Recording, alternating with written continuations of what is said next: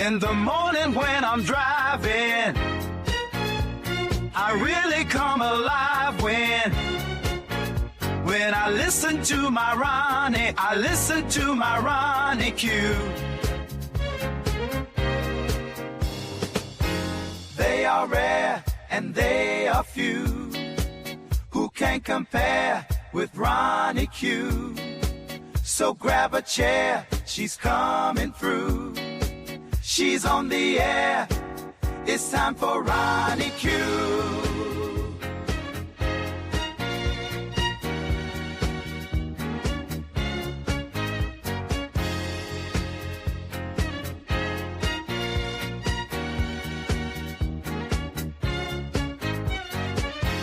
They are rare and they are few who can compare with Ronnie Q. So grab a chair, she's coming through. She's on the air, it's time for Ronnie Q. Ronnie Q. It's time for Ronnie Q. Ronnie Q. It's time for Ronnie Q. In the morning while I'm driving, Ronnie Q. I really come alive when it's time for Ronnie Q. I listen to my Ronnie. Ronnie Q. I listen to my Ronnie. It's time for Ronnie Q.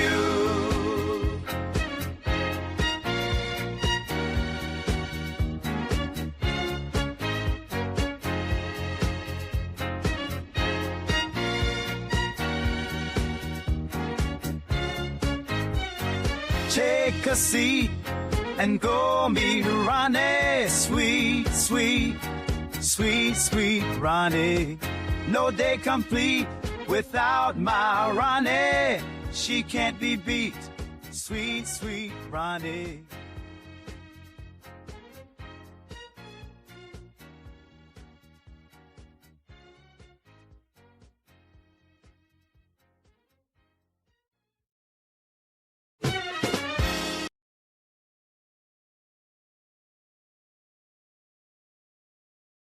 Grand Rising, Grand Rising. Thank you guys for being here this morning. Please hit the like button as you come in. Hope you had a fabulous weekend, such as I did. So hit the like on your way in. Thank you all for being here. We're going to talk about some real things that are going on in the world today. It's called news. I thank you all for showing up for the crafting and conversations as well.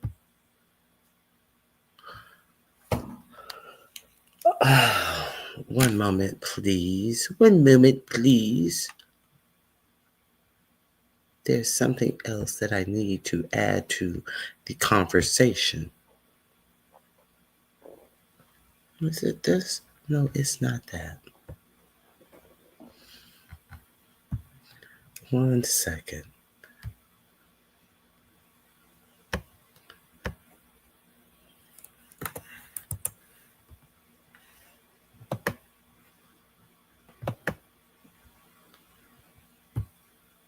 Here we go. All right.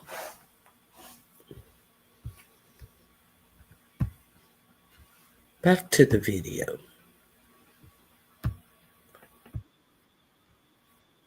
I'll do this as a upload, as it were. Let me see.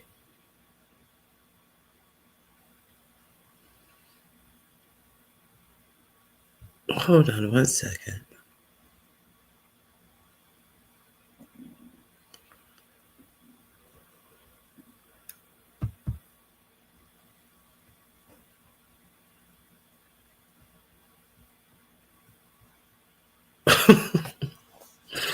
It says 4547 is gaining the support along Latinos amid deportation frenzy. Who knew? I did not know that. Very interesting.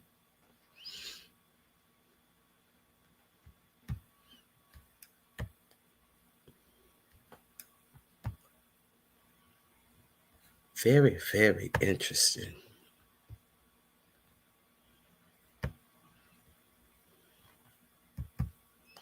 So let me see.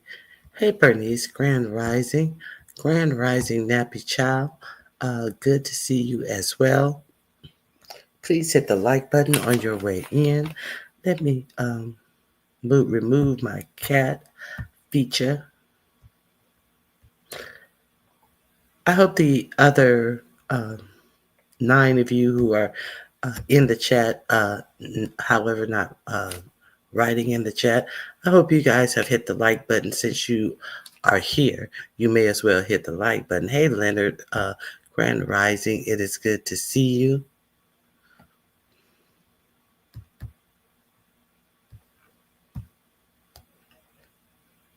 Let me remove my cat, my dancing cat.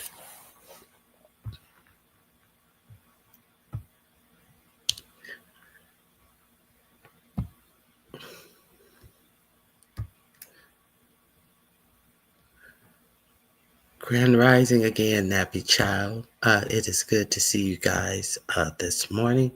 So, I'm going to show. This is my little bench that I made this weekend in my crafting and conversations series. Grand Rising, Madison, good to see you. It was fun. It was a little frustrating at times, but we made it work. So the other ladies who did participate, they will be putting out their pictures. There are some other ladies who said they were going to participate. However, they are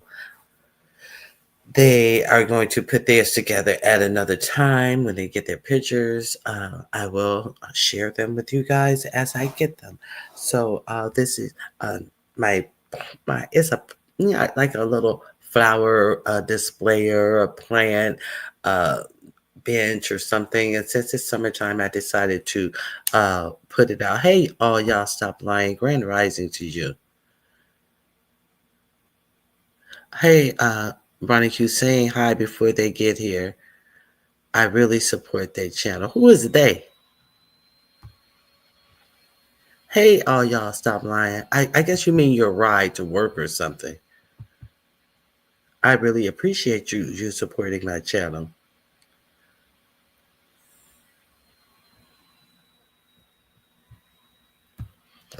Okay, so since my plants, my little flowers that I planted all around the house have not come up yet.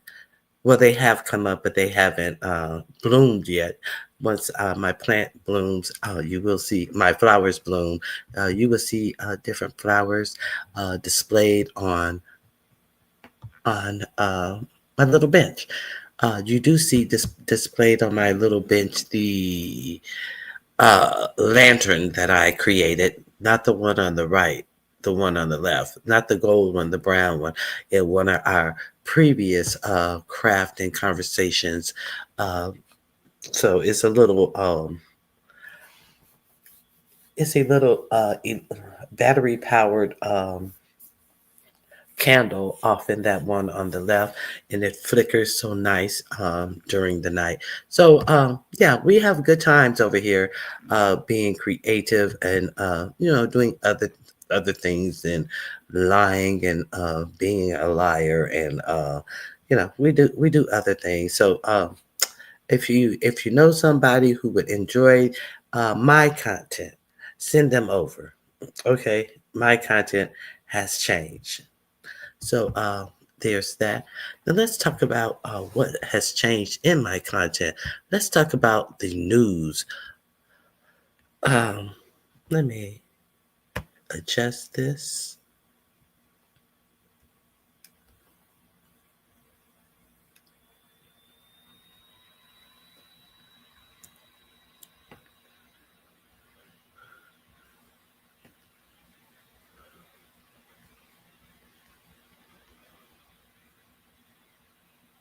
Let me see what. Let me see what you're saying. Oh, y'all stop lying. That looks good. My mom would sit in water and Daphne on that bench decorating for fall. Grand Rising, Queenie. It is good to see you. Oh, nice. I was in the chat Friday. uh, Thank you, Bernice. I appreciate your support. Okay, so there's a couple of things that I wanted to talk about definitely this morning. Did you? I have my goals set. If learned something new over here that you feel you're glad you know, you can hit the goals at any moment during this presentation. I have 5 goals. My goals are always only to give you information that you could use. So those are my goals of the show. Now, okay, they're talking about. Okay.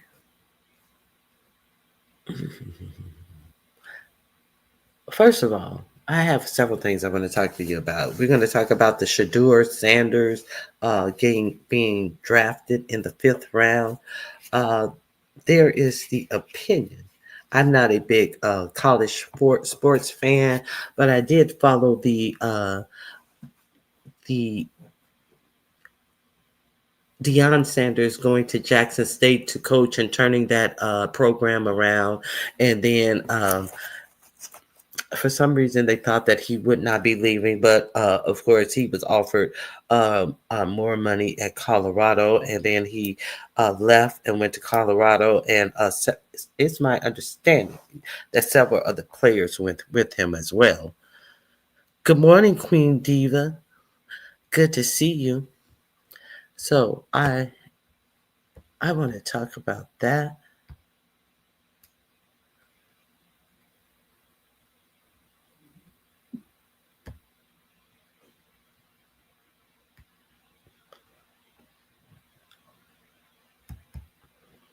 The name edition. All y'all lines and S shut the fuck up. STFF. Okay, so now, uh, if you guys have not visited this channel, I don't know why you haven't visited this channel, but I have someone who's going to break down. I don't know Shadur's stats and all of that type of stuff, but I found it. He has a spin on it that the NFL is very racist, and and we definitely know that. The only thing that I've noticed with the addition of Jay-Z is better halftime shows. That's kind of like putting a black man over the hood in the White House administration. But, that's what I noticed. Maybe his pockets have noticed something different. But if you, whatever, it is what it is. That's what I've noticed since Jay-Z has become a part of. Okay, so we put him in charge of entertainment. Uh, but there's some very interesting things that have been brought up that about the NFL deciding to give out the concussion money more to white people because they feel that the white people have more intelligence, so therefore that they need more concussion money. Now I haven't kept up on any of this, so this is someone who is given the stats, who is an attorney. So I don't think he'd be out here defaming someone without actual facts. Let me share this link with you, and let's talk about it. What do you guys think about? So he said that, and now, and it's funny that the dude he talks about his team. Pittsburgh needed a quarterback. And he said that even Pittsburgh's with a black coach didn't secure the bag with one of the should have been the first pick in the first round quarterback. You know, they like to say that they used to love to say that black men were not intelligent enough to be quarterbacks because it was too much to study and so many plays to remember. So I definitely remember that being a thing in the NFL while there were no black quarterbacks. So uh, let me see what Nappy Child is saying. Grand Rising, click interview. Hey, Ebony Diamond.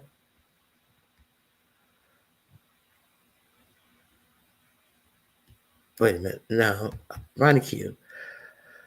Are you going to also speak about the prank on Sanders by the son of the coaches who got his cell phone number? I didn't go into that. I did see a headline or something about being pranked by some white boys, but I may have to look it up. I didn't see what the whole thing about that was because at the point where you are not recruiting the overall number one draft pick until the fifth round, I don't think that there was any type of prank. You know, they'll call 22, 23-year-old white boys that kid. He was just a kid. He was doing a prank, but they'll call a 14-year-old black man who's in trouble a man and want to charge them as adults. So let's be clear. There was no prank about it. It was them trying to be cruel, in my opinion. So I did not want to go there. If you want to write in the chat what happened, I just went by it.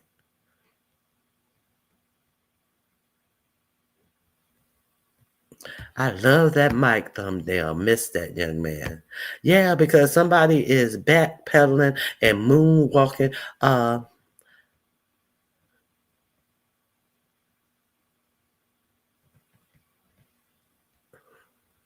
Good morning, detach myself. Okay, you're saying that it's Warren Moon and Doug Williams. Okay. Baby, they say that it was the fraternity and keep it there, but not in an apology. Hey, Barry Carey, it's good to see you, my mod. Okay. No, it's hilarious. That's exactly how I feel when I'm watching and listening to some of these lives. Okay. Okay, so I want to play the actual story to let you see exactly what they were overlooking. I didn't know all of his stats, but the good point that I'm glad that he made is because they want these young men to be so overwhelmed and so beholden to them, and they don't know what to do with a strong black man who is not bending at the knee and who is already wealthy, who is already self-assured, and they don't know what to do with an uppity Negro, a real uppity Negro. Let me, oh my, please tell me I added it to my links. Mm-mm.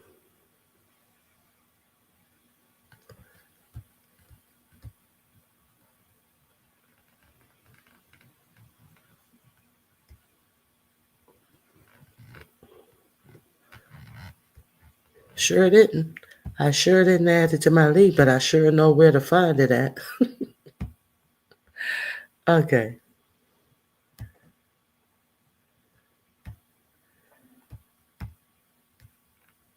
Bear with me.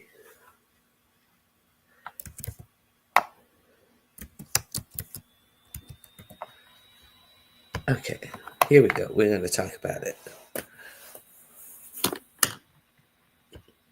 Uh-oh, that's the wrong lawyer.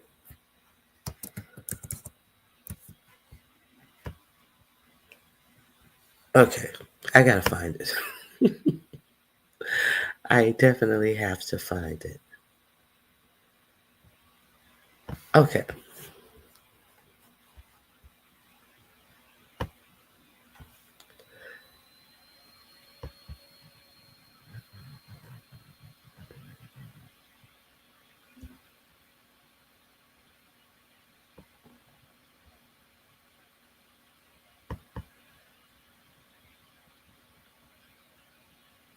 One second.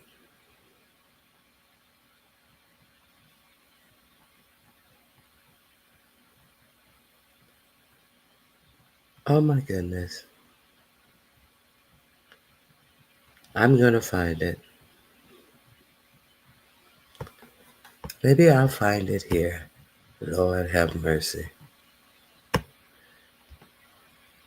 A shame and a scandal.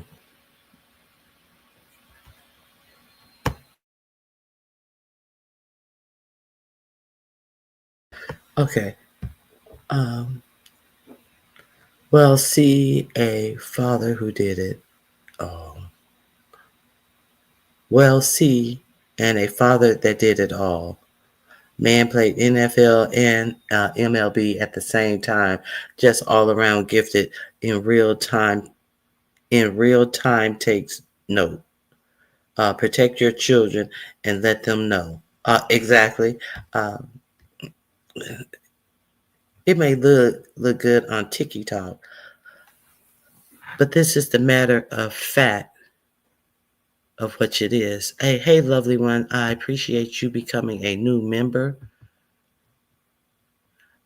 Very much so appreciate this.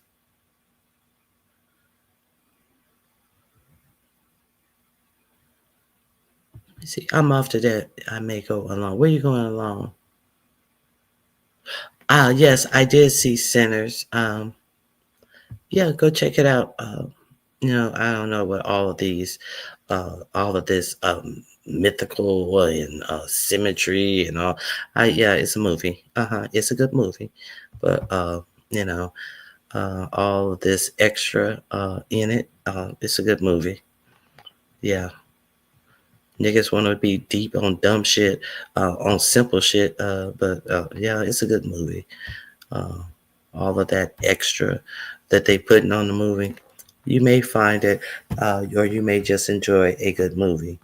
You know, I was like, where, whatever. It's a good movie.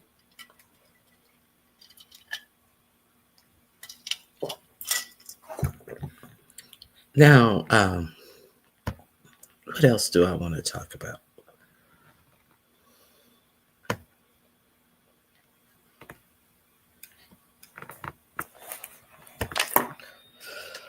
Ah, hold on one second. Let me see if I can find it here. I cannot believe I didn't put that in my bookmarks.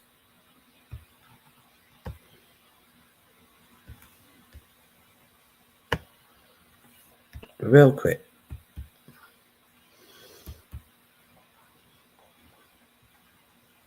Yes, yes, yes. It's in my bookmarks. Let's go to here and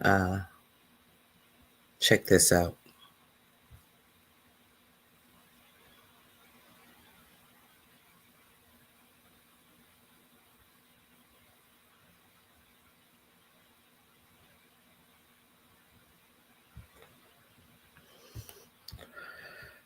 Uh, the reason why I wanted to pull up this article in specifically is because look at the fifth round draft pick that they did choose in Pittsburgh. So I'm using Pittsburgh as a example. They even passed over Sanders, and I will show you their pick. Of course, if they are playing defense, they need this type of person. But the whole attitude of this type of person is also what they need as well. Um, they didn't choose Sanderson. They said that they did need a quarterback, but they didn't choose Deion Sanders' son. So we're just going to go through this story a little bit. Fifth round pick speaks out on Pittsburgh's visit after Steelers draft selection. This is who they chose, even though they could have used a quarterback. They didn't choose a quarterback. Uh, Yaya Black raved about his visits to the team during the pre-draft process, and the Pittsburgh Steelers may not have found a quarterback before the sixth round of the 2025 NFL draft, but they had the number one there available to them, according to many who are familiar with the draft and the sport of football. But hey, they didn't find their quarterback until the sixth round.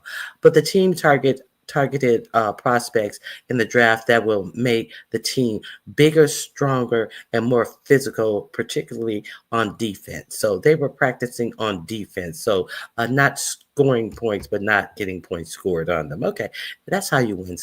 That's how you win games. No team needs a great quarterback. The personalities of the incoming draft class also appear to perfectly fit the attitude of the organization and the city. The personalities. Well, it was very important to have the right personalities. I understand that you don't want too big of a personalities that take away from the team, but that was important. It doesn't sound like defensive tackle Yaya Black. Yeah, I don't know. Think it's Yaya. God forbid. I think it's Yaya. Uh, who the Steelers drafted at number 164 overall in the fifth round, will have any trouble adjusting to living in Pittsburgh. So they're worried about who will have a problem adjusting in Pittsburgh. Understand? First, can we talk about how pretty it is when you drive into Pittsburgh, going through the tunnel, and it opens up into a beautiful city? That was definitely what I saw first, Black said of his pre-draft visit to Pittsburgh before waiting to answer any football-related questions. Then just everybody in the facility and everybody around there, I had I had such a great mindset. So this is who they drafted uh, in Philly. Um, Now, was he drafted by the Cleveland Browns? Maybe he was. Shadur. Uh, they give some of this young man's stats. Um, Related video. Browns GM explained drafting Shadur Sanders. Uh, Let me see. The video will play after ad, and the ad is okay. Let's see. I didn't see this in the story. The sport. We obviously spent a lot of time with Shador throughout the process. He's highly accurate, can play well from the pocket. Very productive college career, and we felt like it wasn't necessarily the plan going into the weekend to select two quarterbacks, but as we talked about, we do believe in best player available. We do believe in positional value, and we didn't necessarily expect him to be available in the fifth round, and so we love adding competition to every position room. And adding him to compete with the guys that are already in there, we felt like that was the appropriate thing to do. Yeah, I just say the biggest thing for us, we live by our board. We felt like he was a good, solid prospect at the most important position. We felt like it got to a point where he was probably mispriced, relative to the draft. Really the acquisition cost was pretty light, and it's a guy that we think can outproduce his draft slot. Taking a stand for investors. Everyone says it. Vanguard does it, announcing Vanguard's largest expense ratio Excuse cut. me. I apologize. I'm going to drop this article. They didn't expect he would be there. They had no idea that he would still be available to draft. That's why they had drafted a different quarterback. And then they get to the fifth round, and he's still there. Okay, so there's the link right here. Okay. Yeah, I saw Senator. It's not all that. It was kind of corny, actually. The symbolism, I think, is all the that Italians. Were they from? What were they?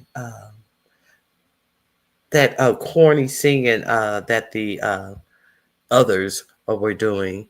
I think you mean that Irish, the Irish song and dances and all of that. Yeah. Nobody else. I'm not interested. I heard somebody. Um,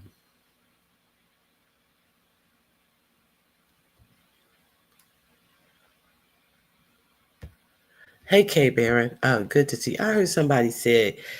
I don't remember who it was who said that it shows that other races of people were uh, had gone through the same thing that we gone through here. And I was like, if you don't get the fuck out of my face, trying to otherize our suffering or compare our suffering to others who many had the choice of coming over here and none was in chattel slavery. If you don't get the entire F out of my face, uh, black niggas trying to see nuances in a simple movie. There are no nuances that equate anything that any other race went through with what we went through. I apologize. I'm sorry. Spare me. Yeah, I don't like musicals. Never did. Okay, so here is the actual. Here's the actual thing that I want to share with you. I'm gonna put the link in the chat. I'm gonna also put it in the description box. So let's check this theory out. It's only so much that I can actually tell you about my knowing of the Sanders situation. So I thought that this was pretty interesting. If you haven't subscribed to this gentleman, you may want to check him out. If you stay in this room, we're going to check him out right now.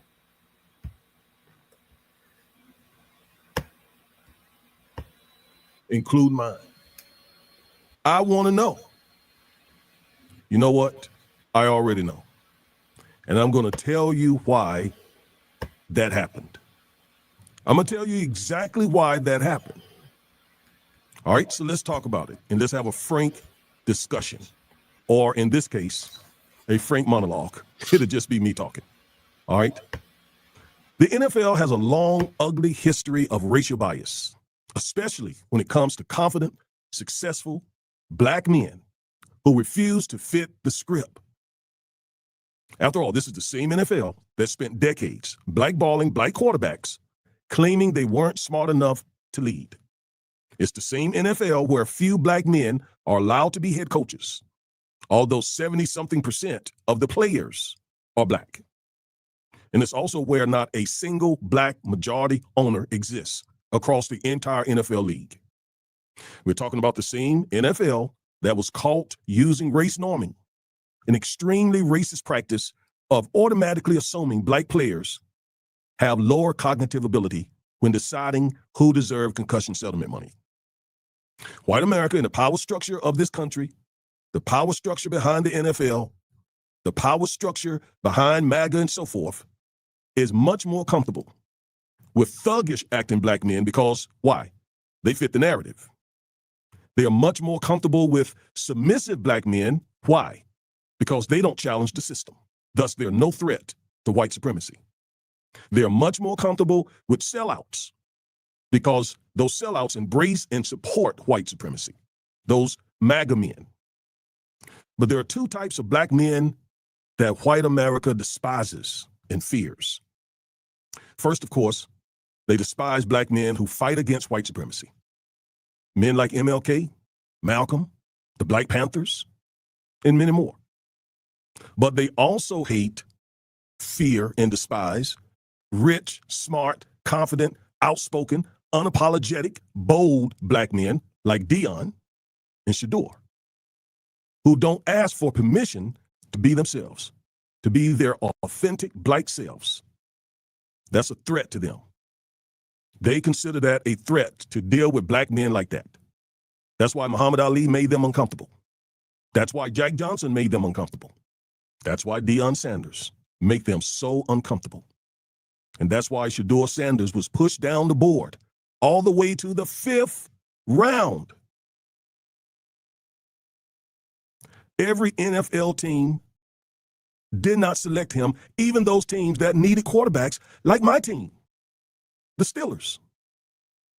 Yes, even Mike Tomlin, a black head coach, didn't draft Shador, even though we, Pittsburgh Steelers fans, desperately need a quarterback.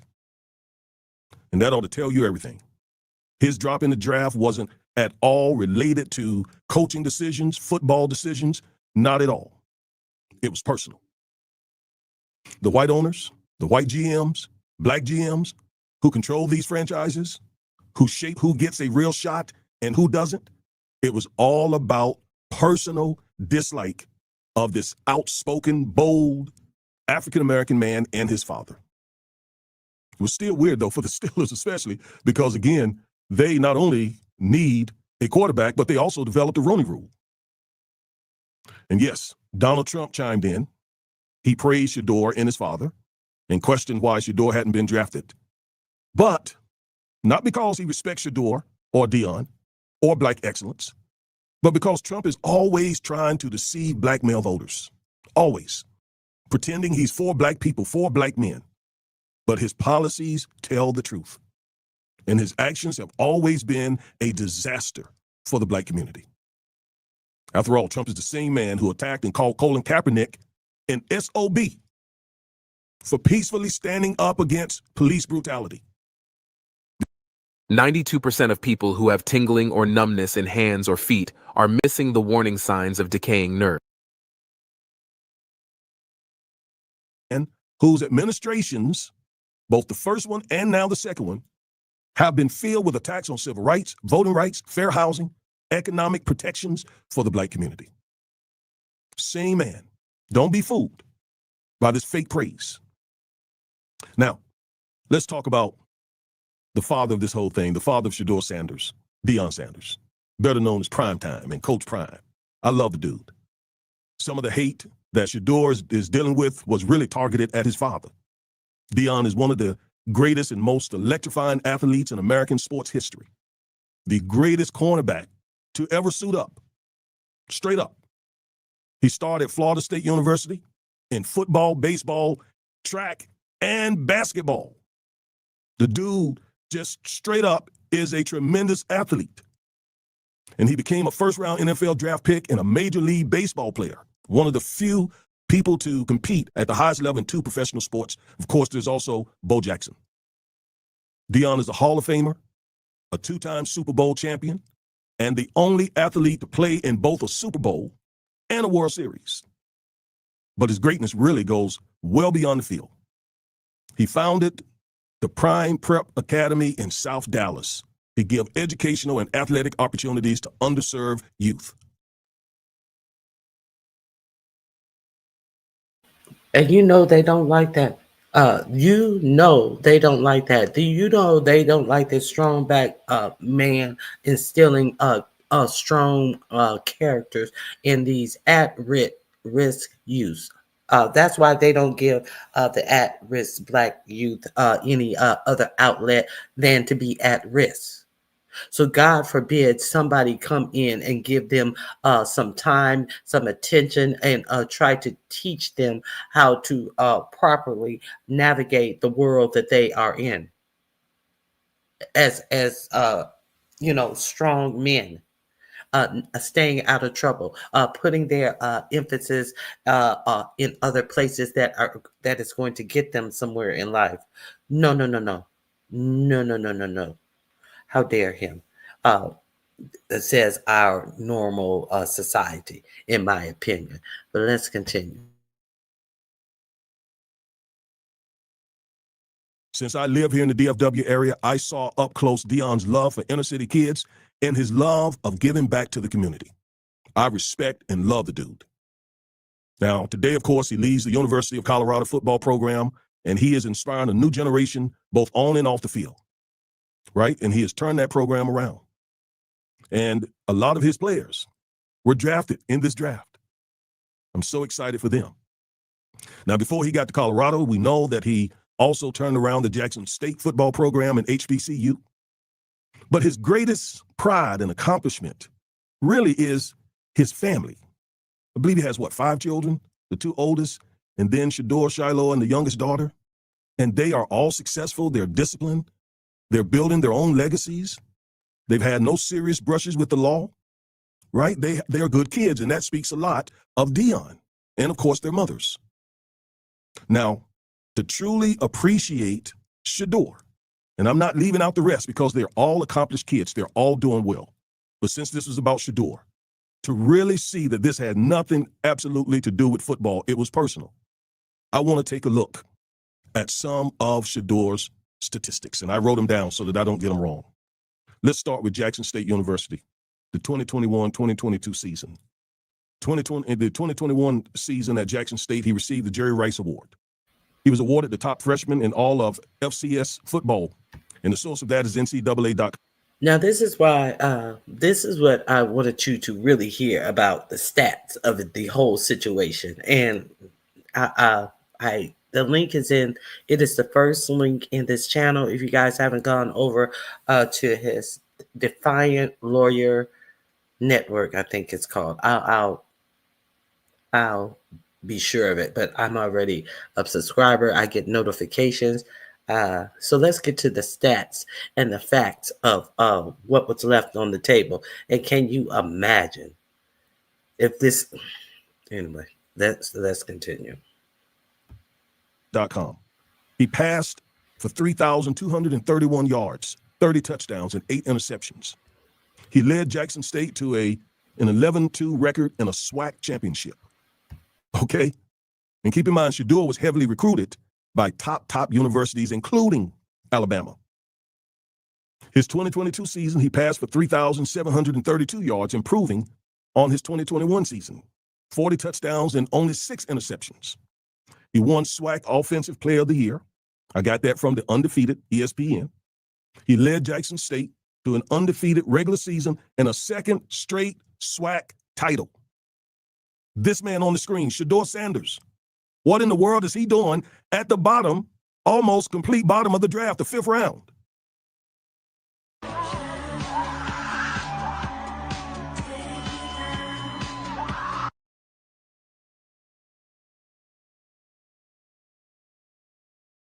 His family relocated to Colorado, almost complete bottom of the draft, the 5th round. So anyway, him and his family relocated to Colorado. And over both of those seasons, here are his accomplishments. He won their single season passing record. He threw for 3,230 yards and 27 touchdowns with only 3 interceptions, despite having a very weak offensive line. We all remember that. Threw for 510 yards, 4 touchdowns against TCU in his Colorado debut, setting a new Colorado school record. First Colorado quarterback to pass for over 500 yards in a single game. Completed 69.3 of his passes in 2023. All right, and that's among the top in the nation.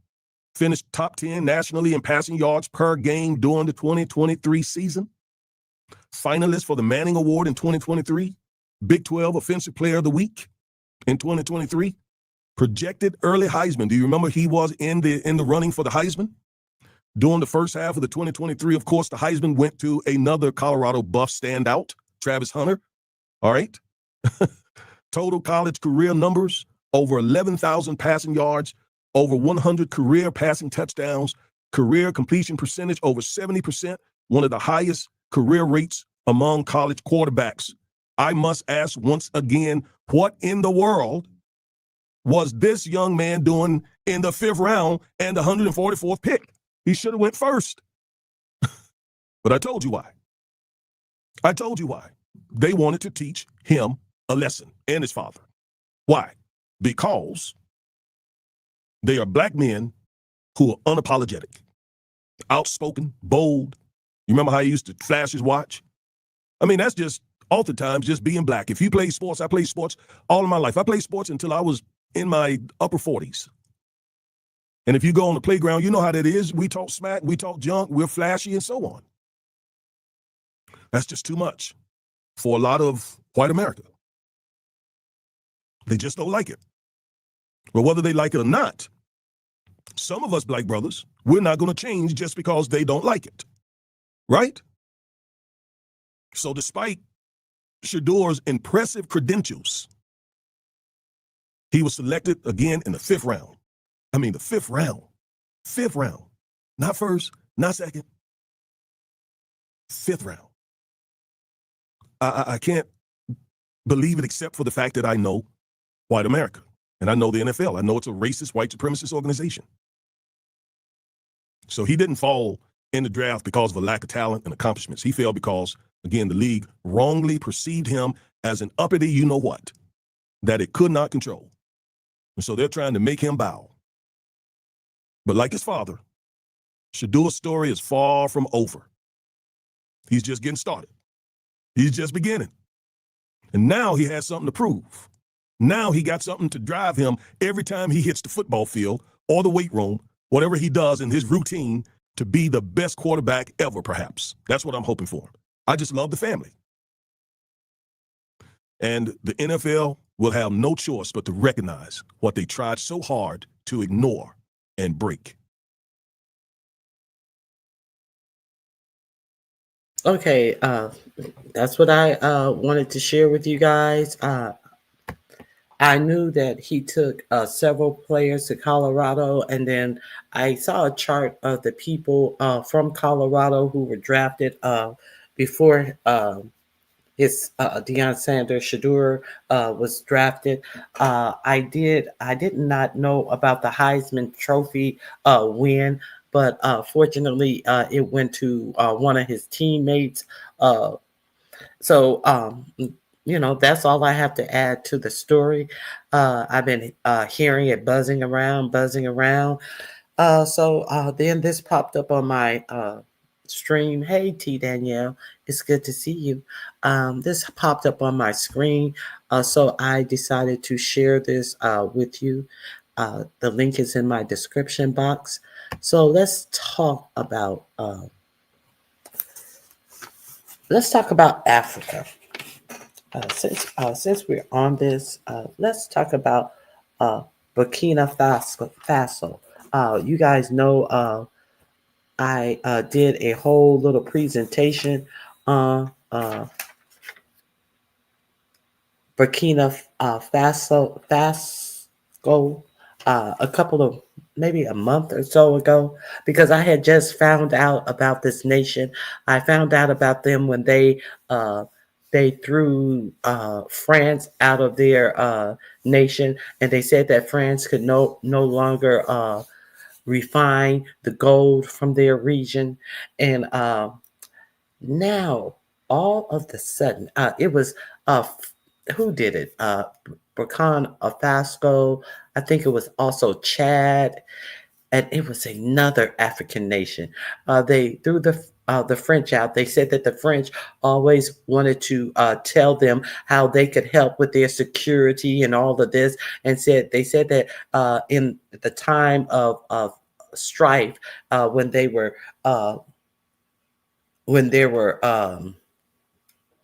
little groups out there approaching their nation and to take over and fight with them or whatever. The French were nowhere around, but the French were always around, the money. They were always guarding the mines and of gold that they were shipping out of. So they threw the French out. The French said that they will regret it. Hey, barn dog, grand rising to you. Uh, Let me. They hating on Shadur and Dion because everyone wants to have playing for a Coach Prime on their resume, and then the NFL. Most definitely. The other son is going to be a decent player. I thought it was another son. Hey, Z Sarah. I forgot to say hello to you. I was talking about this with my man yesterday. It started with Jackie Robinson, and here the last bastion is Shadur. Molly, thank you. Thank you, Z Sarah. Z Sarah was on top of this, and Z Sarah was like, "Oh yes, he's a." I haven't heard about Burkina Faso in a while. The French exploit resources, countries they don't enrich them, and that was the thing, the main theory that these African nations had. They said you guys are taking, and Ibrahim, I think his name is Ibrahim Torre. He did conquer the last leader of Burkina Faso, and he is now in charge. Now during this story, I googled it. There were stories out that he refused to attend 4547's inauguration. And now, if you Google it, it's always coming up false, as if he was never invited to the inauguration. So you can, Google has also changed the Gulf of Mexico to the Gulf of America. So take Google for what it is. That's all I'm saying. Okay, so he said that they are going to refine their own gold in their own country, and I showed you all of the farming tractors and tills and things that he bought, so their nation will be able to learn to feed themselves instead of being dependent on other nations. And obviously you can't depend on this aid, so he's making sure that his nation is going to be able to get whatever they need from themselves. They are now doing building highways themselves. They're teaching their people how to build highways instead of these French coming in and telling them what they can do. And the highways were taking forever to be built, and no highway was ever built. All of this type of stuff. Now, all of a sudden, 4547 is coming in and speaking on Burkina Faso. Now, we had this black man, of course, went before Senate and went before the Senate and was talking about Burkina Faso and other African nations. And they had, I forget what this senator's name is, old white guy, who said, well, I hear that these people over there, they are enriching themselves, and they are taking the gold and they are holding it aside for their leaders. But I ain't never heard this motherfucker say not one thing. I ain't never heard this motherfucker say one thing when the French was taking all of their gold out and not giving them shit. I ain't never heard nobody say anything when these African nations are being robbed by the West of all of their natural raw minerals. Now, who have we been hearing so much about looking for raw minerals to the point that he wants to take Zelensky's raw minerals for his participation in ending the war? Where does his participation in ending the war start and end? And we're going to talk about that. We're going to talk about his foolishness and inserting himself and talking about what he's going to do with that Ukraine Russia war. Absolutely nothing. You're going to be Vladimir Putin's puppet, and you're going to be out here looking like a greedy ass grubby fool trying to get the spoils from this nation falling apart for yourself and your rich buddies that need these raw earth minerals. Now, all of a sudden, 45-47 is telling Burkina Faso that you guys have big problems over there. And what big problems they have over there? The only thing that I've heard about them is having a lot of success over there by their actual somebody who actually is born and bred and raised there, saying that he's going to make the economy work for his people and his people being behind him. So that's the problem. Now that is the problem that 45-47 sees that Burkina Faso has. No, the problem is that you want to get at their rare earth minerals for your buddies in tech, in big tech that needs these minerals. You guys see the French were in there, so you guys see that the French are out, so you guys want to cobble your way in there by hook or by crook. Let's be real clear. They are debt free now. First country in the world to be debt free. Aren't they supposed to be enriching themselves? No, they're supposed to be being robbed of their wealth. And stay living in these ramshackle mines that they have been working in. Hey, Jill's Comfort Zone. Grand Rising, Jill. They built roads, but only from the mines to the ports. Ain't that something? Ain't that something, Z Sarah? They we're gonna talk about this.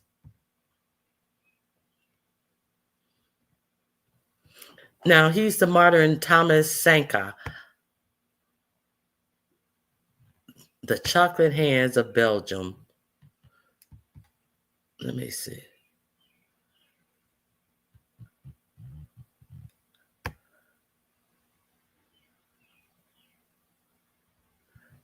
Shiloh's the other son. He's going to Tampa Bay. The French exploit the riches of the resources from other countries. They don't enrich them. They gave them all of this, and we will build roads, and they have done absolutely nothing. Okay, I think Shiloh was drafted before Shador as well. Okay, so now let's. Hey, Rose Bennett, Grand Rising, it's good to see you back over here. Thank you for showing up. Just looking. So we really going to act like we don't hear and understand what's happening. Chat, Ronnie Q, I'm weeping right now. Why do you think I'm talking about this? Just looking. This is why I'm talking about this. Because you don't hear this talked about in mass media. You have to go to smaller sites. You have to go to smaller new YouTubers who are doing news to hear anything about this. Hey, Kay Barrett, did I speak? It's laughable when I hear people say Africa is poor. It is the richest continent on the planet, being kept artificially poor by foreign interference. Okay, no, Shiloh went undrafted and he's a free agent to Tampa Bay. Thank you for that information. I think he's going to do well. I wonder if he was undrafted because of the same reason why it took his brother to be drafted. Was that this year, Click and View, that he, was that this year? They was waiting in the bushes to call him. Ain't that a trip? I'm here with you, Ronnie Q. Z Sarah, big facts. So let's get into what's going on. What 45 and 47. Also, did you also another thing about Africa? Did you see how 45, 47 made an announcement that all of the people who are from where Very Carey is from, the Congo. Oh no, he said the Congo. Not where you from, the Congo, Very Carey. Someone said Very Carey is from the Congo. So all of these people from the Congo have been released from prisons and they have been brought over here to America. So all of you Black Americans, you don't be surprised if ICE pulls up on you and try to black site you because 4547 says that all of the people have been released from the jails in the Congo. So as a matter of fact, I thought the people in the Congo have been in a war, years-long war, starving and fighting. You mean that they actually have jails that they are just releasing people and they're being brought over here? How? To the United States. So now he wants the United States to have an issue with the Congo people. Could it be because of this treaty that Marco Rubio had his funky ass sitting in the middle of the person from Darfur and I think Darfur and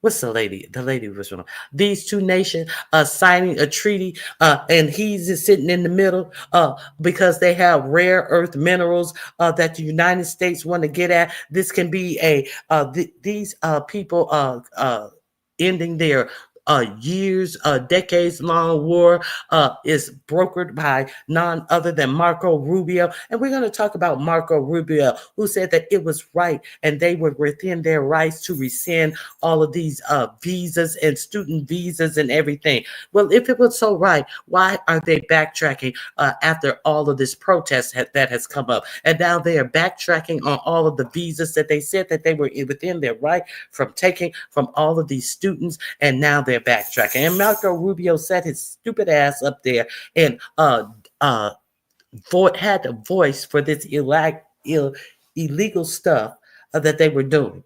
And now he's sitting up there with mud on his face. He knew what they were doing was wrong. But he was the voice of doing what was wrong. And then 45, 47 is backtracking on it. So Marco Rubio is sitting up there brokering a ceasefire with not Darfur, in the Congo. For what? For riches. So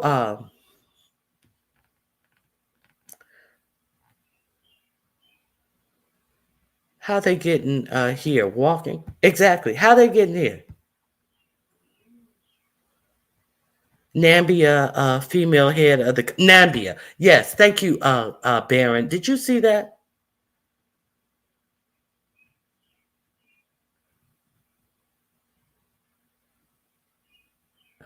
Oh, you're saying I was thinking you were talking about the female who was sitting down with Marco Rubio. I have the clips.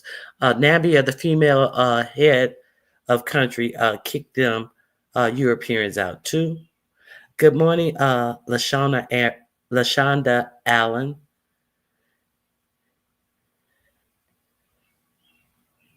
Peter Tosh, The Day the Dollar Died. Is that a book? I'm counting down the days for impeachment. I can't stand that man. Hello, cynical one. So let's get to the Burkina Faso story, and then we'll get to the other story. So now that anywhere a rare earth mineral is found, all of a sudden, they try to come at, and that there have been several attempts on the life of Ibrahim Toure, the leader of Burkina Faso. There has been multiple attempts on his life, something in the teens, the high teens.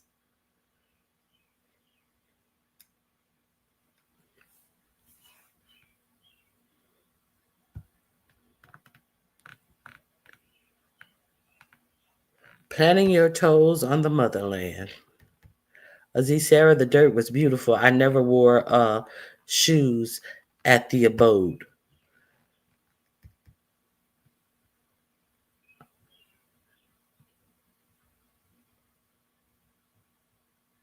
Oh, I didn't see this this year. They made another assassination attempt on Captain Ibrahim Toure, the 20th attempt.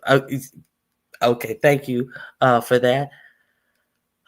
There was a $5 million bounty for it. Who in Burkina Faso, Burkina Faso got $5 million laying around for that? Clearly, an external plot. Exactly, and they have so many of their nation that is supporting them, and they're also saying that North Korea and Russia is supporting them as well. The people who 45, 47 love are reportedly supporting them, and if allegedly, I don't know how true this is. These are some of the reports that if somebody comes for them, they will assist them. I don't know how true it is. I'm just giving you the news that I have of it thus far. Have you guys heard that part about it? Who's supporting them?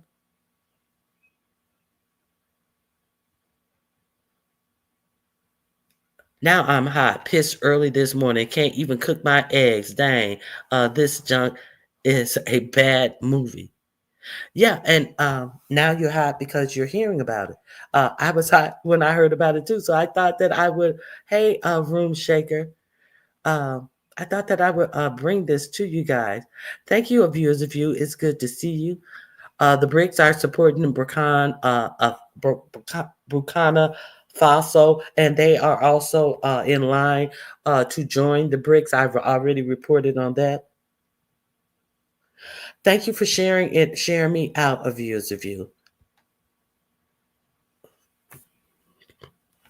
Hold on 1 second. Goals. So my goals are, if you learn something new, you're more than welcome to hit the goal. That's the reason why I'm here, because we miss so much in this repetitive junk that they put on the media. And the thing about 45, 47, it's always going to be some salacious junk to put out, but the most important stuff they keep undercover. Now, I was here. When was I here? Thursday morning, and they had signed that. He had signed that executive order, and instead of just putting it straight out at what the executive order was, he put different we're changing point 0.90.7 this, that, and the other, and we are eliminating that. You don't you have to find out. You have to look up what 0.9097 dash slash 14A B98. This is what they were putting in the executive order. Come to find out what the executive orders are. They are making it harder and basically impossible for you to sue any company, any entity for discrimination, for racial discrimination. That is the executive order that he signed on last Wednesday, I believe, because I brought the story Thursday. So for more clarity on that, he's making it harder for colleges. The second executive orders, he's making it harder for colleges to be accredited unless they prove that they have fallen in line with his DEI initiatives of stripping DEI from colleges. And if they do not pass the muster of eliminating DEI enough, they will not get their accreditation, and which means that they will not be able to get students who are getting federal money to go to their colleges. And their colleges won't be accredited, because who wants to go to an unaccredited college other than Pastor Jay Wilson? That's the only person I know that looks to go to brag about going to an unaccredited college. Okay, so these are the executives, but you don't hear much. How much have you heard about that? How much have you heard about that in the media? I'm just curious. I hope he builds an alliance with another superpower and stops this mess. I saw the black lawyer who was talking about the NFL discussing it. Okay, I'm going to have to go back, and we're going to have to look at Leonard just laughing. We're going to have to go back on his page and search that out. Thank you, Z Sarah. Okay, so let's get into this Burkina Faso situation. I'm going to present several things. Now, they had I'll let you see. And I'm going to let you see what this general came back and say under the questioning of this snowflake senator. Okay, let's start here.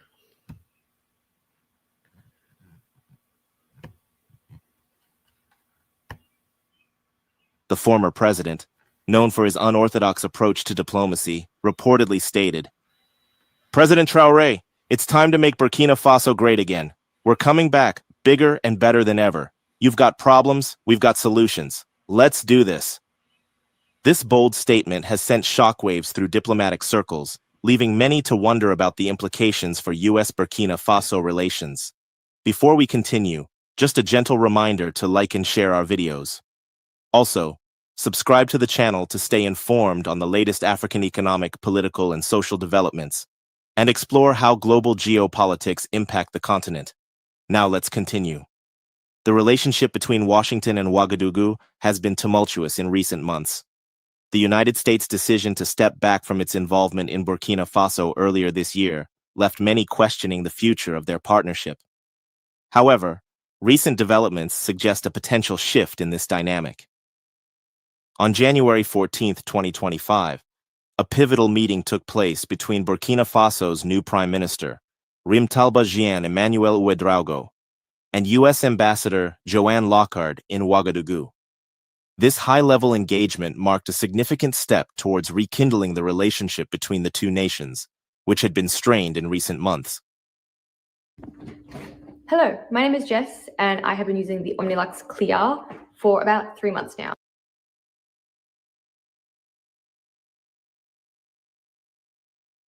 Meeting, Prime Minister Ouedraogo didn't mince words when addressing the U.S. ambassador. In a bold statement that echoed throughout the halls of power, he declared, "We intend to impose respect for Burkina Faso because the era of domination is forever over." This assertive stance signaled a new chapter in Burkina Faso's approach to international relations, one that demands mutual respect and equal partnership. The Prime Minister emphasized two key priorities during the discussions. First, he stressed the importance of security and sovereignty, highlighting Burkina Faso's commitment to combating terrorism and asserting its independence. Ouedraogo called for direct cooperation between the U.S. and Burkina Faso, rejecting outdated models of indirect or mediated collaboration. Secondly, the Prime Minister brought attention to Burkina Faso's agropastoral and fisheries offensive, a government initiative aimed at boosting agricultural production and enhancing food security. This focus on food sovereignty demonstrates Burkina Faso's determination to address its domestic challenges while engaging with international partners. Okay, and I think that is just to say that he understands what a nation needs to do thrive for themselves. Like all of these people who are starving over in Darfur for food. They in the Congo, where allegedly they are coming out of prison. These people are starving to death because of years and decades of war and famine and dependence on USAID, which Elon Musk just summarily destroyed, and babies are so malnourished that they need this nutrients that the USAID was giving them because their systems cannot process anything else. But what are they to do now? They're just to lay down and just die. Uh, so I think that is one of the best things that he could be concentrating in. What they say, you feed a child. Well, what the Bible says is, you feed a man a fish, he eats for a day. You teach a man to fish, he eats for a lifetime. I mean, what is so hard to understand about this? But the Uganda leader has some harsh words too. Yeah, we need to pay attention because while we think that this is the be all that do all, the only thing that we are doing and being is separating ourselves and on an island within ourselves. And while we can claim that we didn't vote for this person, if we continue to allow this person to do the things that he's doing worldwide, he wants to spread his racism worldwide. He does want to, but he wants to gobble up everything from African nations for free, like like the colonizers have been doing throughout centuries. But no, the Africans have arisen, and they are waking up to the fact that the West means them absolutely no good. It's a lot. It's a lot. Um, Let me play. I have a couple of clips. Ambassador Lockhart, for her part, expressed the United States' commitment to strengthening ties with Burkina Faso. She emphasized that the main goal is to support and create a Burkina Faso that is strong, independent, and stable. The ambassador assured the Prime Minister that the U.S. would continue supporting the Burkinabe people and collaborating with the government to achieve shared objectives. This meeting set the stage for a potentially new era in U.S.-Burkina Faso relations, with both sides acknowledging the need for mutual respect and shared goals. As the new U.S. administration prepared to take office, the diplomatic engagement offered hope for continued collaboration and a more balanced partnership between the two nations. Okay, so this is prior to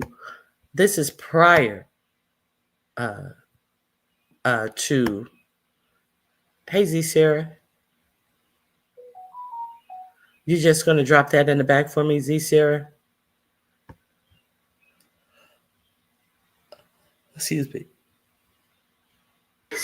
Z Hold Sarah? on, yeah, I'm just doing it right now.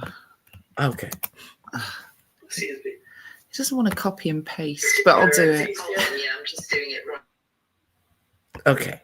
So I'm a drop Sarah. She just wanted to drop something in the back. So this is prior to the administration. You see how they were all hunky dory. Let's work together. We can build a relationship. So I'm gonna stop sharing that right now, and we're gonna see where they are right now. What has changed? Obviously, some things have changed.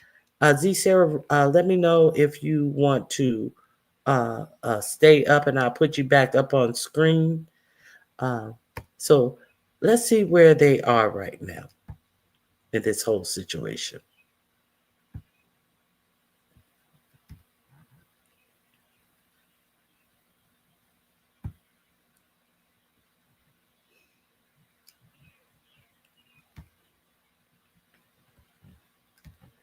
Here we go. Let me make sure this isn't too fast. Okay. Introducing the African Diaspora News Channel app. One story. Diaspora News Channel. My name is Lynette Akotonu.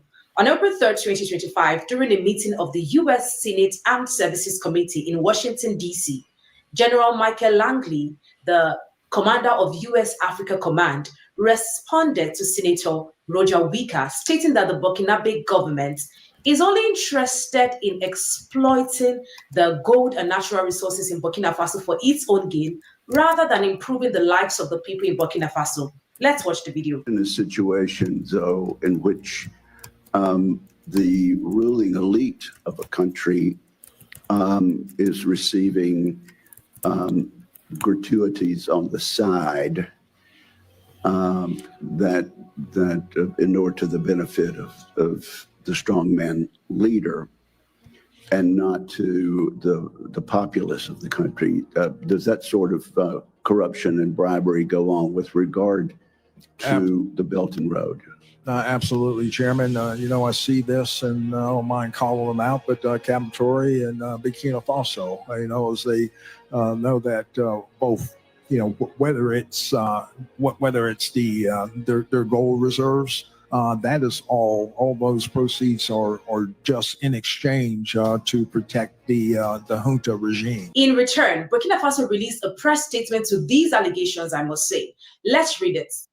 The Ministry of Foreign Affairs, Regional Cooperation and Burkina Faso Citizens Abroad followed with great interest the public session held on April 3rd, 2025 by the United States Senate Committee on Armed Services, devoted to hearing senior military officials from U.S. commands for Europe, U.S. EUCOM, and for Africa, U.S. AFRICOM.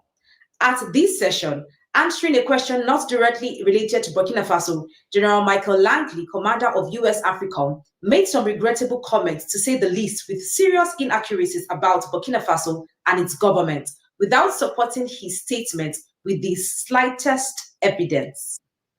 By claiming that Burkina Faso's mineral resources, as well as certain revenues from cooperation with the People's Republic of China, might not be beneficial to the population and might rather serve to protect the regime in power, General Langley is taking a stand, deliberately ignoring this new sovereignty momentum of Burkina Faso. Such unsubstantial, unfounded, and eminently political comments are all the more worrying because they were made within a parliamentary body as prestigious as the U.S. Senate by a senior military official. The ministry hereby protests strongly against this wrong statement with no aim rather than harming the image of the government of Burkina Faso, especially.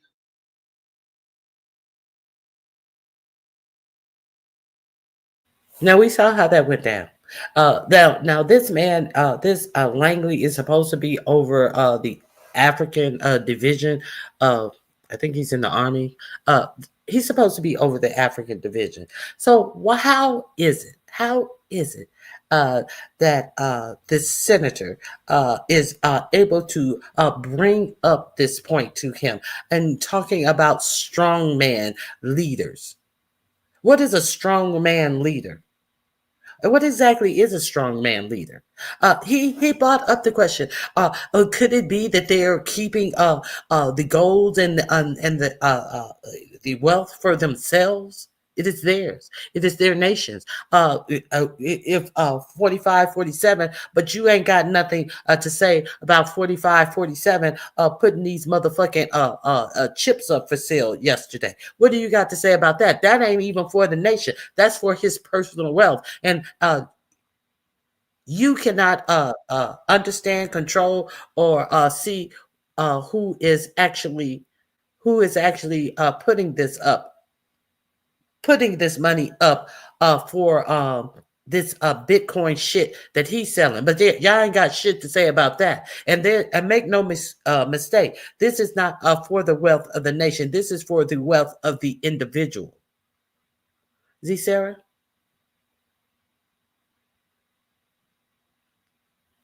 Z Sarah? I think she's still trying to add her link. Ronnie Q? I'm having a nightmare. It will not let me. Can you hear me? I hear you. Can you hear me? I hear you. Hold on. Can you hear me? I don't know. I hear you. I'm having a nightmare. It will not let me. Can you hear me? Right, sorry. It's not letting me copy and paste this video. It is on my community wall, but I can't. Okay, I I'll go. can't write anything in the private chat or anything. I don't know what's going on. Okay, I'll go It's over really your weird. community wall and grab it. So, Thank you for your help. Yeah, There's a long delay, I'm going to drop and that's down. what's going on. All right, thank you. I appreciate it. This isn't working right. Right. Okay, she dropped down. Okay, so this is some bullshit. This is some setup bullshit. In my opinion. For now, we are looking at Burkina Faso. We've never looked at them before, while France was over there raping all of their wealth, and there was nothing said about that. But God forbid that they are empowering their own people to be self-sufficient. For efforts made in the fight against corruption and in defending the interests of the Burkina Faso people, two major priorities of the president of Burkina Faso, His Excellency Captain Ibrahim Traoré. The ministry formally denies such allegations. Concrete actions conducted on the ground show the sincere commitment of the Burkina Faso authorities to fostering inclusive and sustainable development. Far-reaching reforms have been undertaken in the areas of agriculture, water, infrastructure, education, and health to improve the distribution of resources that will benefit populations. Since he took office, His Excellency Captain Ibrahim Traoré worked resolutely to improve public governance. All revenues from mining are now returned to the state's coffers and are being rigorously and transparently managed under the national budgets. General Langley should have rather focused on his area of expertise by providing the members of the Senate Committee with a more balanced analysis of the causes that led to Burkina Faso to review some military cooperation agreements in respect of its sovereignty. He could also have highlighted the significant progress made by the defense and security forces, supported by the Volunteers for the Defense of the Homeland, VDP, in the fight against terrorism, with the support of sincere partners complying with the will of the Burkina Faso people. Finally, the ministry reiterates the importance of open and constructive dialogue and urges the appropriate communication channels be used to foster a fair and objective understanding of the situation and new momentum prevailing in Burkina Faso. Well, that was a long read, but it was worth it. What concerns the US government with what is going on in Burkina Faso? And the thing is, this comes shortly after it was reported that Captain Ibrahim Traoré demanded France to return all the gold that belongs to Burkina Faso back to Burkina Faso. And now we see this. They did not even talk about the fact that France have some of Burkina Faso's gold, yet they talked about the gold that are in Burkina Faso that are being used by those in power, which absolutely is not true. We've seen the reforms and the innovative things that are going on in Burkina Faso. Do you want to talk about education, the infrastructure? Is it health? Is it the agricultural sector? There are numerous things we could name and count that we see that Captain Ibrahim Traoré is doing. How then do these guys not see these things that he is doing and claim that he is siphoning the resources gotten from all this? I don't understand. What's their aim? Are they saints now? Now, are they free of corruption and loopholes here and there? That they are looking to find a fault or find faults in Captain Ibrahim Traoré's government? And so what's their aim exactly? Find fault in the government of Burkina Faso in order to find a way to infiltrate? We are grateful that Captain Ibrahim Traoré is dogged and he will not allow external influence. Because tell me why. All of a sudden, when he stood up to France to bring back the gold, we are hearing that they said they are not using the gold properly. But they, the US, cannot talk about the fact that France also has some of Burkina Faso's gold. Do you hear the lady talking? Thank you, Z Sarah. Thank you, very Carrie. I have the link in the back. Now, they don't want to talk about. Now they recently booted out France. Now all of a sudden, what gold is he supposed to be taking for himself? I think France has been out for at the most 2 months, to my understanding. And now all of a sudden, they are worried about Africa's gold. That they're worried about what they're doing with their gold. Did you worry about what was being done with the gold and the promises that were not kept to build up the infrastructure? No, you didn't care. But now you see that the infrastructure is being built under the African leader himself with his own gold, and now you got problems. So if you, I'm just putting our eyes on the shit that they are diverting our eyes for, and talking about this is going to be great for the American businessmen. The American businessmen of these tech multi-billionaires. Do you think anybody in the United States give a fuck about them? See, because they can go over to Africa and do have these illegal mines and all of this stuff, and have these. We did that when we were talking about cobalt. Cobalt. Can you imagine what they're doing with these gold and uranium mines? Having people to just dig in for the cobalt, which is highly toxic, and people being tunnels collapsing on people because they have artisans mine. And of course all of the big American companies say, oh, we use real mines, we don't use artisan mine. But what we do is we take our trucks from Google and from Tesla, and we go past these artisans mine and buy what they're selling out of the back door. So let me let her talk a little bit more, and we're going to talk about how they have been doing the same thing with the gold in Burkina. Now that's not balanced enough. That's not fair, and we know where this is driving at. But thankfully, they will not prevail in any scheme, any of that scheme, or any of that plot. I mean, this man is doing well. We've seen the various things he has done. Now, even if the government of the day is embezzling funds or siphoning funds, if you feel the government of Burkina Faso is siphoning funds, so long this young man is doing right by his people. I mean, the infrastructures is something we can see, something the citizens can attest to. Now, if this young man was not doing well, trust me, they would have succeeded in their coup and plot against him, their assassination plans and whatsoever against him. You won't tell me a young man is standing, the whole Burkinabe soldiers are standing by him, solidly behind him, just because he's siphoning and embezzling funds. No. If he wasn't doing well, someone would have snitched this young man. Yes, someone would have sold Burkina Faso. But guess what? They cannot find their way into Burkina Faso because he is doing well. Should we talk about Nigeria? If Nigeria government was actually embezzling funds, we know they're embezzling funds, right? And they're also doing well for the people.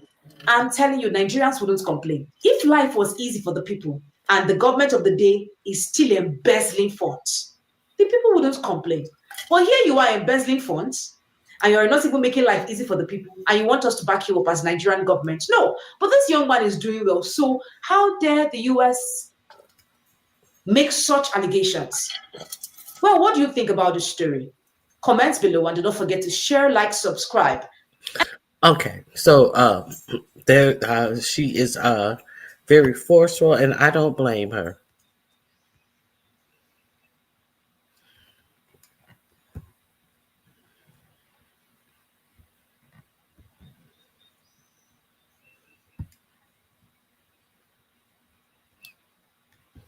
The lady Nabia takes no shit. She told Germany, we don't take crumbs anymore. Hello.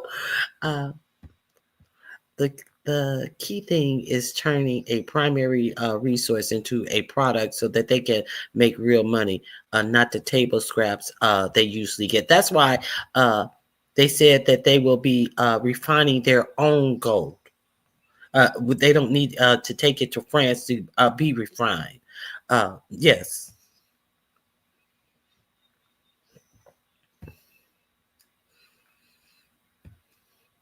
Germany calls it genocide in Namibia, one of the many African genocides. When was the last time you heard a word about leaders discussing such countries as Burkina Faso? Never. Never. I never even knew about Burkina Faso because it was tucked away, being robbed of its riches by France. Never knew of it. Okay, so let me share. Um, let me share another clip with you that I have on this topic.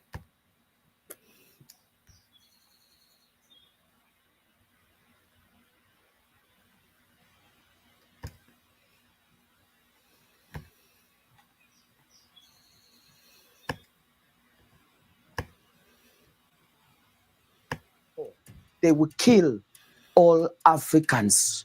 Now you may be asking this question. Why is there so much hate on Captain Ibrahim Traore from France and the West, irrespective of all the wonderful things he has been doing for his nation, Burkina Faso and Africa as a whole? Well, listen to this. These are the three reasons they want to remove him by all means necessary. He removed a puppet president from office. He closed down all the French military bases in Burkina Faso and sent their soldiers back home. He changed the percentage of equity the Burkinabe government had in the mining companies in Burkina Faso. Now, those are just few of the reasons. But after yet another failed attempt to take out our president, after shameless accusations from U.S. General Michael Langley, after Langley's suspicious visit to Ivory Coast, where whispers grow louder that France and the U.S. are still continuously plotting to either capture or eliminate Traoré, Watch what olive oil does to your dog's joints. No one believed us when we told them our dog was 21 years old.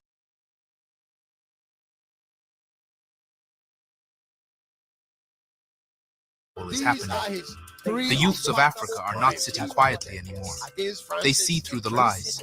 They recognize the enemies. One by one, city by city, village by village, a fire is catching.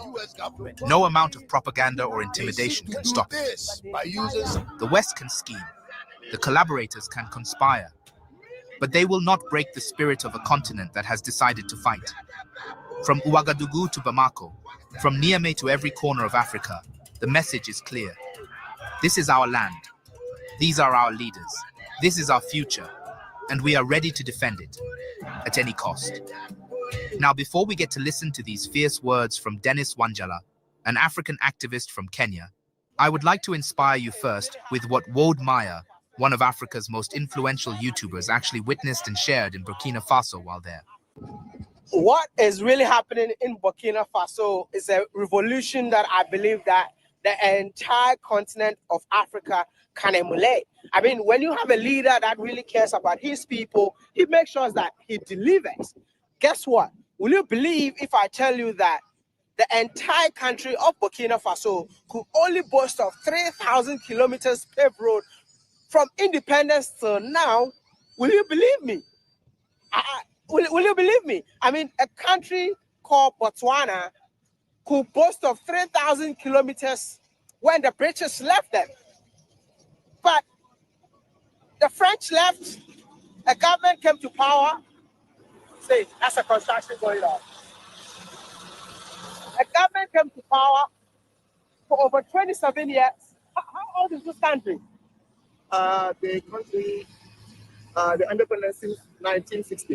1960? Yeah. And the country could only boast of 3,000 kilometers. 3,000 kilometers, I'm telling you. Is it true? Yeah, it's true. As Wodimai was saying, since the independence up to today, we had just 3,000 something paved roads. But now, with the coming of Traoré, they are planning to pave 5,000 kilometers per year. This is insane. This is unbelievable. How are they achieving that? Yeah, they bought all the equipment because the government doesn't want anymore to let any company be in charge of this. So they bought all the equipment to do it by itself. The government is in charge of building all those roads that you can see. That's crazy, man. Yeah. As you guys, maybe some of you saw the equipment coming from Ghana. Okay. People made a lot of videos about it. So the equipment are here. The government is taking care of constructing or building the roads.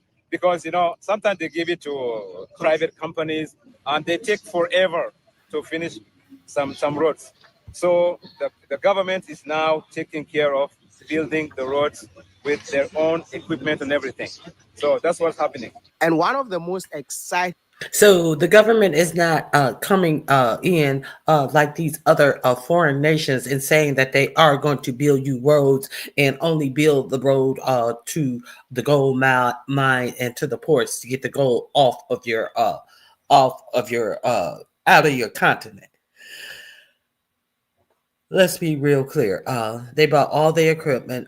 So this is government working for you. While we have a 4547 is talking about why the government looking at it as a score sheet, as some money that they are giving out, doing things that government is supposed to do for a nation. And he's looking at it as a score sheet, as something that can be slashed as a saving to government, while at the same time wanting to expand the largest tax cut for people who don't need them. These tax cuts is not going to change anything about the wealth of these people. Let's be clear. But having these wealthy people pay more taxes could put a whole lot more money in the coffers.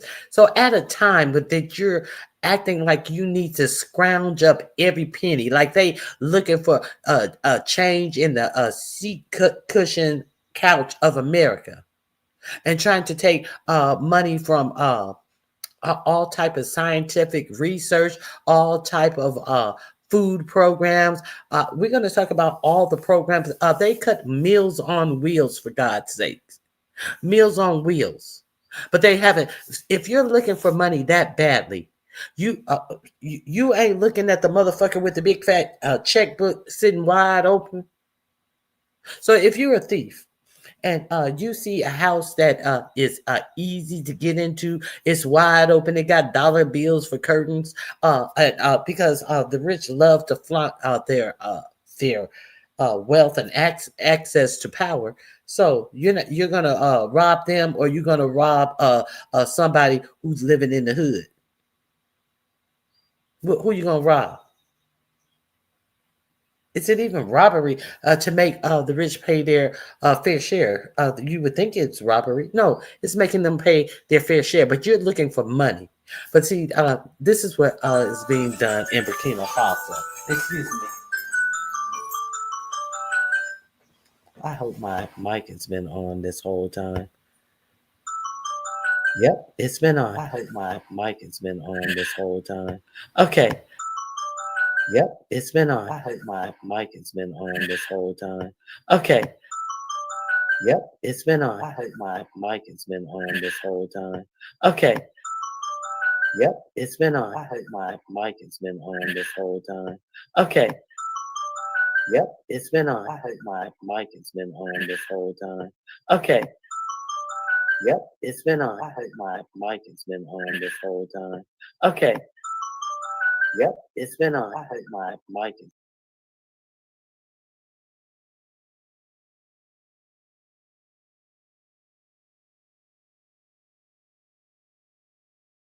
Okay, I'm back. I apologize for that.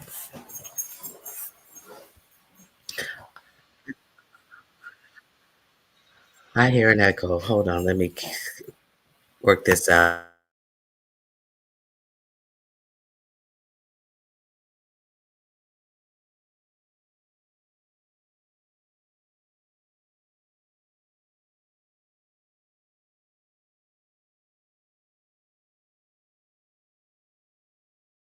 Okay, I have it. Thank you.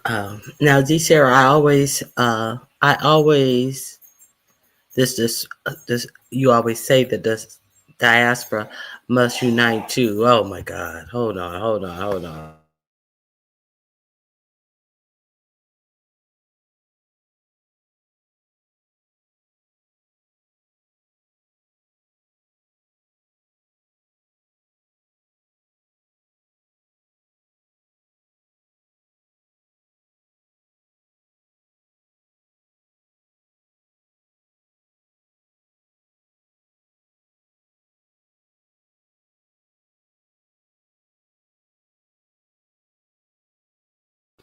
Excuse me, I apologize for that.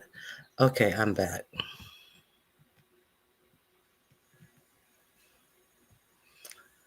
This is a David and Goliath story, almost mythical in nature. Yes, it is. It is also a big project providing jobs and income money to circulate and boost the economy. Traore is wise beyond his years. Exactly, see, Sarah. Uh, in Europe, you see different white people from different countries going to each other's countries, stores, restaurants. They do not like each other, but they live amongst one another. I have been waiting for someone to cover this. Let's compare. Uh, let's compare it to our urban neighborhoods in America.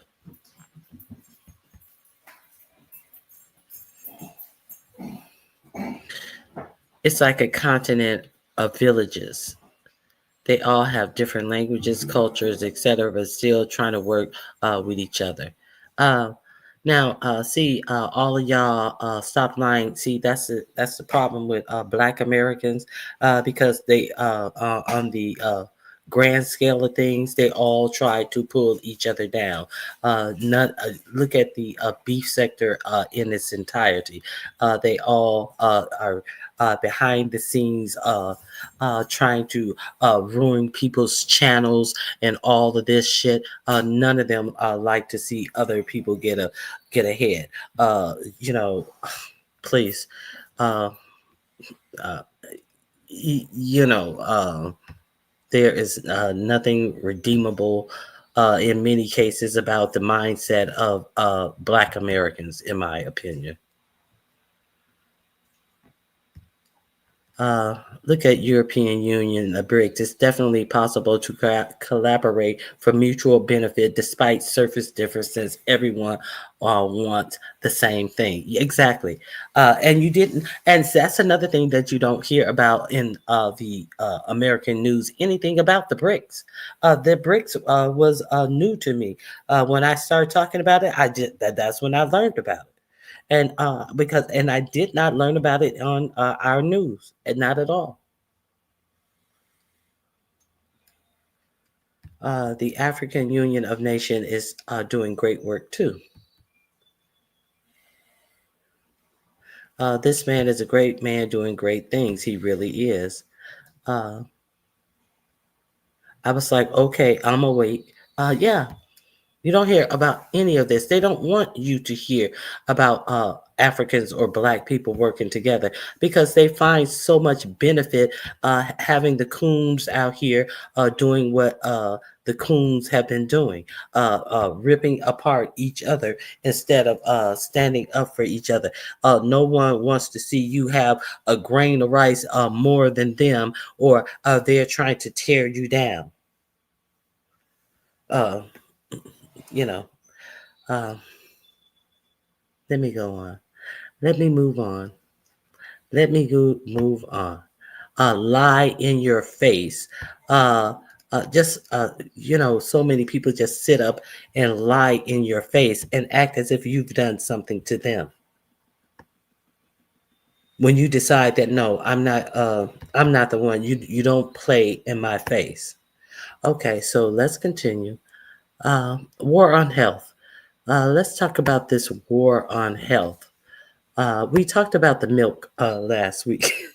We talked about the milk last week and the things that they will no longer be searching for in our food.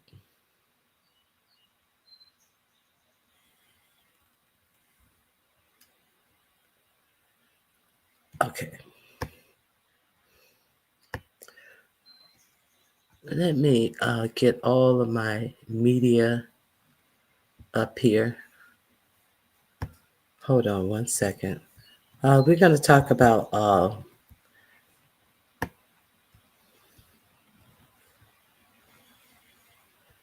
war on health.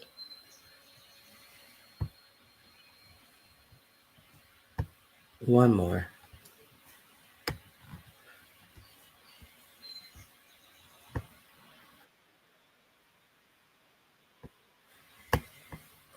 Okay, here we go. Now we talked about RFK. We talked about him last week with the milk, but we talked about him the week before with firing so many people at Health and Human Services. We did talk about that as well. So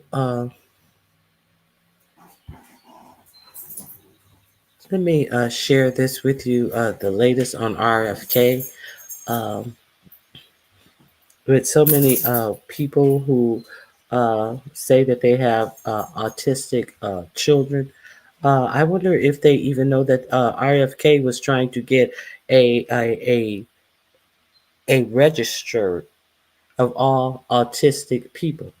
I wonder if they know that RFK is a conspiracy theorist. He said that he hasn't ever seen a autistic person that is his age. So he says that all autism must be something new. He's over health and human services, but he says that there's no, well, he hasn't seen a autistic person his age or older. But I listen, he cannot understand that they have just found new ways to discover who has autism.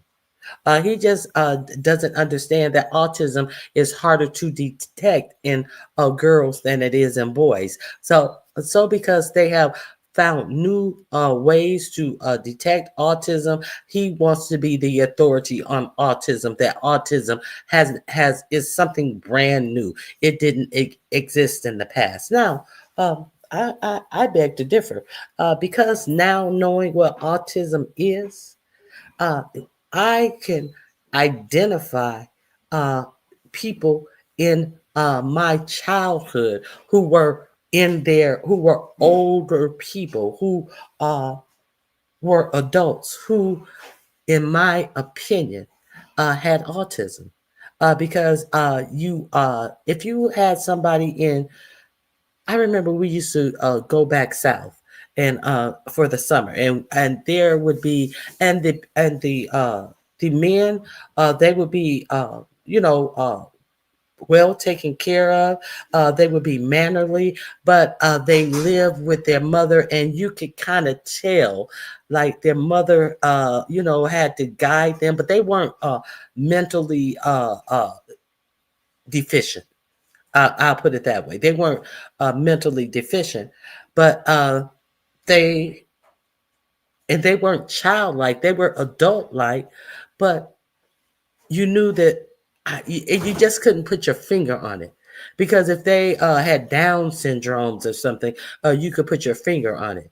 But you just couldn't put your finger on it. And it wasn't like they were unintelligent. It was just like they had to be guided through life by their parent.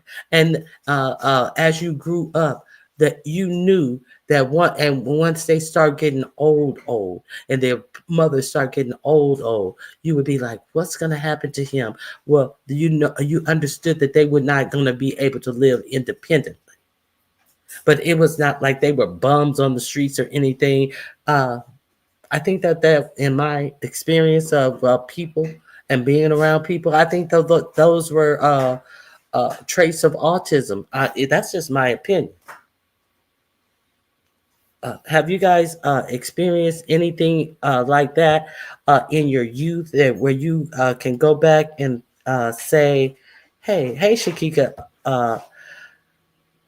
Shakila Dixon, a long time no see. It's great to see you over here. Please hit the like button. I don't know if any of you guys have had that experience. I guess not.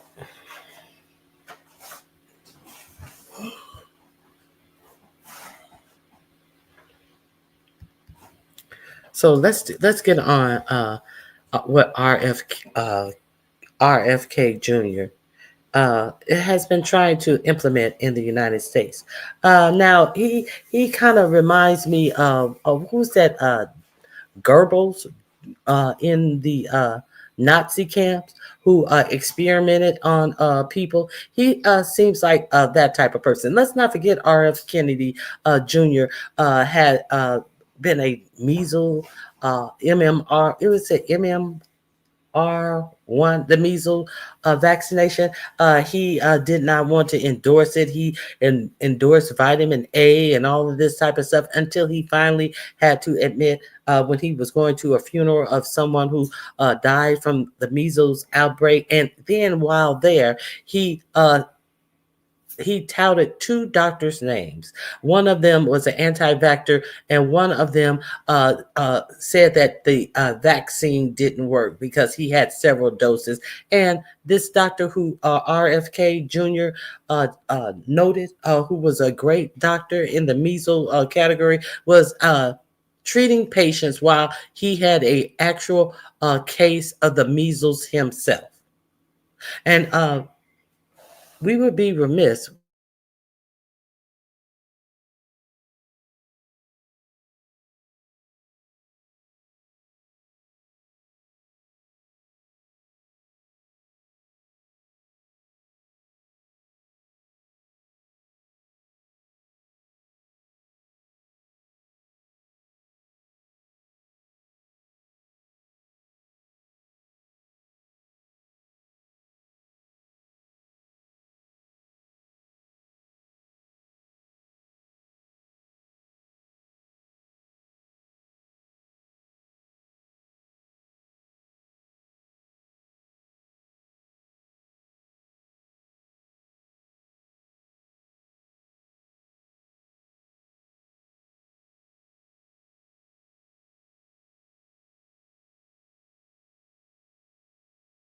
Oh Lord. So let's see what he's talking about for autism. Okay. Thank you, Z Sarah. My God. Okay. Let me share my screen. I don't know how long. Oh my God. This is a.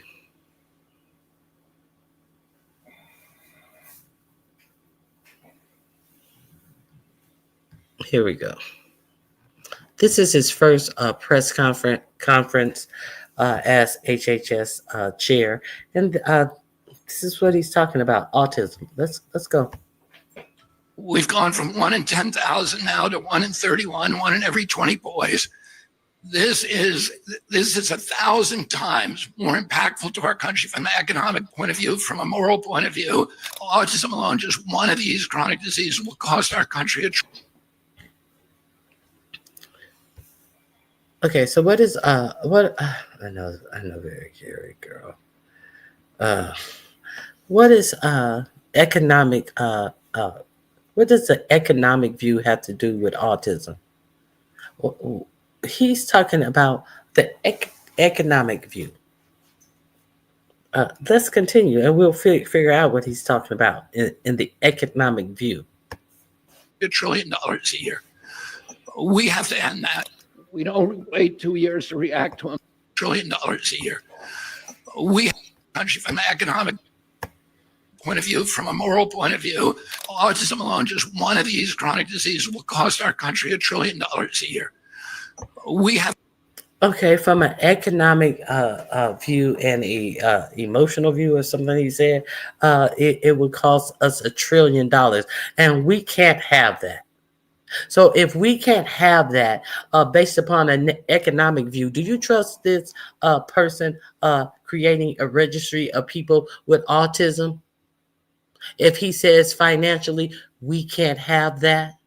Has anybody paid attention to somebody equating a disease that they don't know anything about, who says that they will find a cure for the disease by September, and wants to put all of the people who have, I don't know, the condition, I said disease, the condition on a registered list, and said that their condition is unattainable. We can't have that costing that much money, and he want to put you on a registrar list. What is secure? What do you think that this person would think the cure would be? The Goebbels, what is it? A Goebbels cure? experimenting on people with autism, denying that people have autism to take away the funding from this disease that you are going to find the remedy to by September, thus cutting funds for these people who have this condition. Excuse me if I keep saying disease, condition. I mean to say condition because I don't know of it to be a disease. I see the Nazi doctor of all of it. Dehumanizing them. Next is eugenics. Yeah, that's my whole point. Let's continue. I'm not going to interrupt this idiot anymore. I just want you to really hear what this idiot is saying. We have to end that. We don't wait 2 years to react to a measles epidemic, and we should not, or any kind of infectious disease. We shouldn't have to do that for diabetes or autism. The National Institutes of Health is reportedly assembling a massive autism data registry under Health and Human Services Secretary Robert F. Kennedy Jr.'s leadership. CBS News on April 22nd reported that the registry will track autism cases using private health data from federal and commercial sources. The plan includes linking data from pharmacies, hospitals by the Department of Veterans Affairs, and insurance claims databases. The registry will also include smart device data and genetic test results to create a broad research database. So, Secretary Kennedy, you have a lot of issues on the MAHA agenda, obviously. And I'm very curious if you could share some of the logic of choosing, for example, autism and food dyes and things as some of the kind of inaugural issues that you're coming forward with. I would say, we're in a triage situation now, so we're choosing our priorities based upon the issues. Food dye is just a no-brainer. Nobody wants to eat petroleum. Everybody knows there's enough science out there that we know it's terrible for you. That causes health problems, but also behavioral problems. And so we can act on that now. Anything that we can act on, we're going to act on immediately. Some stuff we need science for. We just need to do more science. But a lot of times you hear people say, oh, we're going to do more science on that. And then 10 years go by. That's not going to happen.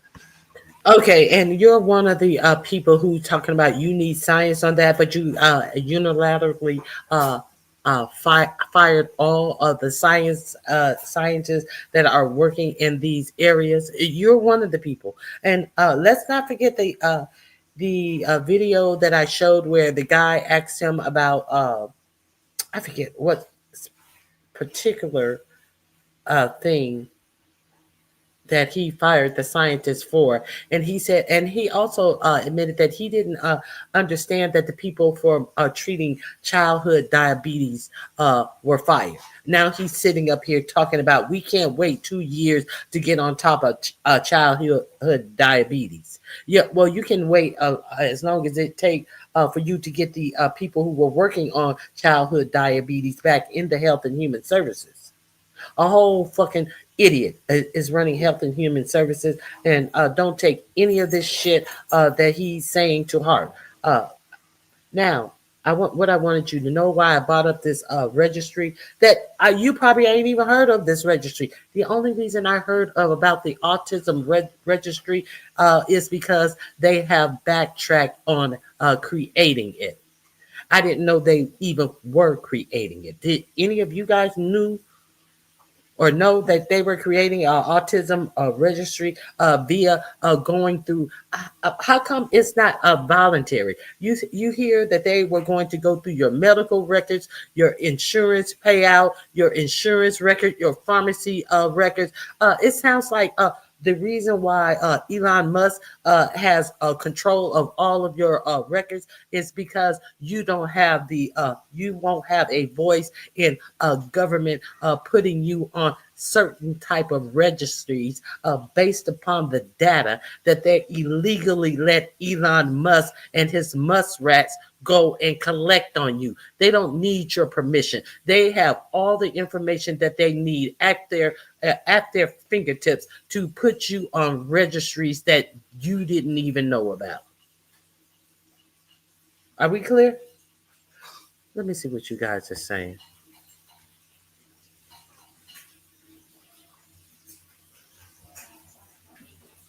There's enough science, RFK translation. We don't need more science. Yeah, I'm just saying. Who heard of this registry prior and to prior to this?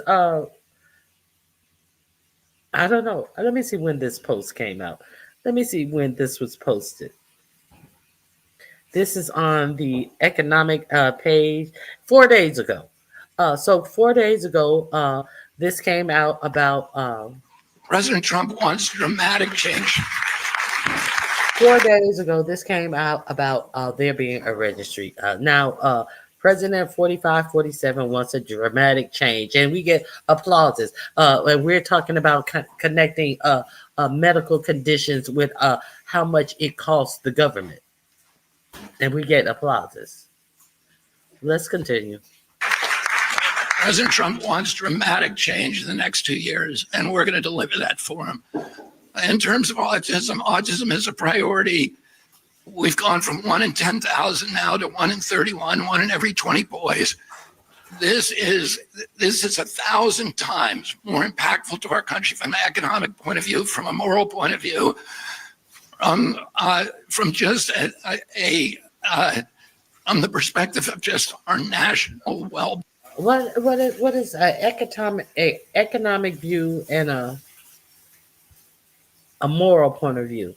How does morality comes into people being diagnosed with autism? It went from this to that with no understanding that the methods of determining and identifying autism have changed over the years to better diagnose people with autism. But he wants to say he knows the answers. I didn't know he went to med school at all. I thought that he was an attorney. I think that heroin that he admitted using for a straight 14 years, if you can admit that you use heroin for 14 years, what are you holding back on?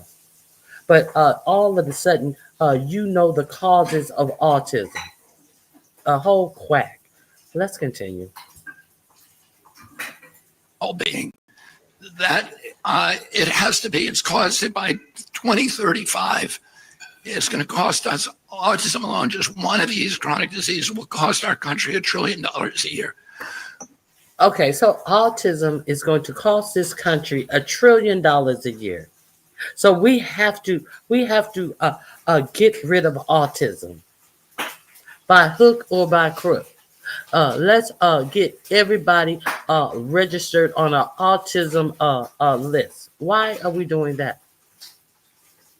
This shit should put some fear in you. They have let hackers go into all of our private data, and they can enact registries on anybody they choose to and put them in any subcategories of groups that they want to take a closer look at and cure the things that ails them. When they don't even know how to cure anything, and they don't know how to research anything because they have the actual researchers, they fire them. So our government is going to cure what ails you and put you on register lists. Did any of you guys know about this type of shit? You have to understand that this shit is frightening. Let's continue. We have to end that, and we have to end that because the children and the families are suffering so terribly. We have to end that because the children and the families are suffering. You were talking about trillions, how much it was going to cost the Americans dollars, but we have to end that, and now we got to end that because the children and the parents are suffering. Which one is it? Do you believe that he wants to end it because the children and parents are suffering, as he doesn't know anybody allegedly his age who has autism, as if it is a brand new condition? Do you think that he cares about the people who are really living with people with autism? And no, he don't give a fuck. He said we're gonna have to eliminate this. He is acting as if it's some fake condition. It's popped up in the past a couple of 8 to 10 years, and we're gonna have to eliminate it off the scale of any medical reason that something is wrong with you, and we're gonna have to ignore it. We're gonna have to ignore it and treat it as if it never existed. And that's what I get from this. What do you get from this? I don't know. So that has been a priority for me for 20 years, and it will continue to be a priority. And we are going to find the answer very, very quickly, and we're going to eliminate the exposures that are causing it. NIH Director Jay Bhattacharya reportedly said that the aim is to consolidate fragmented data and avoid redundant federal spending. Bhattacharya said Kennedy's study would give selected researchers access to the most comprehensive autism dataset ever, as per CBS. The Centers for Disease Control and Prevention said autism is rising fast, with 1 in 31 children diagnosed in 2022, compared to 1 in 150 back in 2007-2000. Kennedy attributed the rise in autism to environmental causes, a controversial stance many experts dispute. The federal government's purported plan to track Americans who have autism, which social media users have referred to as an autism registry, has sparked backlash. Critics fear this database could lead to the misuse of private medical information and the unfair targeting of individuals. However, the NIH says all patient data will be protected and de-identified, but many remain skeptical about privacy safeguards. I'm going to go over some of the key numbers from the ADDM report. Overall, the autism is increasing in prevalence at an alarming rate. The study tests 8-year-olds who were born in 2014. And by the way, these studies are 2 years later than they should be. And one of the things that we're going to do as we move this function to the Administration for a Healthy America, to the chronic disease division, the new chronic disease division, is we are going to have updated real-time data so that people can look at this, so Americans can understand what is happening with chronic disease in this country in real time, and not have to wait 2 years to react.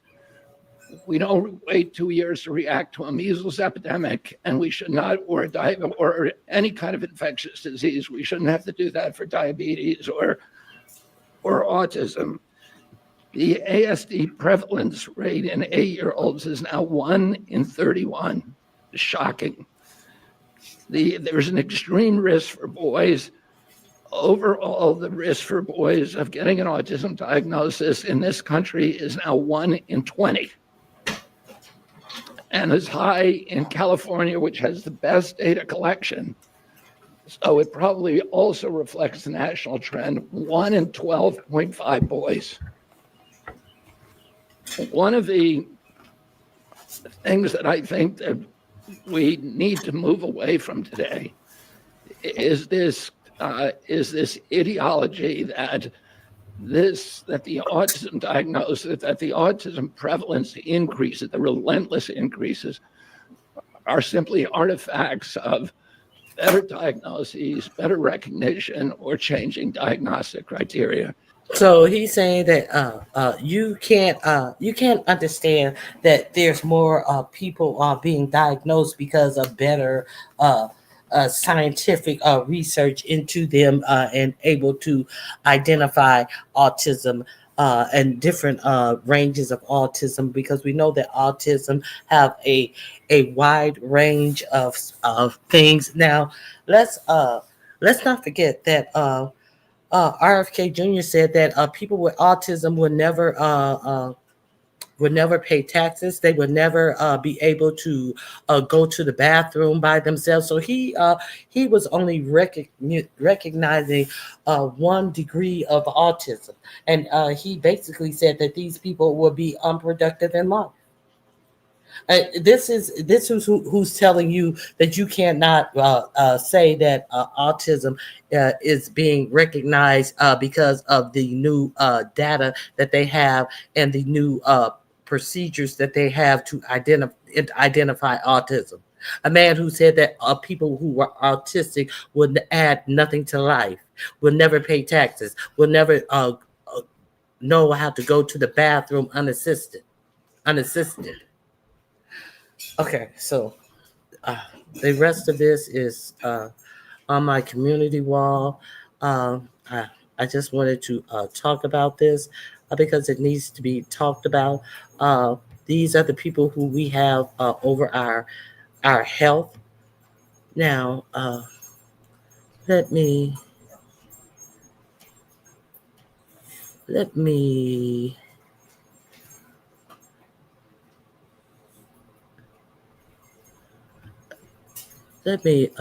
share this with you guys. Democracy Now! More on RFK and his crackpot theories. A vaccine skeptic who now This is Democracy Now!, democracynow.org, the War and Peace Report. I'm Amy Goodman. In his first news conference as Secretary of the Department of Health and Human Services, Robert F. Kennedy Jr., a vaccine skeptic who now oversees the nation's federal health agencies, focused on new findings about autism published in a Center for Disease Control report, which found an increase in apparent autism rates among 8-year-old children. Kennedy described autism as an epidemic and blamed environmental factors for the increase in the prevalence of autism spectrum disorder. This is a preventable disease. We know it's an environmental exposure. It has to be. Genes do not cause epidemics. They can provide a vulnerability. We know it is. It has to be. Well, if you know it is, you don't have to speculate. It has to be. Either you know it is or you think it has to be. Let's continue. You need an environmental toxin. RFK Jr. did not connect autism to vaccines during his news conference, but in his previous role as chair of Children's Health Defense, he'd repeatedly claimed that vaccines cause autism, which they do not. Meanwhile, as the number of measles cases in the United States surpasses 700, RFK Jr.'s position on the measles vaccine is mixed. At an event Tuesday with Republican Indiana Governor Mike Brown and Centers for Medicare and Medicaid Services Administrator Dr. Mehmet Oz, Kennedy said the measles vaccine is leaky, which medical experts dispute. People get measles because they don't vaccinate. They get measles because the vaccine wanes. The vaccines wane about 4.8% per year. And so, you know, that it's a leaky vaccine, and that problem is always going to be around. Measles cases have been reported in at least 24 states, with a majority of infections in Texas, where the outbreak began in January. 3 unvaccinated people have died from measles-related illnesses so far, an adult in New Mexico, and 2 elementary-age school children in rural Texas. Before that, there wasn't a measles death for the last decade. Earlier this month, Kennedy attended the funeral of the second child who died of measles, an 8-year-old girl in West Texas. During his visit, he posted on social media, the most effective way to prevent the spread of measles is the MMR vaccine, unquote. However, he's also continued to raise safety concerns about vaccines. In an interview last week with CBS News chief medical correspondent Dr. John LeBouc, Kennedy claimed the vaccines were, quote, not safety tested. I'm not going to take people's vaccines away from them. What I'm going to do is make sure that we have good science so that people can make an informed choice. And we are doing that science today so that we know the risks of that product, and we also know what the benefits are. And right now, we don't know the risks of many of these products because they're not safety tested. And I understand that position, but just to be clear, you are saying, and we do on the federal level, and you personally do recommend that people get the measles vaccine. And when I say they're not safety tested, what I mean is they're not adequately. Many of the vaccines are tested for only 3 or 4 days with no placebo group. Measles is a highly contagious airborne disease that's preventable through vaccines and had been considered eliminated from the United States in 2000. The disease has now spread to border communities in Canada and Mexico, with Canada reporting 730 cases, Mexico at least 360 cases, with 1 death. For more on RFK Jr. and his positions on measles and autism and what to do about the growing number of cases of measles, we're joined now from Boston by Dr. Peter Hotez, who's usually in Texas. He's Dean of the National School of Tropical Medicine and Professor of Pediatrics and Molecular Virology and Microbiology at Baylor College of Medicine, where he's also the co-director of the Texas Children's Center for Vaccine Development. He's the author of several books, including The Deadly Rise of Anti-Science, A Scientist's Warning, and Vaccines Did Not Cause Rachel's Autism, My Journey as a Vaccine Scientist, Pediatrician, and Autism Dad. Dr. Hotez, welcome back to Democracy Now! So thanks for having me, Amy. We recently spoke, but since then, I believe 2 more people have died of measles. If you can explain how rare this is and what actually is happening in your state of Texas. Yeah, Amy, we haven't seen a measles death in a very long time. And now we have 2 unvaccinated children who tragically died from measles. These were otherwise healthy school-age children who did not have to die, but they weren't vaccinated with the highly effective and safe MMR vaccine. And this measles epidemic is really escalating. We now have at least 500 plus known cases of measles in West Texas. It's probably much higher than that because if you do the back of the envelope calculation based on the case fatality rate of measles, there's probably closer to 1,000 or maybe even more than that cases in West Texas. And now it's extending into New Mexico, into Oklahoma, into Kansas. They all seem to be related to the same very large epidemic. So this is sweeping across the Great Plains. And it being fast growing. He has said he's not opposed to them. Can you explain and also address his concerns? Well, his comments are insufficient. He grudgingly acknowledges the importance of the MMR vaccine and immunizations when it's the only way we're going to be able to contain this highly dangerous and lethal epidemic. So he needs to be much more of an advocate for MMR vaccinations, and he surrounds it with disinformation. Amy, you know, he says the measles vaccine is a leaky vaccine. I'm not even sure I know what that means, but it's absolute nonsense. It's one of the most effective and safest vaccines we have. A single dose over 90% protection, 2 doses 97% protection. You know, I'm a vaccine developer, a vaccine scientist. We make vaccines for global health. We've reached 100 million doses of our low-cost vaccines for COVID administered globally, and now vaccines for parasitic disease vaccines. When we're designing our vaccine, our strategy, when we whiteboard this out, our gold standard is the MMR vaccine. We aspire to make a vaccine that's as good as the MMR vaccine, and yet he calls it leaky, which is absolute nonsense. He also gives an absolutely false number. He says there's a decline of 4% protection, vaccine protection per year. It's absolute nonsense. There's nothing like that. If it declines at all, and there's some estimates that it could be 0.04%, not 4%, so 100-fold less. So that's really RFK Jr. speaking to Fox News' Sean Hannity last month. It used to be when you and I were kids, everybody got measles. And the measles gave you lifetime protection against measles infection. The vaccine doesn't do that. The vaccine is effective for some people for life, but many people, it wanes. If you can respond, Dr. Peter Hotez, everyone used to get measles, he said. That's right. Everyone used to get measles, and measles at one time was the single leading killer of children globally. Blast from the past. I hadn't heard his name or his father's name for some time.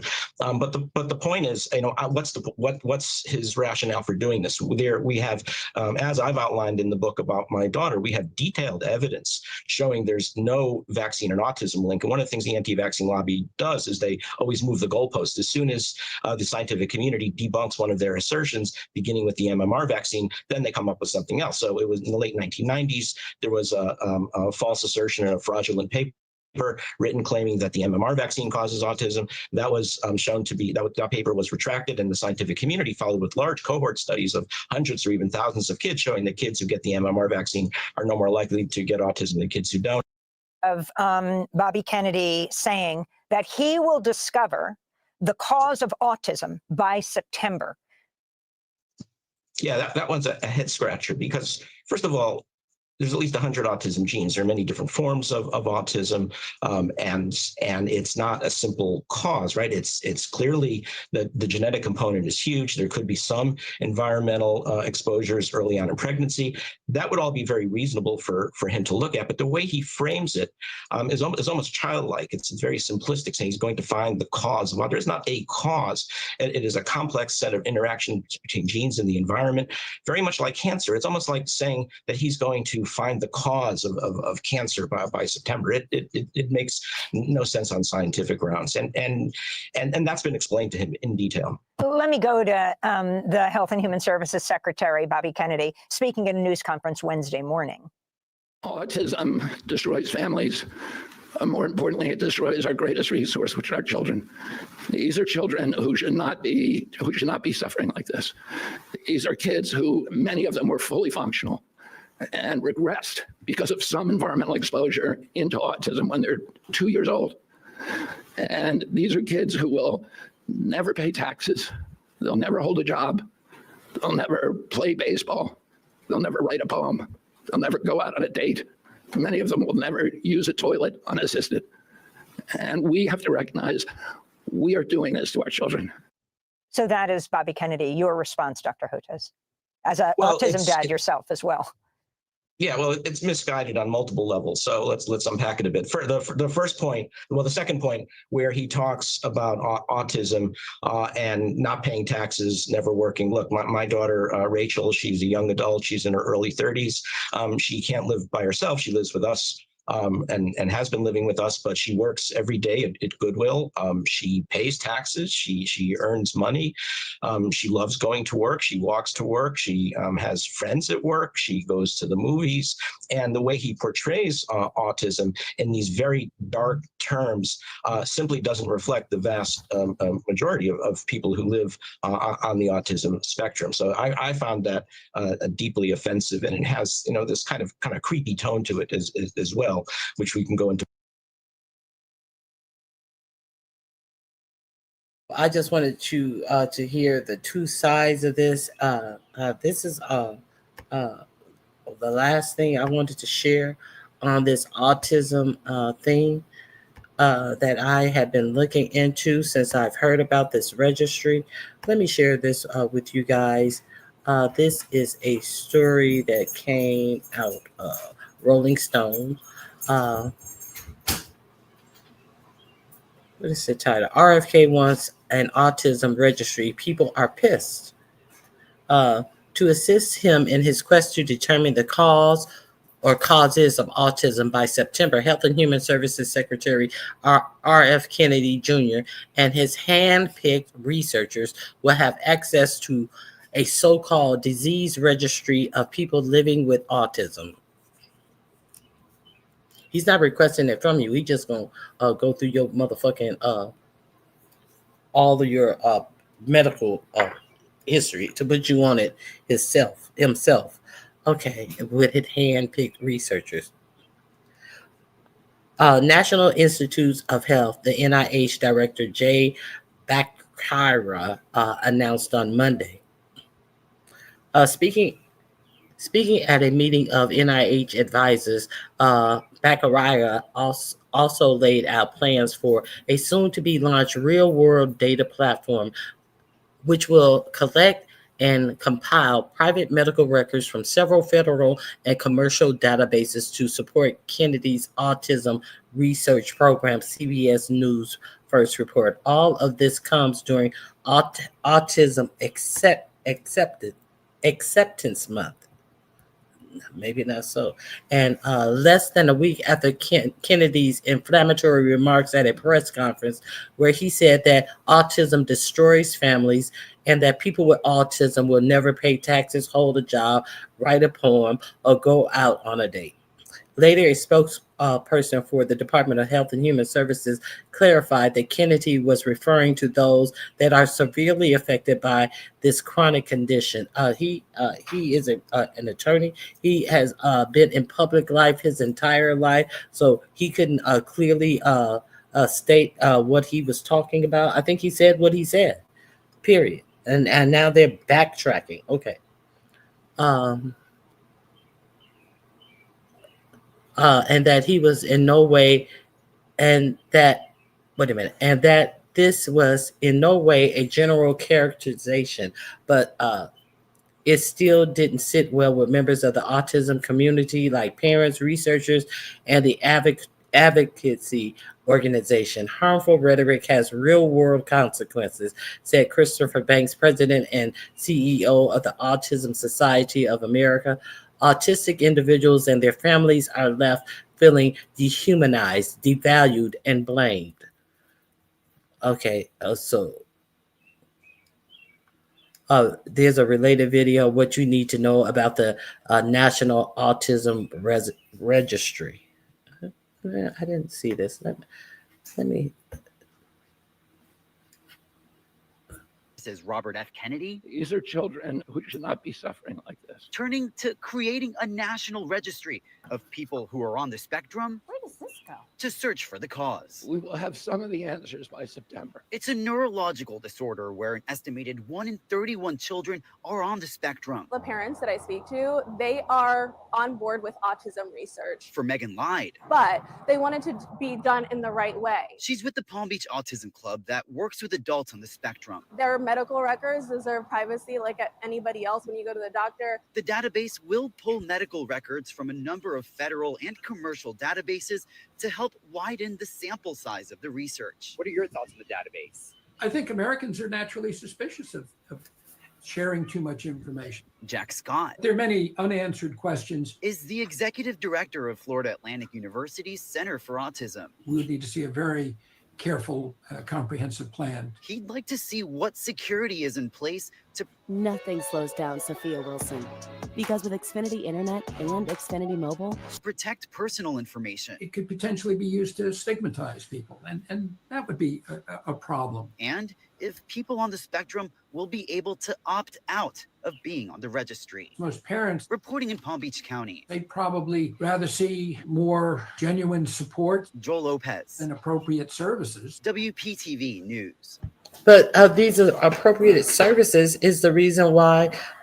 Let me make sure my mic is on. But these appropriate services is the reason why they're creating the registry in the first place. You heard the first issue with autism was what it would be costing. Let's be clear. The idea of a disease registry containing information about people living with autism just doesn't sit right with many parents of children with autism too. And are they going to be able to opt out? Are they even able to opt in? If they're not able to opt in, what makes you think that they're going to be able to opt out? It seems like it has nothing to do with a willingness to participate in this registry at all.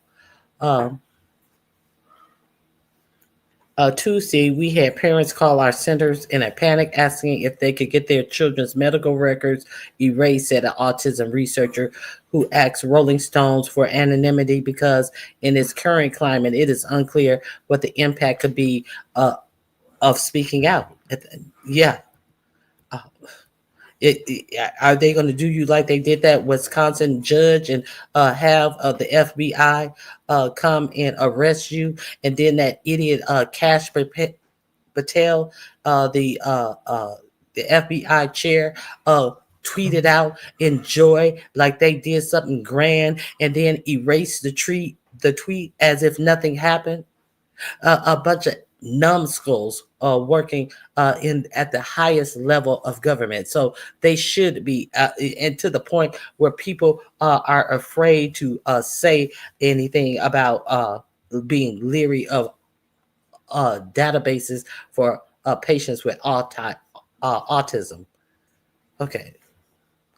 We serve several people who have been waiting many months to get a diagnostic evaluation called to counsel because they are afraid that their children will be unsafe if they are on an autism registry, and as they should be, because I don't recall. And why is this happening now? Because people are just finding out about this now. It has not been put out in anything, and we know that all of our personal data has been combed through by hackers.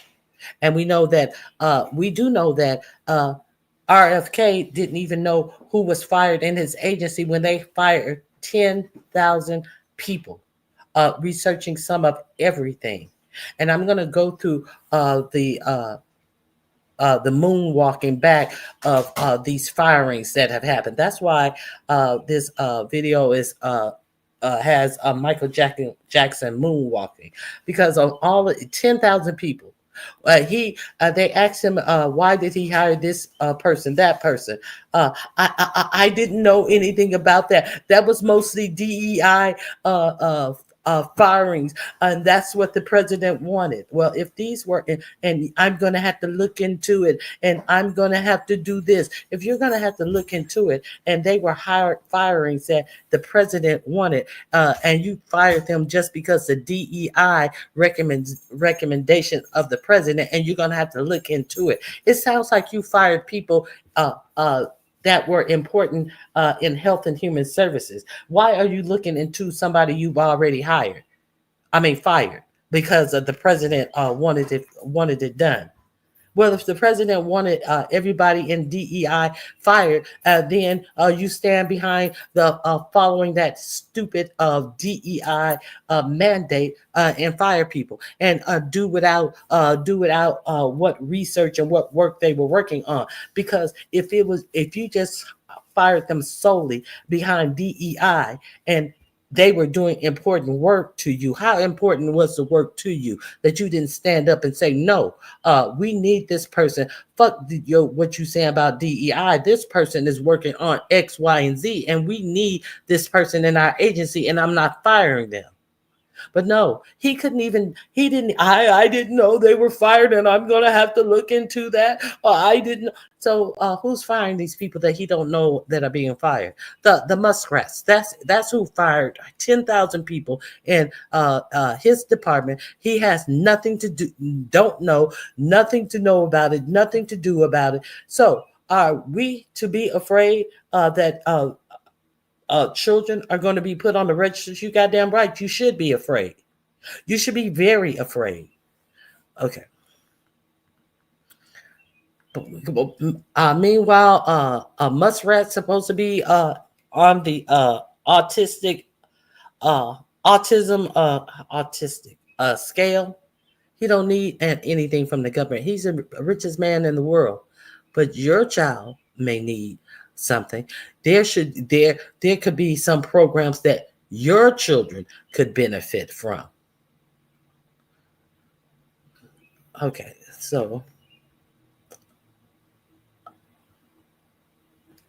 we had several people who have been waiting and unsafe at the because an autism diagnosis can unlock access to support and effective treatments. This could prevent families from getting the resources they need, she said. For parents like Lauren Colley, whose 7-year-old son has autism, the notion of disease registries for autism are frightening. When I hear things like that as a parent, it's terrifying, she said. It makes me feel as though my son is going to be subjected to all kinds of hatred, labels, and otherings that he does not deserve.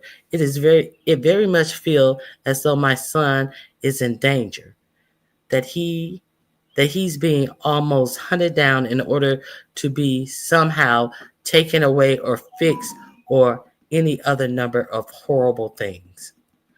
But registries like this aren't uncommon. Autism registries are very important for research, especially on complicated neurodevelopment disabilities like autism. The same autism research tells Rolling Stone some existing registries have been built up over decades, with families giving informed consent for their personal information to be used for research, she explained. So that's the difference, giving the informed consent. So we just found out about this national database that R.F. Kennedy wanted to install. While a surveillance is a recognized tool in health research, the current approach appears more retrospective than forward-looking, Banks said. The proposed registry is especially troubling given the recent dismantling of the Office for Human Research Protection, which historically upheld ethics standards for research involving human subjects. Many autistic individuals and community members are justifiably hesitant to disclose their diagnosis to government entities due to fears of data misuse, discrimination, or surveillance, he added. So this article is also in my description box. I just wanted to share a little of that with you about the incompetence that we have in our government. Did I tell you I was dead? No, you didn't tell me I was dead. You were dead. Okay, let me see. Please hit the like button. It's impossible to trust them with your data in light of what's going on. I agree, Z Sarah. Okay. Now, did I tell you I was dead? All they have to do is go to the state insurance. They can see who has autism. No, they have to do more than that to see who has autism. What state insurance shows that people have autism? Government cutbacks for unnecessary bullshit. Okay, government government cutbacks for unnecessary bullshit. So are they cutting back anything about these missions out to outer space? Are they cutting back that bullshit? Where is that necessary? Okay, where is that necessary? Where is that being cut back? Die was for white women. I don't understand what you're saying. He has the money to pay. Yeah, he has the money to pay. Hey, Jill's Comfort Zone, a 7-year-old. Let me see. I think Very Carey, obviously, they have access to their records already if you get state insurance. They have access to their everybody with autism don't get state insurance. So what's your point? They want a registry of all people with autism. So what's your point? Everybody don't have state insurance. Some people with autism, people are born with autism on all realms of the economic ladder. So you think that everybody with autism are poor or something, that they have state insurance? Don't come in here with ignorant shit. If the richest man in the world has a symptom or some degree of autism, do you think he owns state insurance as well? You sound stupid. I'm telling you, yes, you're telling me that they will get the information because of Doge, the person with autism has gone through all of our information. You don't have to tell me what I'm telling you already. That's the problem. That's the problem. That you have no choice in them getting your information. That is the problem that I'm telling you. And therefore, this administration think that it is okay to illegally have people to go through all of our information and be able to collect data and put us on any type of registry that they deem that they want to put us on. Do you understand that that is the point? That they don't have to ask for anyone's consent? Down to your social security number, down to your bank accounts, down to your prior employers, down to your medical records, down to your pharmaceutical records. That is the problem. And you have no choice in being put on any type of registry that they choose to put you on, because the cost of treating anything that they say is too expensive. The whole sole reason for putting people with autism on a database is because they can't be finding these people all of a sudden over the past couple of years. And this is costing too much money. That is my point. So don't come in here acting like you're telling me something that I'm not talking about already. Take your ass somewhere and sit the fuck down, because you're not telling me about anything that I'm already presenting in my fucking show, you fucking idiot. No, I hate you. The fuck out of here.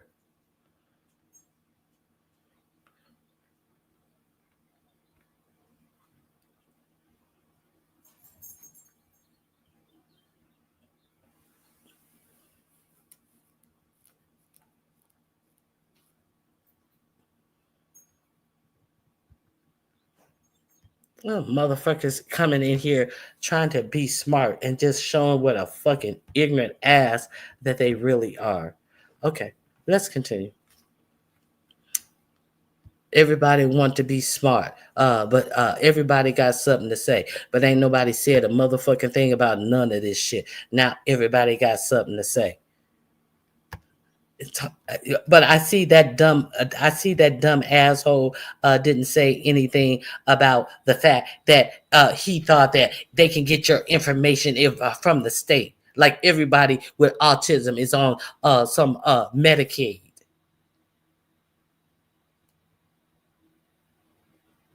Coming in here trying to be so smart, showing how stupid that they really are. Everybody can get your information because your information has been compromised. That's why everybody can get your information and put you on any fucking registry that they choose to put you on. That is the whole cause and effect and reason for Elon Musk to be able to go through every person's data who lives in the United States, you dummies. Hey, that green vegan. Thank you for letting me know that you will be unable to attend. Jill, don't be looking. Thank you for letting me know you wouldn't be able to attend, and thank you for your gift. That green vegan, I wish you were able to participate. Girl, I had a time. People were talking about me, and they said that I didn't even create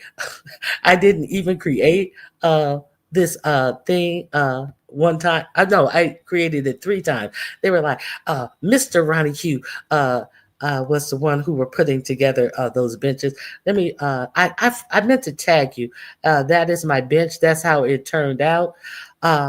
I was having problems because I pre-stained the red part of the seat, the stain and the armrest, and they were kind of dry to the touch, but they weren't totally dry, so I was unable to hot glue these slats together. So it gave me a little problem right there. And then I bought some wood nails, wood screws and they looked kind of thick, but I was like, hey, these are wood screws. I'm pre-drilling a hole so the wood won't split. So I'm not going to have any problem. But those screws were so fat that they started splitting my wood. So I was a little frustration going on there, but I was able to get through my project. And I hope you guys join us for the next crafting and conversations. I am going to be doing more projects in the realm of this. You may need a power drill. You may need to get a couple of pieces of wood cut. But that's what I'm going to be doing on my crafting and conversations. Child, let me go to the restroom. I'm not no hot mess. The person who was a hot mess was the one who came in here. Everyone makes mistakes. I don't make mistakes. I make no mistakes, Jill. You are a hot mess. Child, go to the bathroom and don't blow the back of the porcelain out. No, everyone makes mistakes. It's normal. Sad I missed it. Okay, let's continue. I'm talking about crafting and not the person who came in here. I don't make mistakes in crafting, Jill. I don't make mistakes. I made a little boo-boo trying to get the project going a little bit so we wouldn't have to wait to dry. And then we had to wait for me to glue and re-glue because it wasn't dry. I guess that was a mistake.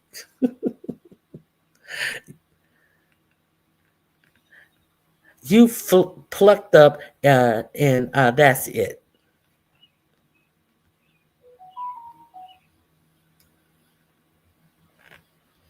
You did last week. LOL. Last week, that's the past. Jill, you cannot live in the past. See, Sarah, what did I walk into? It still came out beautiful, and that's all that matters.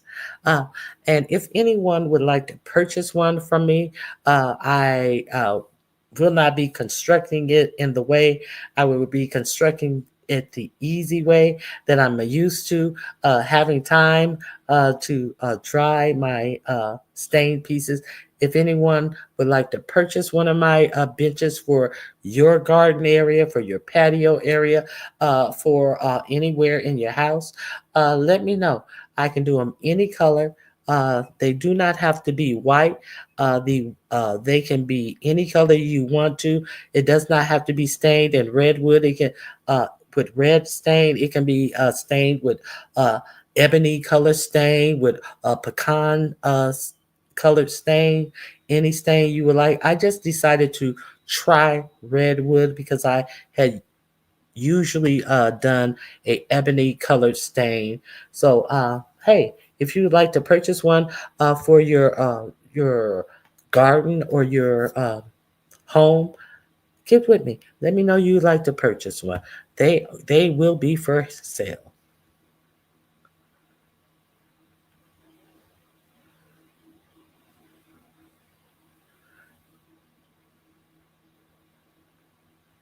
Ish thing. Lord have mercy. What is Jill talking about? Okay, back to the paperwork before I get cursed out.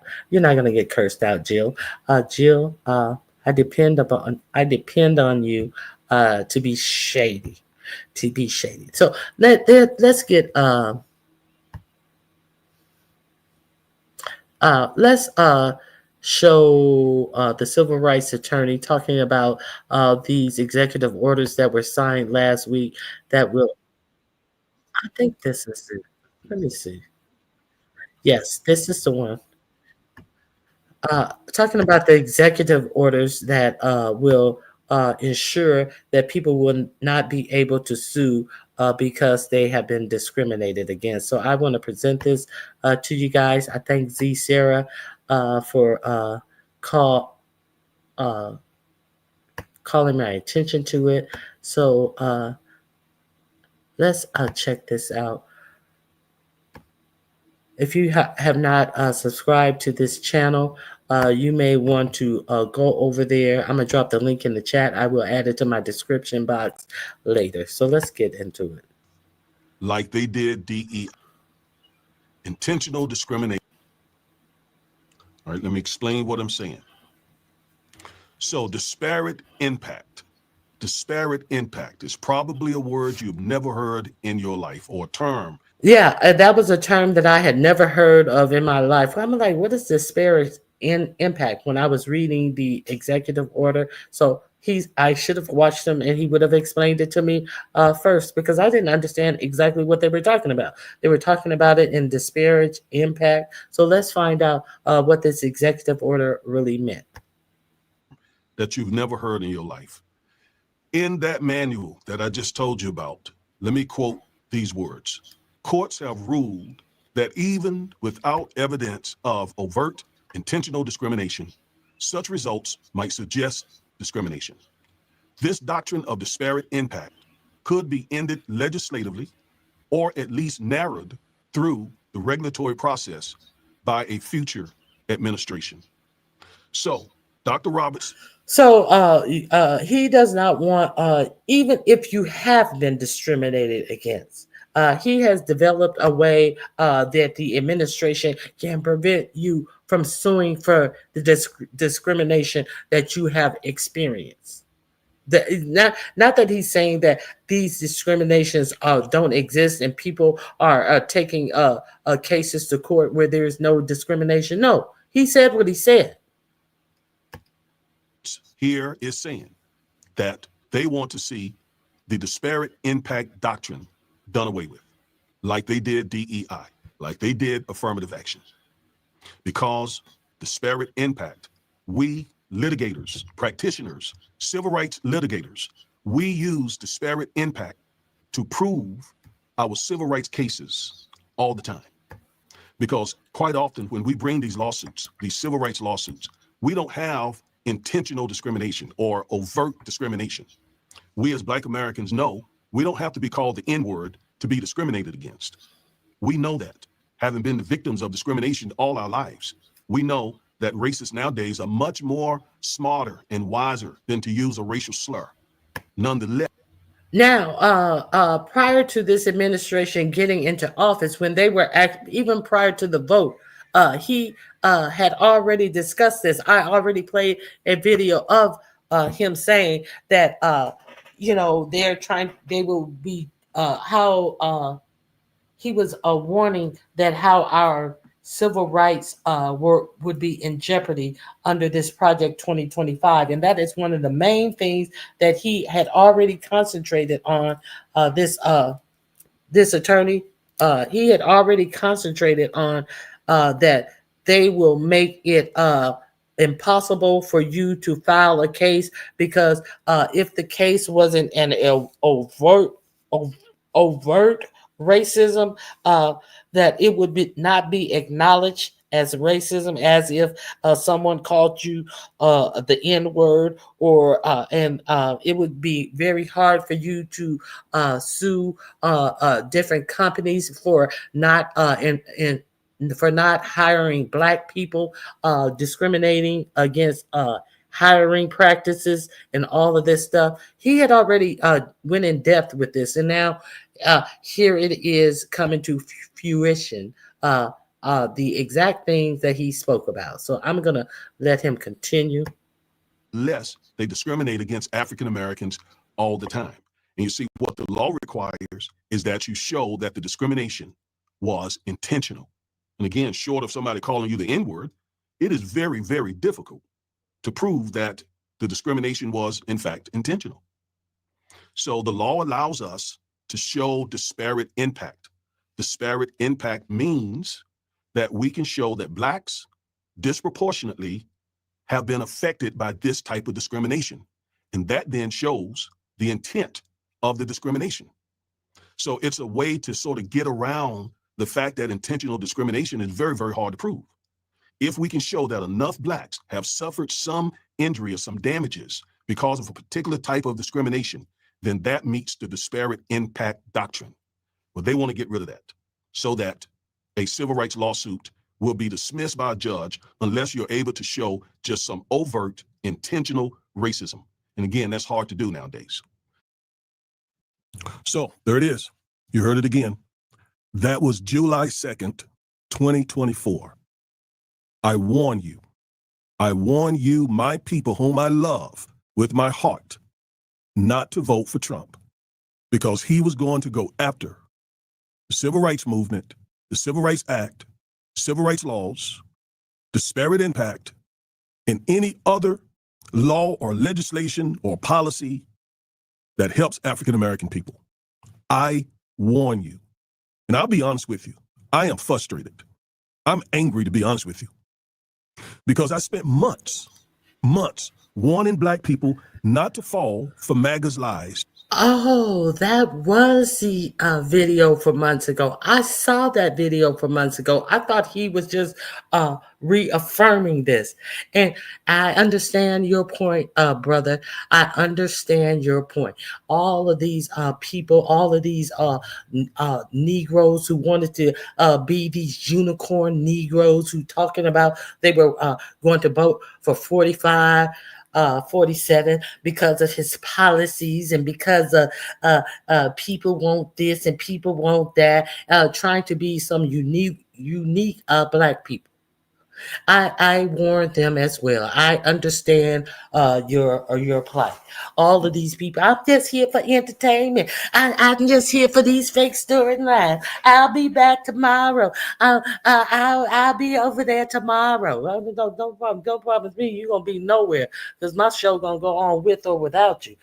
Trust and believe. I'm not for everybody. I'm not for bullshit right now. I am not for any of this dumb shit that's going on in the beef sector. If that's the most thing that is important to people, have at it.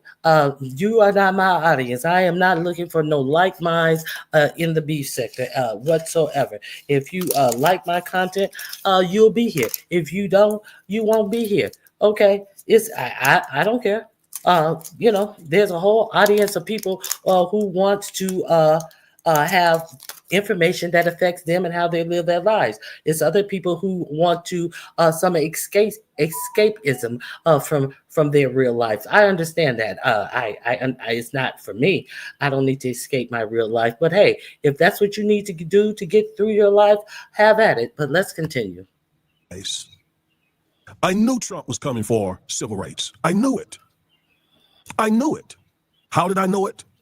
Because I'm a civil rights attorney and a litigator. My firm files these cases. We fight these cases. I know the power of civil rights laws. And I knew what was coming. Yet, 2.2 million black folks voted for Trump. And this is what he's doing. And guess what? Not only did 2.2 million blacks vote for Trump, Trump won by 2.2 million votes. No joke. The same amount of black folks who voted for Trump are the same number, approximately, by which he won by. Can your dentures withstand the force of a golf swing? Here we have Nuvia's permanent.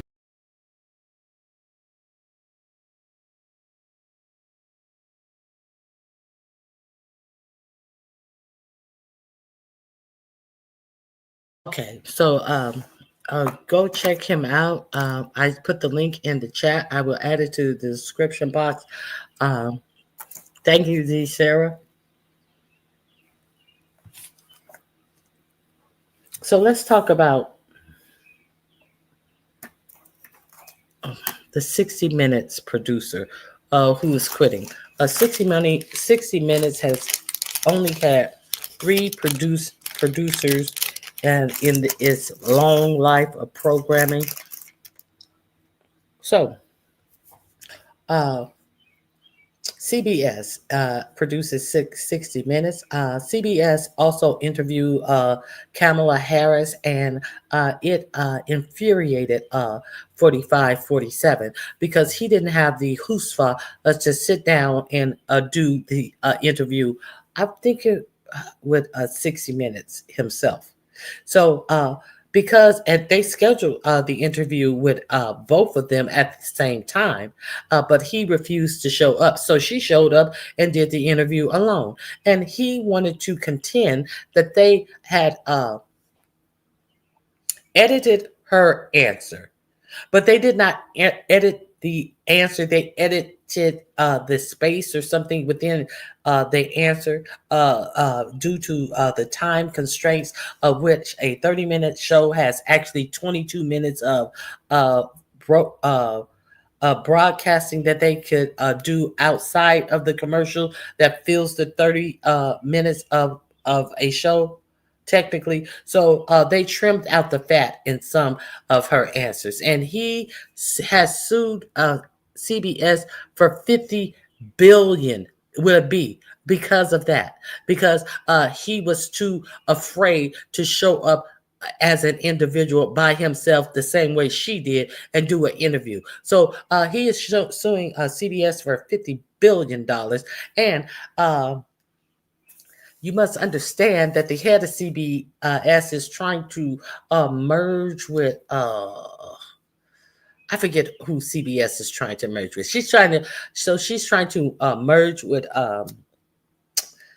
some other broadcasting network, and she is the head of CBS is expected to make $1 billion on this deal. So what does that have to do with the producer quitting? That has to do with the producer quitting because they did a piece on Donald 4547, and he is in his feelings about his piece. And why does CBS care if it's factual news reporting that they're putting out? They care because of money. Why else do these big media corporations care not to report factual news? Why else are they cowering? Because they need the federal, I think the FCC to approve this merger or this selling, and that it's going to make this woman who's the chair of CBS billions of dollars. So they have put in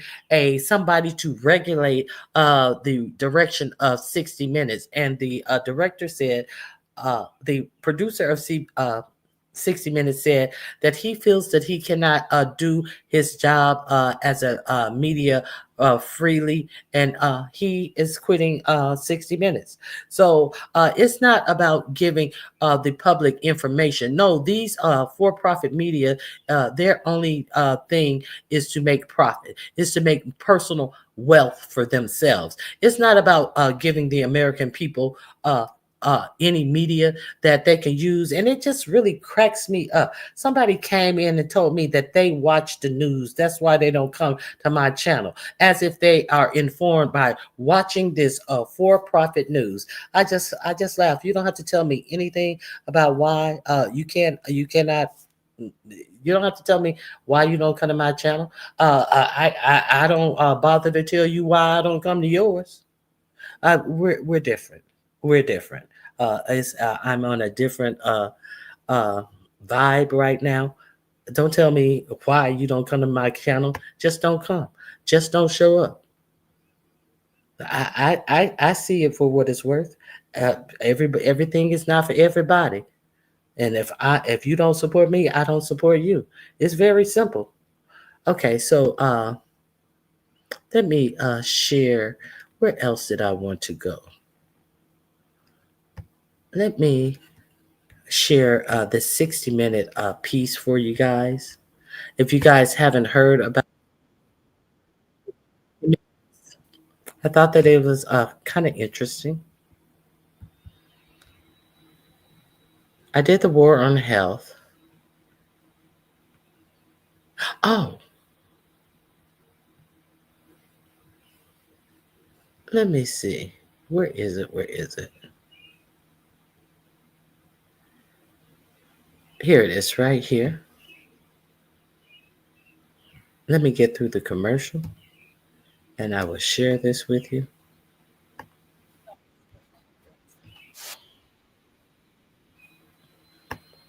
Okay, here we go.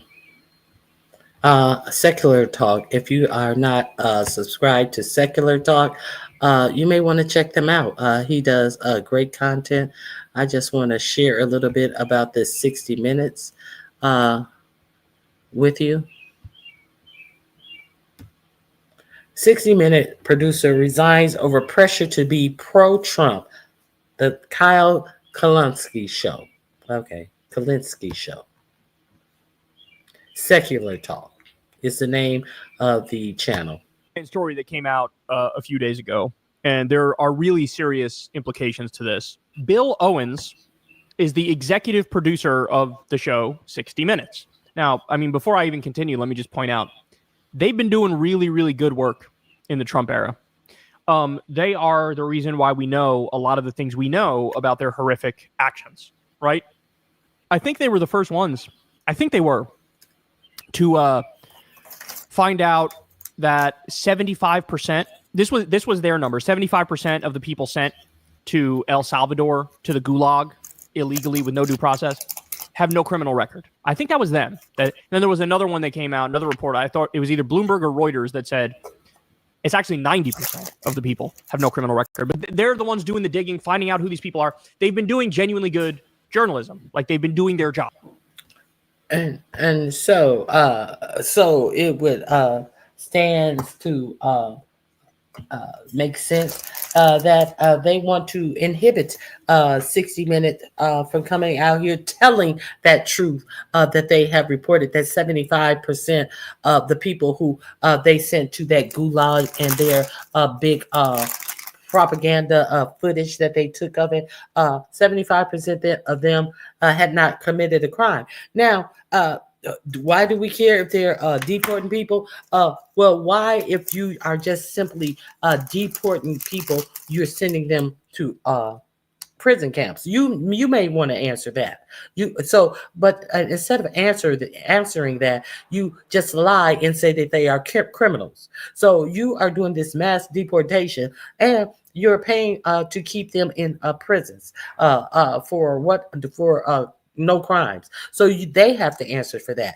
God forbid that 60 Minutes do some reporting that make the public aware that they are lying, that these people have these criminal records and are in these gangs.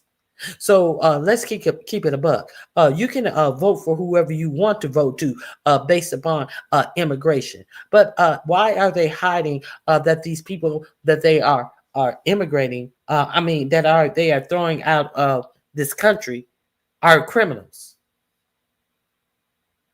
Does that make you sleep better at night, or you don't care as long as they get the people out of the country, or they can throw them in jail or wherever? So you don't care about human rights, nothing about this. So God forbid that people start caring about human rights and people being thrown in prisons because that's most convenient. Let's continue.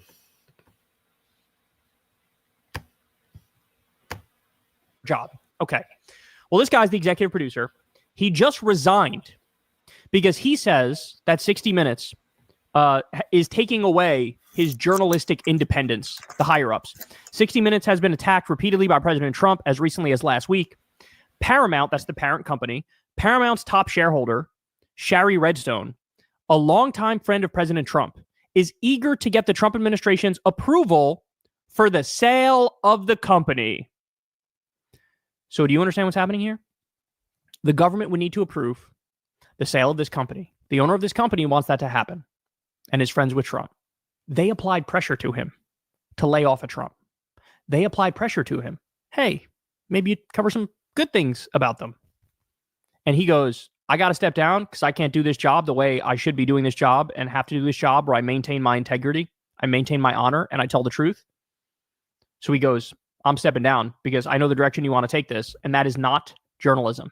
All right, here we go. This is in the New York Times. CBS News entered a new period of turmoil on Tuesday after the executive producer of 60 Minutes, Bill Owens, said he would resign from the long-running Sunday news program because he had lost his journalistic independence. In an extraordinary declaration, Mr. Owens, only the third person to run the program in its 57-year history, told his staff in a memo that over the past months, it has become clear that I would not be allowed to run the show as I have always run it, to make independent decisions based on what was right for 60 Minutes, right for the audience. So, having defended this show and what we stand for from every angle over time with everything I could, I am stepping aside so the show can move forward. He wrote in the memo, which was obtained by the New York Times. 60 Minutes has faced mounting pressure in recent months from both President Trump, who sued CBS for $10 billion, and has accused the $10 billion, Jesus Christ, and has accused the program of unlawful and illegal behavior because you criticized me, and its own corporate ownership at Paramount, the parent company of CBS News. Paramount's controlling shareholder, Shari Redstone, is eager to secure the Trump administration's approval for a multi-billion-dollar sale of her company to Skydance, a company run by the son of the tech billionaire Larry Ellison. She has expressed a desire to settle Mr. Trump's case, which stems from what the president has called a deceptively edited interview in October with Vice President Kamala Harris that aired on 60 Minutes. This is how insane and authoritarian and fascist this fucking freak is. He says, you mildly edited an interview you did with Kamala Harris, which, by the way, doesn't even change the substance of what was said. But that I'm suing you for $10 billion because you edited an interview. Motherfucker, everything on these sorts of shows is edited. This isn't like CNN or MSNBC or Fox News where everything's live. This is like a highly produced show. Fucking of course they were going to edit it. What are you talking about? What are you talking? Oh my God. Legal experts have dismissed that suit as baseless and far-fetched. Oh, you don't say. And Mr. Owen said in February that he would not apologize as part of any prospective settlement. Wow. So in other words, they went to him and were like, we might need you to apologize. He was like, I'm not fucking apologizing. There's no way I'm apologizing. I'm right. I love this guy. Many journalists at CBS, the former home of Walter Cronkite and Mike Wallace, believe that a settlement would amount to a capitulation to Mr. Trump over what they consider standard issue gripes about editorial judgment. That is just factually true, right? They know they'd win the case. The thing we hear over and over and over again is, why do I need a deodorant for private parts? I can just take a shower. So we put Mando to the... They understand that. But again, they care more about getting bought out and having that approved by the government than they care about journalistic integrity. In his memo on Tuesday, Mr. Owens pledged that 60 Minutes will continue to cover the new administration as we will report on future administrations, he added. The show is too important to the country. It has to continue, just not with me as the executive producer. Mr. Owens had also led a recent overhaul of CBS Evening News, the news division's flagship weeknight show. He first worked at CBS as a summer intern in 1988 and was named the executive producer of 60 Minutes in 2019. Mr. Trump has often singled out 60 Minutes for scorn because they do a good job. In 2020, he cut short an interview with Leslie Stahl. I remember this. After he became displeased with her questions, he declined to be interviewed by the program during last year's presidential campaign. See, this is also, remember all the times, we've heard this so many times from like the idiot Rogan Sphere comedians. They're like, bro, Trump will talk to anybody and Kamala hides, bro. Trump will talk to anybody and Kamala hides, bro. Meanwhile, he didn't have a single fucking tough interview the entire election this time around. He wouldn't even go on 60 Minutes. He walked out of a 60 Minutes interview because he didn't like the questions from Leslie Stahl. He didn't show up to a Fox News debate in 2016 because Megyn Kelly was like mean to him or something. Like, he's like the biggest bitch in the world and they pretend like he's macho and like he'll take on anybody. He won't take on fucking anybody. What are you talking about? Every podcast he was on, every show he was on is a hug box. Fox. That's what I wanted to share with you on 60 Minutes. So let's get to how 4547 is actually being played. So we know that Russia has continued to make strikes on Ukraine. We know that Ukraine has agreed to a ceasefire deal that Russia keeps ignoring. And 4547 has been quite mute on this point. 4547 is acting like it doesn't even happen. So 4547 is finally figuring out. We know how disgusting 45 and 47 acted when Zelensky visited the White House, being attacked even by Marjorie Taylor Greene, reporter husband, who was cheating on his wife as she was cheating on her husband to screw another dude prior to him, and he decided to cheat on his wife allegedly to screw Marjorie Taylor Greene. So he has the audacity to be berated by the likes of these people. So why is it then at the Pope's funeral, they had this whole big production where Zelensky and 4547 sits down in the middle of a floor for a grand photo op of them getting along. Now, it is alleged that we will see the president of France and walk up to 45 and 47 before they sat down, and Trump 45-47 he tries to greet Macron, and Macron doesn't shake his hand. He gives him a couple of words, but the shaking of the hand was not a thing, as he shook Zelensky's hand and all of that. So we know that the French have come up in the French and the EU have come in support of Zelensky since he was totally disrespected for absolute no reason. So now 45-47 finally realized that anything that he give the Russians a way to end this war. He even wants to give them Crimea, and he talks so disparagingly about Zelensky, thinking that they should be able to keep a part of the country that the Russians invaded in 2014.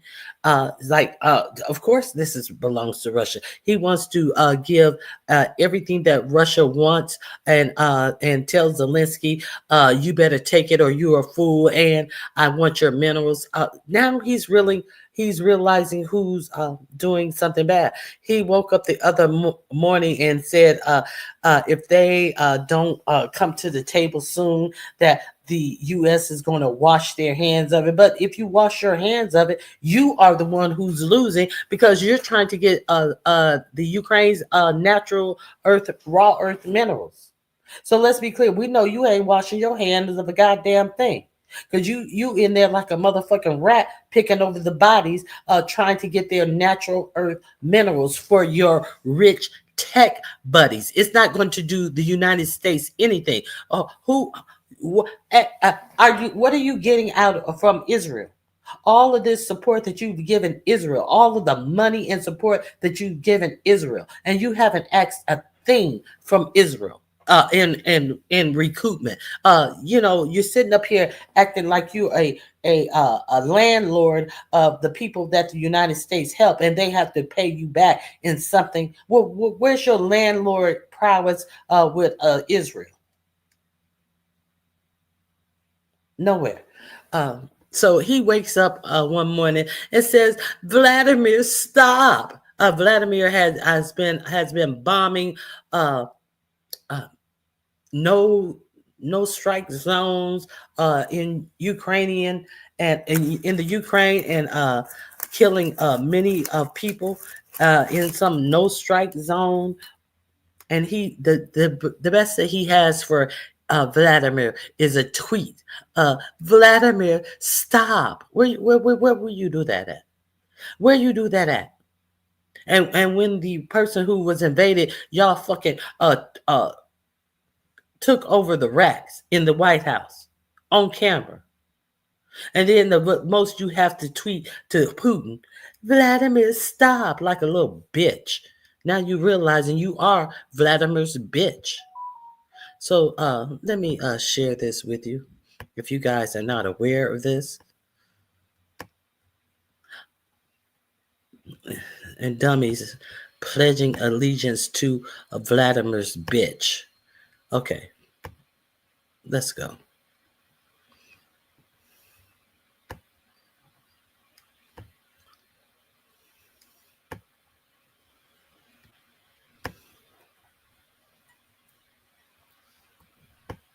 I never again want to hear a Trump voter say that Biden had a weak foreign policy or was weak on Russia, because I'm going to cut to the chase here. The president of the United States, after meeting with Zelensky right before the Pope's funeral, then sent out a long Truth Social post where at the end of it, he comes to the conclusion, quote, with all of that being said, there was no reason for Putin to be shooting missiles into civilian areas, cities and towns over the last few days. It makes me think that maybe he doesn't want to stop the war. He's just tapping me along and has to be dealt with differently. Trump is coming to a third grade level realization that Putin is not a good faith actor. Duh.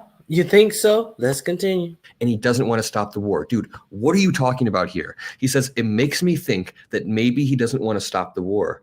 He doesn't want to stop the war. He started the war. This dude has an infantile view of how global politics works. And I want to break down his meeting with Zelensky. There's a lot to talk about here. But before we dig into all that, let's listen to Ben Shapiro kind of ripping into Trump for being weak on Russia. Oh, a couple of days ago, right after we left Ukraine, the Russians launched one of the biggest salvos of the war all across Ukraine, drones, missiles.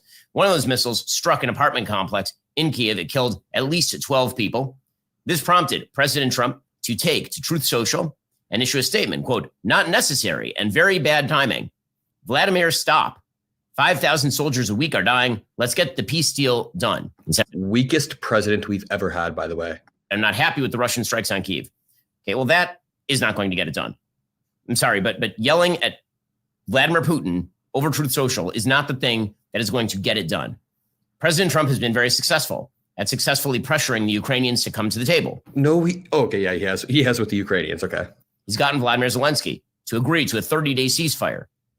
However, when it comes to the actual pressure on the Russians, so far that seems to have been largely in abeyance. In fact, President Trump yesterday was asked directly about this. He was doing a presser in the Oval Office, and he was asked about what concessions Putin had made thus far, because the United States is asking some pretty large concessions from the Ukrainians, ranging from acknowledgement of Russian ownership over eastern Ukraine and Crimea to the possibility of banning themselves from NATO, essentially, and not even getting great security guarantees from the United States or from Europe in the process.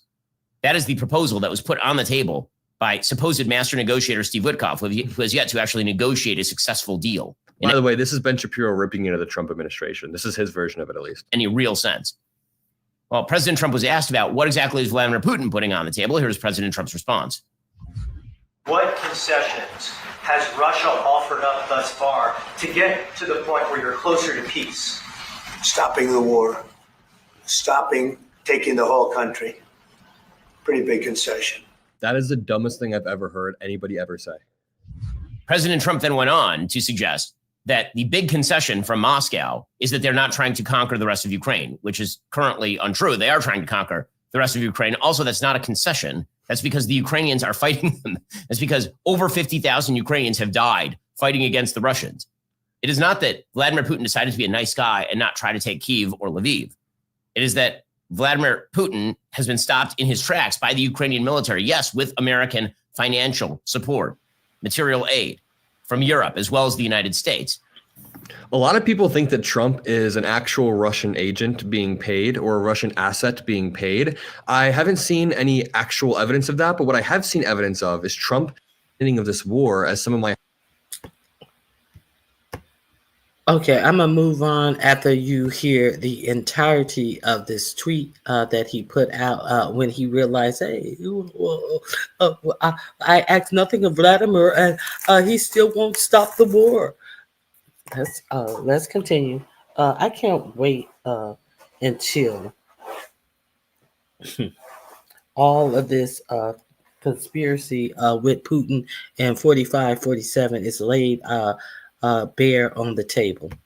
His whole MO is with this, and I realized he has the same understanding of this war as some of my high school friends who I have to explain to them what happened in 2014 and what Euromaidan was. Trump doesn't know the underlying historical facts. He genuinely thinks that Vladimir Putin wants to do him a favor, and then, as Vlad Vexler says, Trump gets his narcissistic supply from Putin. He looks up to people in positions of power, so when he's meeting with Putin, it's very narcissistic. And I get emails. People say, Adam, the narcissism theory is very weak. I prefer the Russian asset theory. And I understand both. But I think if we look at all of the evidence, the prevailing evidence shows that Trump is a malignant narcissist.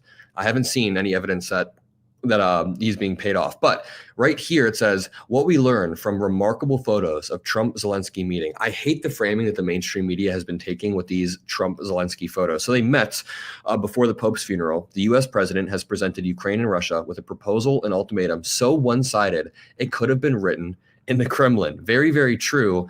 But all of these news stations keep calling these photos remarkable. Look at these remarkable photos. I reject that framing. Even Caitlin Collins of CNN, who I like, said, remarkable image. And it's a photo of them sitting next to each other. What do you mean remarkable? I see a hero on the right and I see a coward on the left, being Trump. I see somebody who's been fighting with their country, for their country, for years on the front lines. And I see someone who's been fighting against their country's foundational principles, which is Trump again. So when everyone calls these photos remarkable, you mean remarkably annoying that Trump. We discussed a lot one-on-one, hoping for results on everything we covered, protecting lives of our people, full and unconditional ceasefire, reliable and lasting peace that will prevent another war. He then says, very symbolic meeting that has potential to become historic if we achieve joint results. Thank you, POTUS. That was very carefully crafted. He's being told that Putin bombed Ukraine overnight. And he goes, you're just telling me that for the first time. I haven't heard that. Dude, the president of the United States is finding out about warfare after I am. I knew about it that morning, and Trump didn't know about it 12 hours later.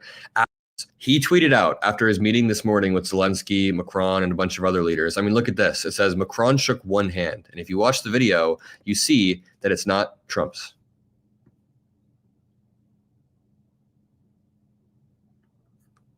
That's a long handshake with Zelensky. They shake hands for a while.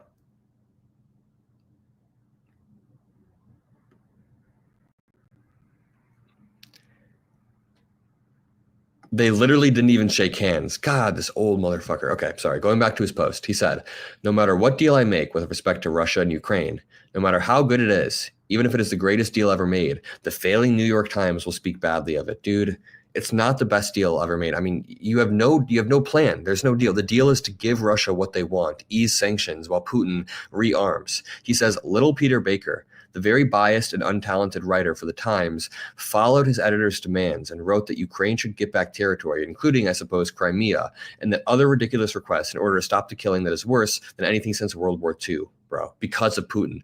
Why doesn't this lightweight reporter say that it was Obama who made it possible for Russia to steal Crimea? That's not true. We had been pushing back on the Crimea occupation until yesterday when Trump randomly tweeted out in the morning that Crimea is now a part of Russia. He says, did Baker ever criticize the Obama Crimea giveaway? No, not once, only Trump. And I've had nothing to do with this stupid war other than early on when I gave Ukraine javelins and Obama gave them sheets. This is Sleepy Joe Biden's war, not mine. It was a loser from day one and should have never happened and it would have never happened. Dude, it is happening. It is happening right now. You are president. You are not deterring it. You are not stopping it. You don't know what you're talking about. You don't know the fundamentals of this war. And he said, with all of that being said, there is no reason for Putin to be shooting missiles into civilian areas, cities and towns over the last few days. It makes me think that maybe he does. So he had to talk. He had to attack a reporter from the New York Times, Obama, Biden, and all of that to say all of this blustering that he himself has been doing. I will end the war in one day. It wouldn't have never happened if I was there.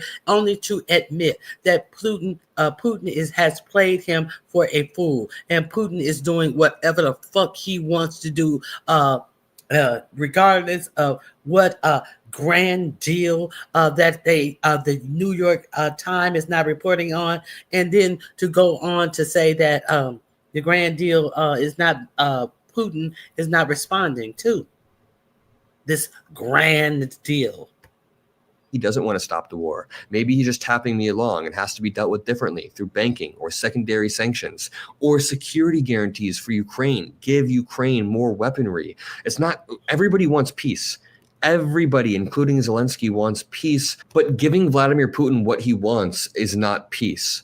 Donald Trump thinks that short-term appeasement will lead to long-term peace, meaning if he lets Putin take the land, he'll just cool off, but that's not how it works.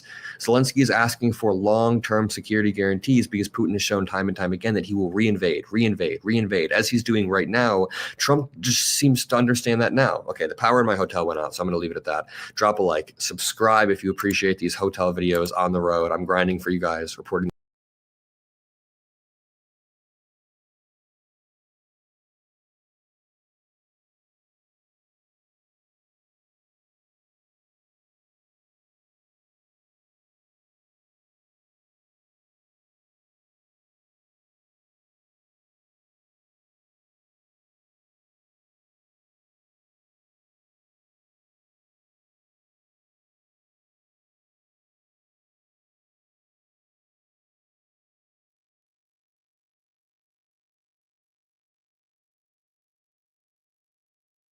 And Ukraine, I think they're coming along. We hope. Very fragile. That's a big honor if I can do it. I think we're pretty close. Before departing for Italy, President Trump expressed optimism about ongoing negotiations to end the war in Ukraine. It comes as Russian authorities say a senior Russian military commander was killed in an apparent car bombing in a Moscow suburb. That bombing occurred hours after Russia launched a second round of new strikes, unleashing more than 100 drone attacks overnight across Ukraine, despite Trump's plea on Truth Social for Vladimir to stop. And today, the president's special envoy, Steve Witkoff, is in Moscow to speak with Vladimir Putin directly after larger negotiations led by Secretary of State Marco Rubio broke down earlier this week. Joining us now, NBC News international correspondent Danielle Hamamdjian and New York Times diplomatic correspondent Michael Crowley. Welcome to you both. Danielle, you first here. This is Witkoff's fourth meeting with Putin. What are we learning? What are we expecting? Yeah, well, straight away as they met, and you just saw it there, it certainly appeared to be a warm greeting between the two, though Trump says his administration is putting a lot of pressure on Moscow. It was all smiles here, at least in front of the cameras. Vladimir Putin even welcoming Witkoff in English, not something we see very often. Compare this to the scene in the Oval Office between President Trump and the Ukrainian leader Volodymyr Zelensky. A Kremlin aide later said their meeting lasted 3 hours. It was described as constructive and very useful. And among the issues discussed, the possibility of resuming direct talks between Russia and Ukraine. We know, of course, that one of the biggest sticking points is the Crimean Peninsula, which Russia illegally annexed back in 2014. Various media reports suggest the U.S. would be ready to formally recognize Crimea as Russian territory, which is a red line for Ukraine, Alex. What about the senior Russian military commander that was killed in that vehicle explosion? They already have recognized, well, at least 45-47 has already said that it's part of Russia, and fuck what Zelensky wants, even though it's Zelensky's land. Okay, let's continue. Near Moscow, what do we know about that? Yeah, the man in question here is Lieutenant General Yaroslav Moskalik, 59 years old, and he was killed when walking by a vehicle that exploded near his residence. This happened in a town east of Moscow. This is according to the Investigative Committee of Russia, which also said the blast occurred following the detonation of a homemade explosive device filled with shrapnel. He's not the first high-ranking Russian military figure to be killed since Russia invaded Ukraine 3 years ago now. Ukraine has not claimed responsibility, but they've certainly demonstrated in the past that they have the capability to do so. Russian authorities, meanwhile, have called it an act of terror. Dmitry Peskov, the Kremlin spokesperson, was doorstepped and asked specifically about the explosion. His answer, that the Kyiv regime once again showed its true nature. Alex. So, Michael, the timing and the stakes of this meeting between Witkoff and Putin, what is their relationship like, especially when you compare it to the relationship that exists between Putin and Trump? Well, it's an extraordinary relationship. I mean, look, I've written about Steve Witkoff. I've talked to people about Steve Witkoff.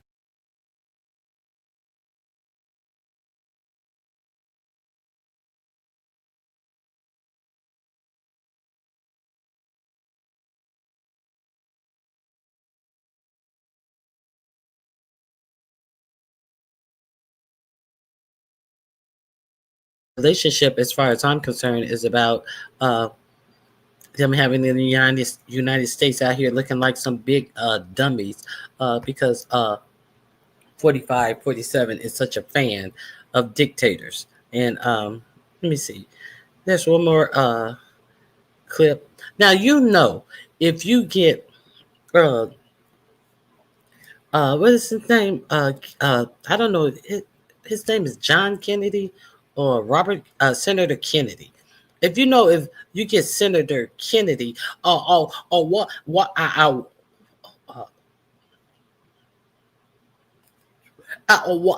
is you doing, Foghorn Leghorn, to go against you? You have to be doing something wrong. The Republicans are actually, thank you, Very Carey. The Republicans are actually butting up against this foolishness that's going on with Russia in 45-47. That he has made. Here's what I see. Putin has reneged on every promise that he has made to President Trump. His latest proposal is, well, nothing. He wants to keep all the territory that he's taken. He wants to prohibit Ukraine from joining NATO, and he wants America and Europe to stop helping Ukraine. I think that Putin thinks that America has taken the bullet train to Chunktown. I think he thinks we're afraid of him. He has jacked around President Trump at every turn. He has disrespected our president. I don't think it's going to get any better until we make it clear to Mr. Putin that we are willing to turn him and his country into fish food. And I'm not talking about nuclear weapons or nuclear war. I would start with oil, which I will be glad to talk about if you want. That was Republican Senator John Kennedy from Louisiana finding his tongue as it relates to Russia, Ukraine, even going so far as to say Putin has jacked around Trump at every turn. This comes fewer than 48 hours after Chuck Grassley took to Twitter, writing, "I've seen enough killing of innocent Ukrainian women and children. President Trump, please put the toughest of sanctions on Putin. You ought to see from clear evidence that he is playing America as a patsy." I covered Grassley's tweet when he posted it on Friday, and I want to show you a brief clip from my coverage then. Isn't it interesting that a party that exists to pray at the altar of Trump suddenly begins to find its spine as soon as Trump's approval ratings begin to crater? I can assure you that last month, not a single Republican senator, certainly not Chuck Grassley, would have spoken out publicly against Trump. Now you've got Chuck Grassley publicly tweeting that under Trump's leadership, the U.S. is being played as a patsy at the hands of Russia. I know that this is only one piece of anecdotal evidence, but I think it signals that the dam is breaking and that these Republicans are beginning to rightfully recognize that Trump isn't the boom he frames himself as, but rather a massive liability. And lo and behold, it took not even 2 days before another Republican senator found enough courage to speak out in opposition to Trump's post-Putin position.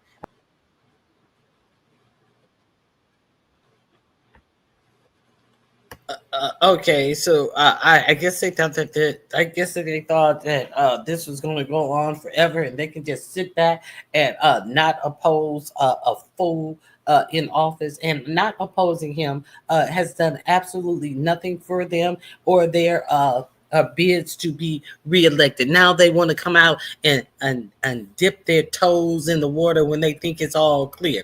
But a motherfucking crocodile or alligator is going to snatch your ass in the motherfucking pool of water and do a death spin with you motherfuckers when it comes time for you to get reelected again, because y'all sat up here and let all of this fuck shit go on. Okay, there's something else I want to share with you. It's just been a lot of stuff that has been overlooked in the media. Let's go to this Congo Rwanda thing that I was talking to you about earlier. That I couldn't remember. Rwanda was the other one. Congo and Rwanda signed Pathway to Peace in U.S. brokered agreement. So why is Marco Rubio over there brokering agreements with the Congo and Rwanda? Let's find out, shall we? Okay. Congo and Rwanda vowed to come up with a draft peace deal by May 2nd and refrain from providing military support to armed groups, according to an agreement signed in Washington on Friday as part of diplomatic efforts to end violence in eastern Congo. Did you guys know about this signing? They actually have the signing right here. Let's check this out. Congo and Rwanda have vowed to come up with a draft peace deal by May 2nd and refrain from providing military support to armed groups, according to an agreement signed in Washington on Friday. It comes amid an unprecedented advance by Rwandan-backed M23 rebels in Congo. Congo's Foreign Minister Therese Kaikwamba Wagner said the agreement was urgently needed for the Congolese people. Today marks not an end, but a beginning, a necessary step towards peace taken with resolve and purpose. This moment carries particular weight for the Democratic Republic of the Congo, in Goma, in Bukavu, and beyond. Rwandan Foreign Minister Olivier Nduhungirehe said the deal has opened the door to economic partnerships and peace. But there are no shortcuts or quick.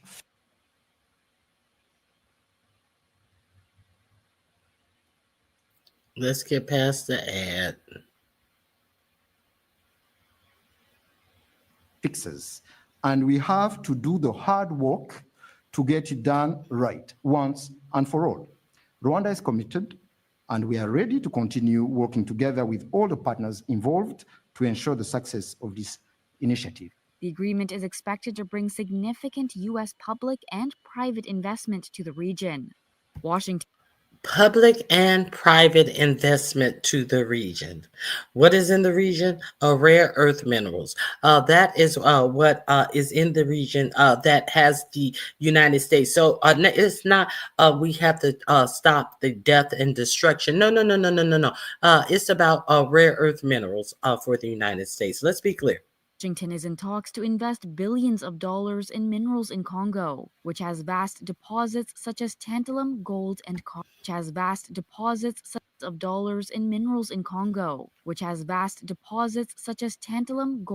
copper. Rwanda said this week it was also discussing a possible minerals deal with the U.S.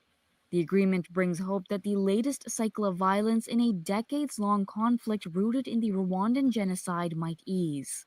Previous ceasefire calls have not produced a sustained break in the fighting. Okay. Congo and Rwanda have vowed to come up with a draft peace. Okay, so excuse me. 1 second.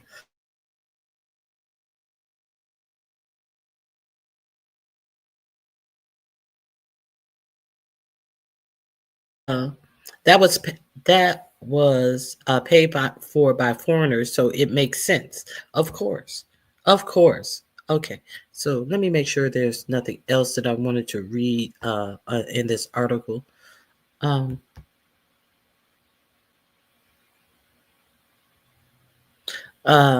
It's expected to bring significant U.S. public and private investment to the region, which is rich in minerals. Okay, so this is all of this is going to be about.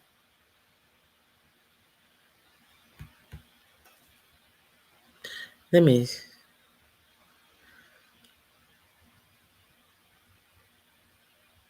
Rwandan Foreign Minister Oliver, I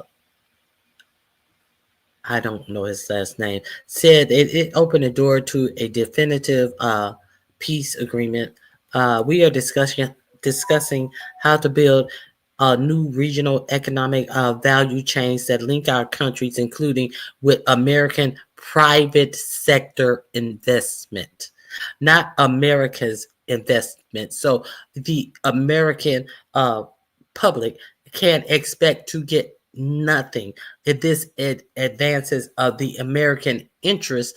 No way, no how. But this does enrich American tech millionaires and billionaires. Okay, we are discussing how to build new regional economic value chains that link our countries, including with the American private sector investment, he said. Building on the investment potential outlined in the agreement, Washington is in talks to invest billions of dollars in minerals in Congo, which has vast deposits of not only tantalum and gold, but also copper, cobalt, lithium, used in mobile phones and electric cars. Separately, Rwanda said that this week it was also speaking to Washington about a possible minerals deal. So, a durable peace. Let me see. Okay, a durable peace in the Great Lakes region will open the doors for greater U.S. and broader Western investment, which will bring about economic opportunities and prosperity, Rubio said at the ceremony. Rubio was blowing smoke up their ass. And we see they're advancing the same colonizer rhetoric that they've used in Africa for hundreds of years. So this is what Rubio is lying to them and saying, our firms are good corporate citizens, American firms, and they will bring good governance. How is an American firm going to bring good governance and ensure responsible, reliable supply chains for things like critical minerals. How are they going to do this? These are corporations who are looking for profit. They ain't looking to govern anything, but they're getting the motherfucking fucking valuables out of the earth. You think they give a fuck about any type of governance of where they're getting this from? No, they don't give a fuck about none of this. So Rubio is over there blowing smoke up their ass. Very broad. The agreement is a declaration of principles, which a diplomatic source describes as a very broad objective to work towards. So they don't even know what principles. It's very broad. It's something to work for. But they do know that we got good corporations to come in here and get these natural minerals. The agreement is a declaration of principles.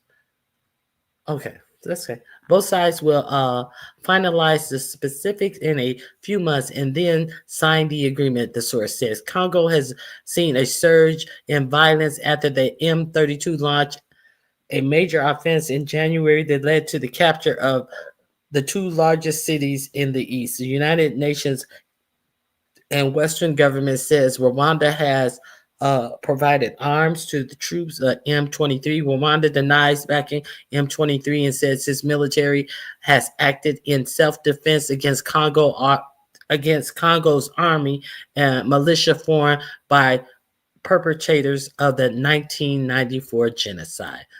Both Qatar and the U.S. have shown an interest in mediating a resolution. Qatar in March brokered a surprise sit-down between Congolese President Felix Tshisekedi and Rwanda's counterpart Paul Kagame, during which the two leaders called for a ceasefire. Qatar also hosted talks between Congo M23, and this week's the two sides issued a statement vowing to work towards peace. The Qatari Foreign Affairs Ministry said that the agreement signed in Washington was a positive and important step toward fostering peace and stability. The Trump administration has taken a special interest in the Congo. Of course he has. Of course he had. Since Congo and Congolese senators contacted U.S. officials to pitch a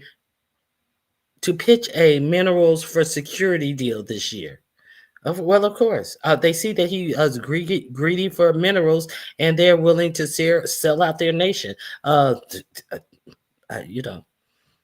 have no problems with all of these ongoing wars at the expense and raiding villages and all of this type of shit. So where some is willing, we see that some are not. Some are not willing to sell out their country. Oh, this is just so disgusting.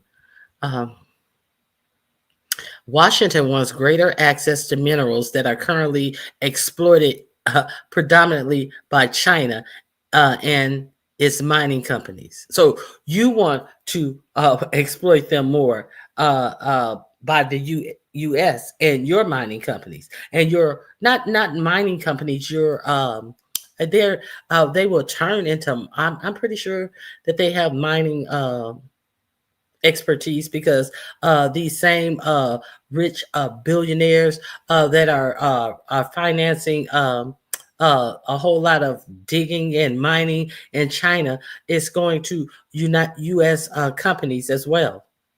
So I guess if they figure if they get it directly from the U.S., all that they have to give is 45.7, a little personal cut, as opposed to the Chinese government, who is not looking for personal riches in I don't know. A whole fuck fest of bullshit. And while they're letting other nations dig out all of their minerals and wealth, and they get absolutely nothing in return, but still living in dirt and shit, it's disgusting. That's all I'm saying. It's disgusting. Oh God, I hate this shit. Okay, let me see. The State Department has said that the U.S. is interested in a deal and expect any agreement to improve private sector partners. already positioned to support a partnership is prominent Trump backer Eric Prince of Blackwater. Eric Prince, already positioned to support a partnership, is prominent Trump backer Eric Prince, who agreed earlier this year to help Congo secure and tax its vast mineral wealth. The Blackwater weren't they found to have just unalived citizens when they were over Blackwater, that they changed the name to Blackwater, and now he's ready to dig up all the minerals out of Africa. He became a billionaire off of that, those contracts that Blackwater received during the war. This same Eric Prince, who is a Trump backer, of course. So, do you think that anything good can come out of Eric Prince being eager? That Eric Prince is eager for the wealth. They saying nothing about the conditions that they would change for the people. You see how many times that minerals has been presented, and nothing about the condition of the people who live in these regions. Nothing. You hear absolutely nothing about the people who live in these regions. Absolutely nothing. Okay. Let me see. Where? Already positioned to support the project is Eric Prince, who agreed earlier this year to help Congo secure and tax its vast mineral wealth. Vast. I will help you. Additional reporting by Alice Casco.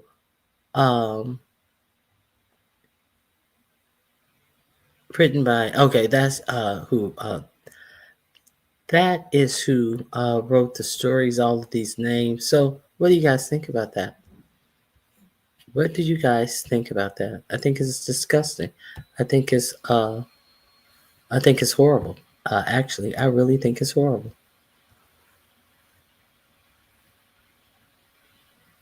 Let's be clear. Qatar is a British-run emirate. Okay, it's a backdoor. It makes me sick. He crops up everywhere. Fuckery is going down everywhere. For profit. He is there. He is always available. I'm glad you pieced the jigsaw together, because it's not everyone sees the big picture. It's too much of a mess and too much distractions. Yeah. So there, and let's be clear that none of this wealth is going to benefit you as an American citizen at all. This is just going to be more disparities, and that's all it's going to create. And more of this Hunger Game type of society that they expect you to live in and be happy in, and be quiet, and have no rights to even protest or speak out against the shit that goes on in the United States. So you guys, some people don't believe that there's going to be any backlash or not allowing people to protest, but stand by. We have 80 more days to go in the first 180-day secret Project 2025 agenda. So we have another 80 days. Y'all see how the 100 days have gone. There is something else I wanted to present to you about something. About something.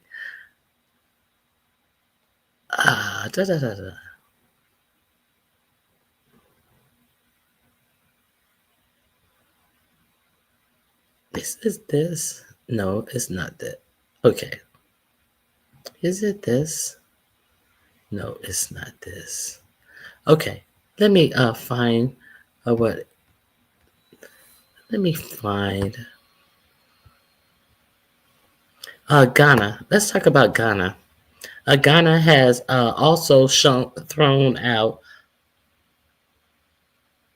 Traore's footsteps, Ghana tells foreign ministers to leave. So Ghana is another nation in Africa who are telling foreigners, take your shit and go, and you cannot continue to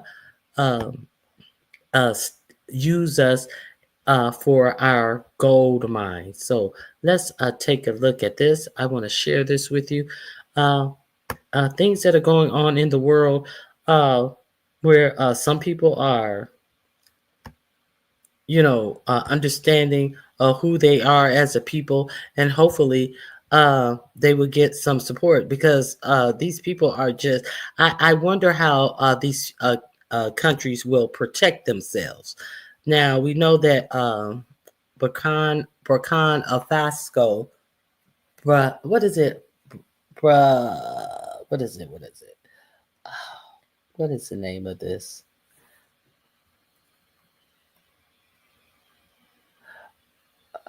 Burkina Faso allegedly have North Korea and Russia backing them. So let's see what's going on in Ghana right quick.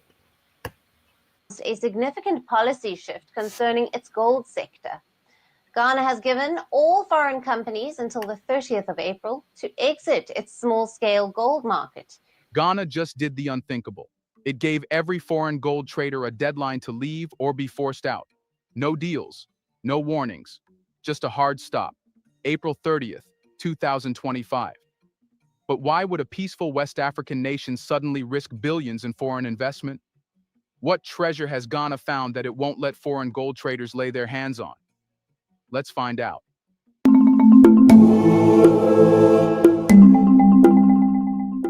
It began with whispers, a few words tucked inside government briefings, barely noticed by the international press. But then the president of Ghana stepped up to the podium, looked the world in the eye, and announced something no one thought possible: a deadline, a fixed, non-negotiable date, April 30th, 2025. That's the day Ghana draws the curtain on decades of foreign dominance in its local gold market. After that date, no foreign national, no foreign company, no outsider will be allowed to buy gold directly from Ghana's artisanal and small-scale miners. Not in the markets, not in the bush, not through backdoor brokers. Not anymore. The room was silent when he said it.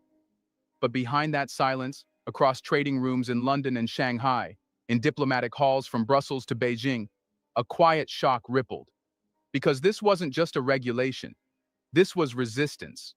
For years, the small-scale mining industry in Ghana, the one that produces nearly half of the country's gold, has operated like an open-air market with no walls. Foreign buyers came with cash, trucks, and influence.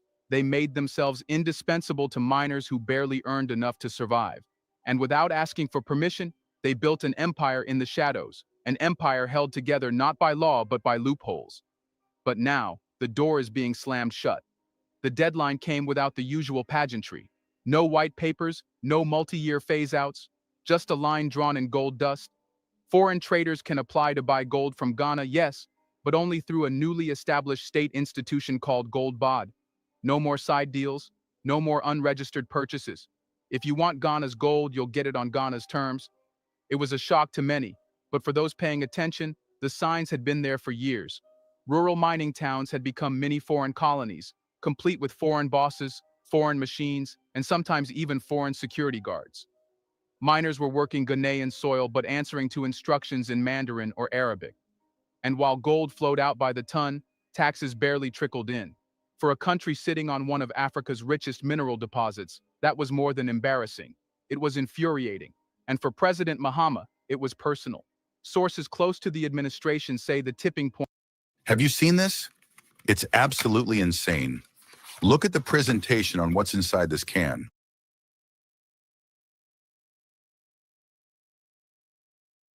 But from a pattern of disrespect. Unregistered foreign traders are bribing their way into protected zones. Gold shipments are vanishing from the airport manifests. Smugglers slipped through customs while schools in gold-rich regions had no books, no toilets, and no future. To make matters worse, the government had been pressured for years to avoid upsetting investors. But that phrase, upsetting investors, began to sound a lot like keeping the country weak on purpose. So when the deadline was announced, it was more than a policy. It was a message. We are not your resource farm. We are not your playground. This is our gold. And the world noticed. Within days, rumors began swirling through Ghana's gold towns. Foreign buyers, some of whom had operated in the country for over a decade, began liquidating assets. Others tried to pivot, offering to partner with local firms, to set up training centers, to donate to community projects. But the government wasn't interested in charity. It wanted change. How come they weren't offering all of that before? How come they weren't offering all of that before the cutoff date? Oh, you can actually do that, but you never offered it before the cutoff date. As you guys got rich, and you see the people who are working in these artisanal mines, the people who are standing up in these holes all full of dirt. You were getting rich off of what they were digging to, but you never offered. They didn't have books, toilets, or anything. You never offered any of this until they told you that they're throwing you out of their country, and you will not get any of their gold unless it's purchased through their designated way to sell. No, you're not going get no back deals in these bush areas where you're not getting shit. You're going to have to buy it from us where we profit from it. Imagine they had to speak Mandarin to make their own gold deals. Let's continue. A little bit more of this is in the description box.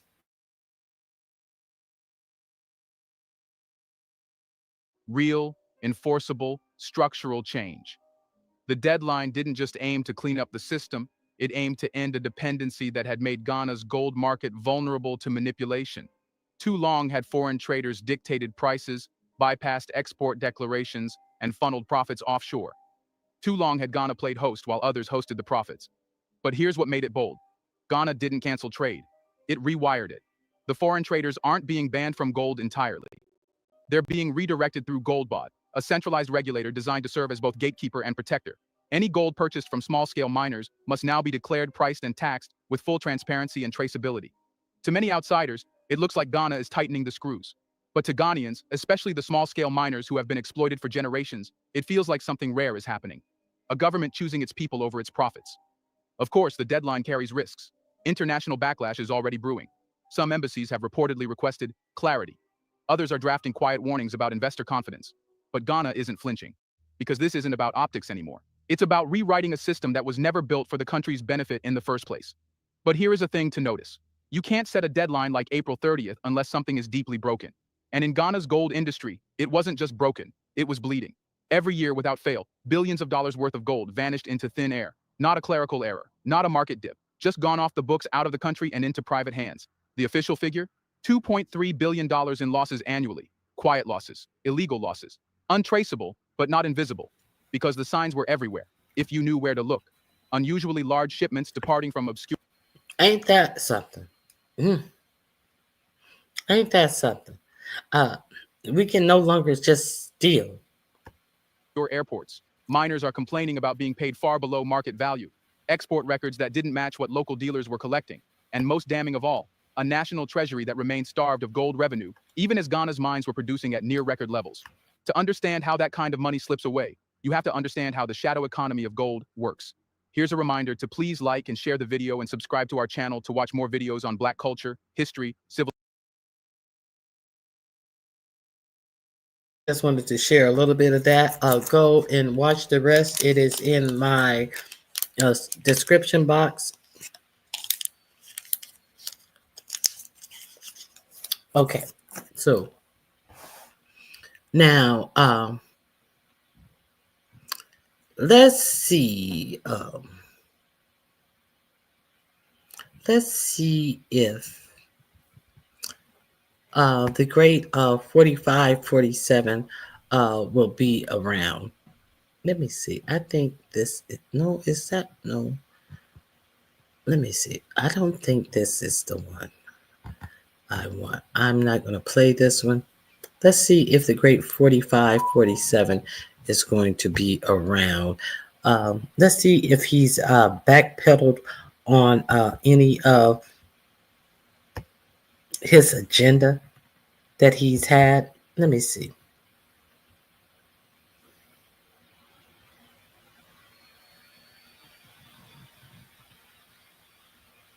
Oh, no, I want to talk about this Musk. Remember I told you about how Musk brokered a deal in Memphis, Tennessee to build a what was it? Some type of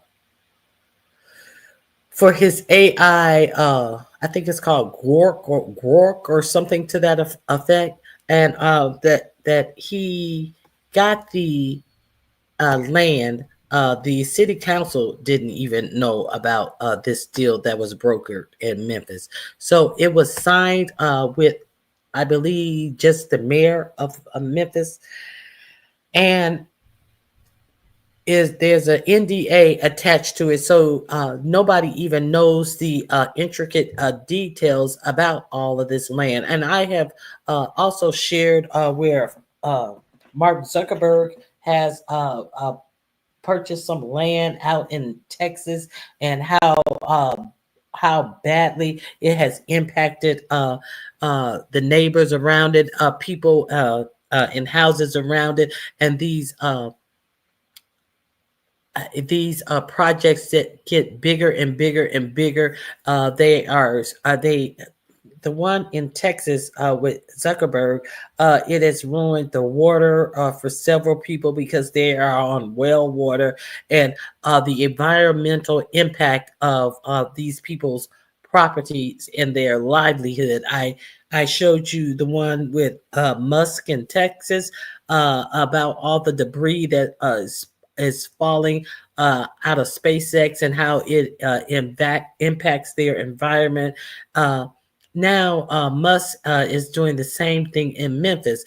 Now, even though they met with the utility company, because that's one of the things that these types of businesses do, is they shoot up energy costs so much. So even though they met with the utility company, they would not tell them the only thing that they said is they don't have a contract with Musk. So let's see what's going on in Memphis now. Usually, sometimes they want to know if these utility companies are taking the increase in energy that it costs to run these plants of these mega billionaires and offsetting it off to their residents. So let's see what's going on in Memphis now. The follow up. The title of this is Musk is scamming the city of Memphis. Me Too brothers fighting colossal Musk's XAI data center. And remember, these data center need huge cooling bases, and they have gray water runoff from the cooling of these data machines. And also remember, China has already created a one of the best models for AI that needs none of these cooling stations and none of this gray water runoff. So there's that. But Elon Musk is still trying to build this colossal under NDA cover, under no information even given to the city's boards, nothing. Now let's see what's going on. Now, democracynow.org. I'm Amy Goodman. We end today's show in Memphis, Tennessee, where Elon Musk's artificial intelligence company, X, now called XAI, opened a massive data center known as Colossus last year that supports the chatbot Grok. The facility is next to historically Black neighborhoods and runs on 35 methane gas-powered turbine generators, which emit significant amounts of nitrogen oxide and other toxic chemicals. The Southern Environmental Law Center says the turbines are operating without a permit. Those permits are the focus of a Shelby County Health Department hearing taking place today, Friday, as Musk says he wants to continue to expand his project. In February, Elon Musk explained why he decided to build Colossus in Memphis. Well, we needed a building. We can't build a building, so we must use an existing building. So we looked for basically for factories that had been abandoned, but the factory was in good shape, like the company had gone bankrupt or something. So we found an Electrolux factory in Memphis. That's why it's in Memphis, home of Elvis, and also one of the oldest. I think it was the capital of ancient Egypt. This is Tennessee State Representative Justin J. Pearson, a Democrat who represents Memphis. AI, Elon Musk company, is operating 35 gas turbines in Southwest Memphis, in the neighborhood where myself and my entire family lives. This is horrific news. They are increasing the amount of nitrogen dioxide, which causes smog and continues to harm people with asthma by potentially 30 to 60%. For more, we are joined in Memphis, Tennessee by State Representative Justin J. Pearson and his brother Keyshawn Pearson, Executive Director of Memphis Community Against Pollution.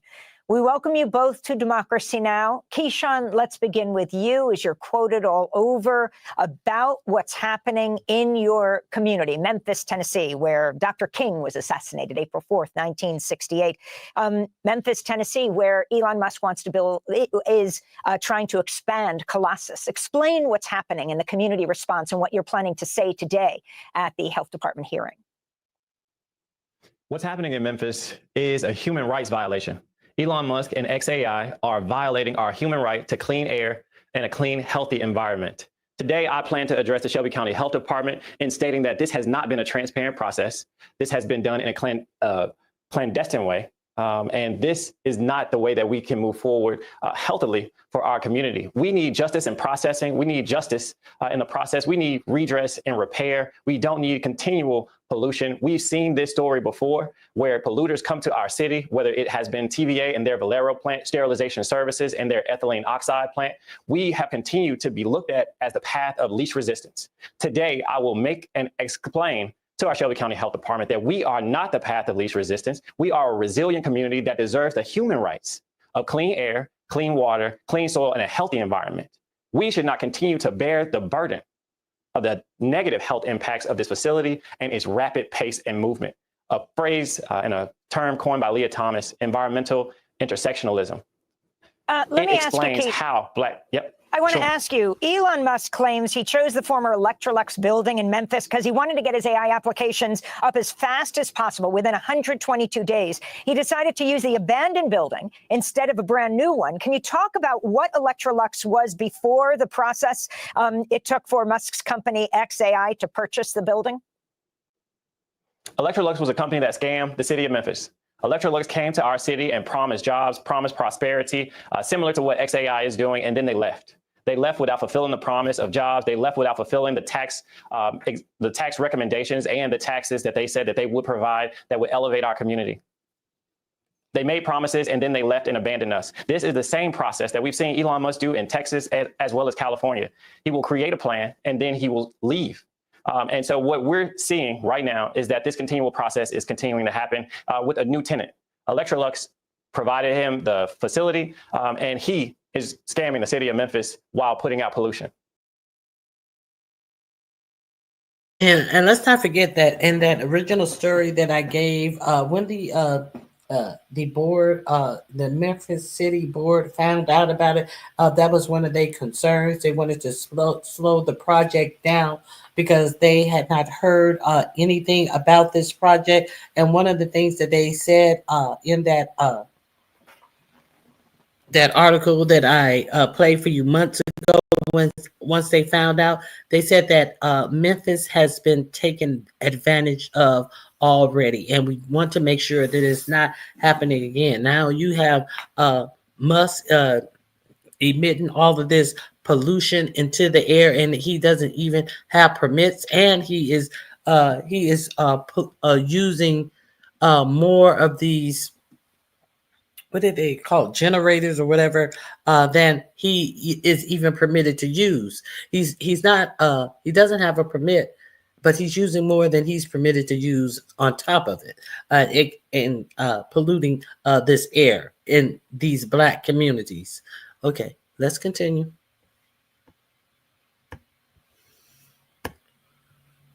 Keyshawn, I want to introduce your brother. This is an interesting inside-outside strategy. Tennessee Democratic State Representative Justin J. Pearson of Memphis, well known to people around the country. The two Justins, the representatives who were forced out of the legislature, then reelected back in by their communities. Justin J. Pearson representing Memphis. Justin, thank you so much for being with us, State Representative. If you can talk about your opposition to Elon Musk and XAI, very interesting that your fellow Republicans who have a supermajority in the Tennessee State House recently passed a resolution recognizing Musk as, quote, a brilliant businessman who's saving lives and helping to restore America as a valuable ally of Donald J. Trump. Talk about your concerns about what this AI data center will mean. Yeah, look, my concern is that Elon Musk is buying and paying for access to pollute, harm, and hurt our community. Unfortunately, our mayors and elected officials and appointed officials, Mayor Lee Harris, Mayor Paul Young, Shelby County Health Director Michelle Taylor, and the Greater Memphis Chamber all decided that the community of 38109, where I live, could be on the auction block for Elon Musk to buy. And it is a horrible, horrendous project that is having serious ramifications for our community. The reason that in legislation that my colleagues passed praising Elon Musk, I put several amendments, was to tell the truth, that Elon Musk is polluting the air of Tennesseans. He is continuing and perpetuating environmental racism and environmental degradation in our community. This project is an application for 15 gas turbines, but we know today that they have 35 turbines. And yesterday, a report showed 33 of those in operation, despite the fact that the mayor of Memphis said only 15 of them were being used, because that's what XAI had told him. They are liars. They are abusing our community, and they're Okay, so it should be easy for this mayor, the mayor who brokered this deal with Musk, to go and figure out that he's using 33 carbines when he's only allowed to use 15. Don't tell me, well, he's only using this amount. Go out there and be positive. So this mayor is, in my opinion, his palms may have been greased for him to actually back this foolishness and these lies. What would make you ruin your own city? Money, cash money. Oh, Tennessee, dirty Tennessee politician. They're exploiting us, and it's having horrible ramifications. 17.2 tons of formaldehyde being sprayed into our air because of these gas turbines. Over 130 tons of nitrogen oxide, making them a larger polluter than the Memphis International Airport. Is happening right now in our community. And elected officials and appointed officials have a responsibility to the people who they were elected and appointed to. Now, what do they do with airports? They make sure that no housing is built within a certain radius. This company is right in the neighborhood.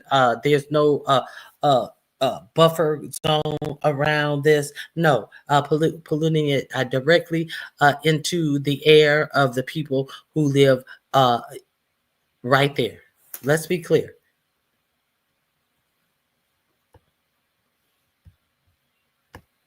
To serve, not to the billionaires and the oligarchs who are misusing and abusing their authority to hurt our community. Can you talk about Memphis Mayor Paul Young after public pressure mounted, offering to earmark a portion of the roughly $15 million in tax proceeds from XAI's operation? Yeah, I mean, Mayor Young's idea that he's going to give us tax money in place of our health and our lives is completely asinine, and it's an insult to the people in this community. But it isn't just Mayor Young who is problematic. It's Mayor Lee Harris of Shelby County, who has said nothing about this project since it started, and he was all praise and all happy-go-lucky about it, and now we can't find him. He's entirely invisible, despite the fact that the health department is under his purview. And so he hasn't come out with a statement saying that we need to protect our air, we need to protect our citizens, we need to protect our community. And that is giving license to Elon Musk and to XAI that they can pollute our community, they can hurt us without any ramification, but the people power that is rising up, the democracy that is being shown here by people of all constituencies, people all across our district and District 86, but all across the city and this county, is showing that we are not going to yield to the anti-democratic, anti-constitutional actions of people. We are not going to yield our lives and our lungs to Elon Musk, to Paul Young, to Lee Harris, to Michelle Taylor. We are not yielding our lives for the profits of the richest man in the world. This is ridiculous that the Greater Memphis Chamber and so many other people have literally decided that we can be sacrificed for the benefits of a data center and a supercomputer, and we not be included in the process, our voices not be heard. That isn't the way that economic development is supposed to go. And if that is the way that economic development needs to go in our city, we don't want it. It's an insult to the people in Boxtown and Westwood and West Junction and Walker Homes and Coral Lake that we are being treated this way, and that the people who have a responsibility and an obligation to do something about it are refusing to do so. Democratic State Representative Justin J. Pearson, I wanted to extend my condolences on your baby brother's death. Not such a baby anymore. Okay, so I just wanted to give you an update what's going on in Memphis. Very interesting what's going on in Memphis. The same thing that goes on, and they're doing it in broad daylight. And the mayor, who is responsible, has nothing to say. That's why people need to meet him where he's at. He can't just disappear from that whole little buttfuck Tennessee town. Go meet him where he is. So, and offering them a couple of bucks of tax money. What you gonna take a cut off the top of your motherfucking bribe? I'm pretty sure. Oh, speaking of tax money, have you guys heard about 4547 is saying that he wants to give women $5,000 to have a baby? The fuck is, I think I may have covered this. What is $5,000 to have a baby? But they say there are too many children being born. And you know they mean white children. They're not talking about Mexican children.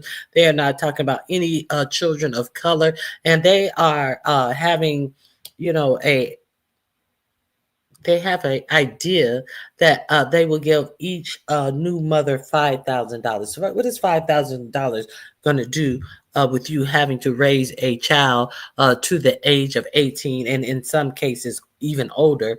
What is $5,000 going to do for you? Absolutely nothing. They're trying to incentivize having children because of the low birth rate. So make it make sense. Make it any of this make sense, because none of it does thus far. So if you haven't heard about that, I'm pretty sure dummies will be like, oh, I'm gonna get $5,000 from the government.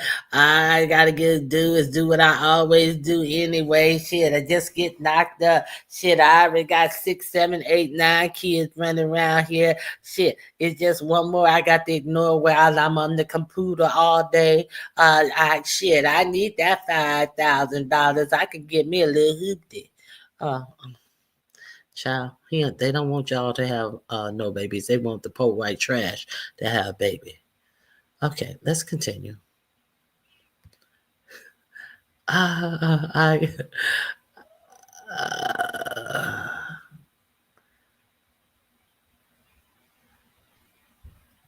me see. Hold on. Let's go here. I want to share this with you.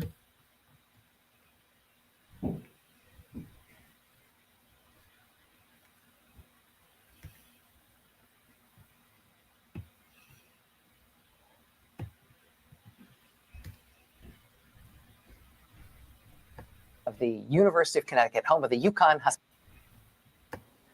This was 2 days ago in Storrs, Connecticut.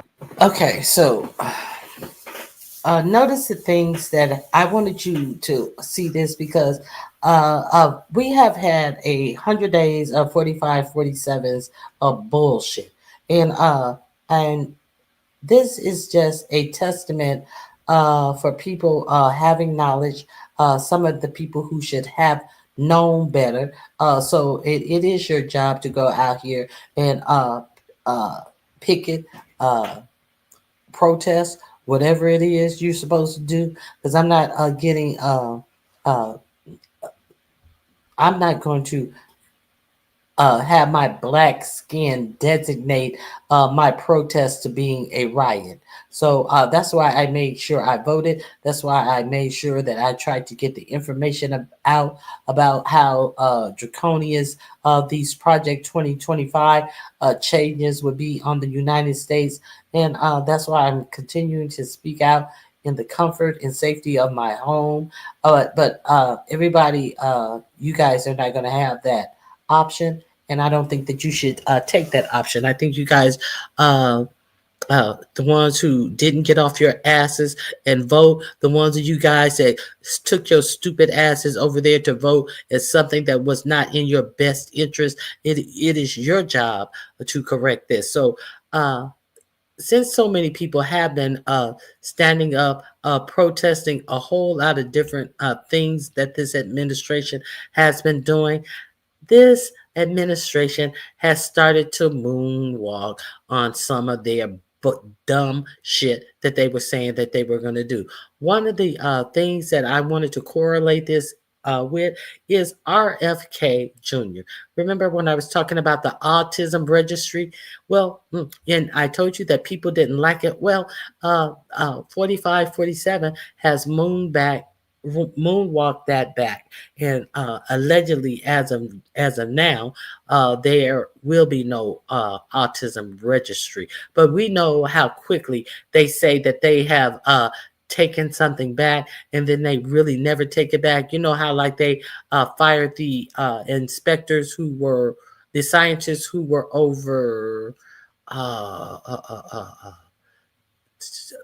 Ebola, the Ebola virus. And they said, oh, we realized that after it was too late, and we're trying to fix it. It has not been fixed to this day on a national scale. The person who was researching the elimination of Ebola. Okay, so let's see what the protests have done thus far, and let's listen at all of the things that have all of the bad ideas that have been rescinded. Let's go. On the campus of the University of Connecticut, home of the Yukon Huskies.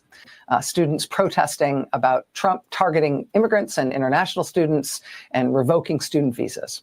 This was yesterday at UNLV in Las Vegas. Students protesting at UNLV about Trump targeting students, targeting immigrants there too.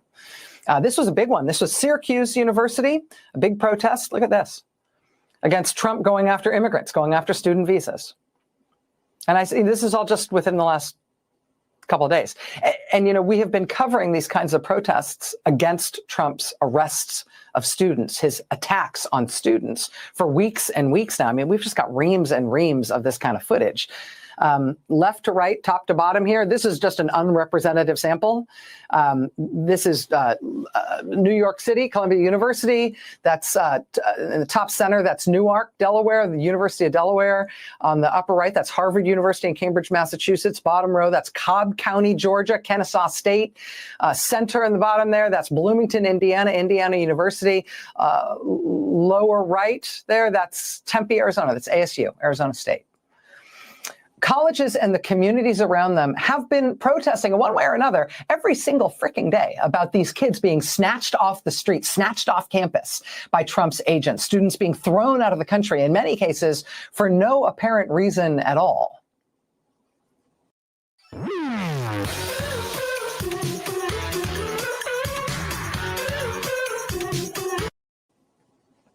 Are you one of the people who has participated in one of those protests? Have you driven past one of those protests and given them a honk and a thumbs up? Have you done anything to publicize the cases of those kids?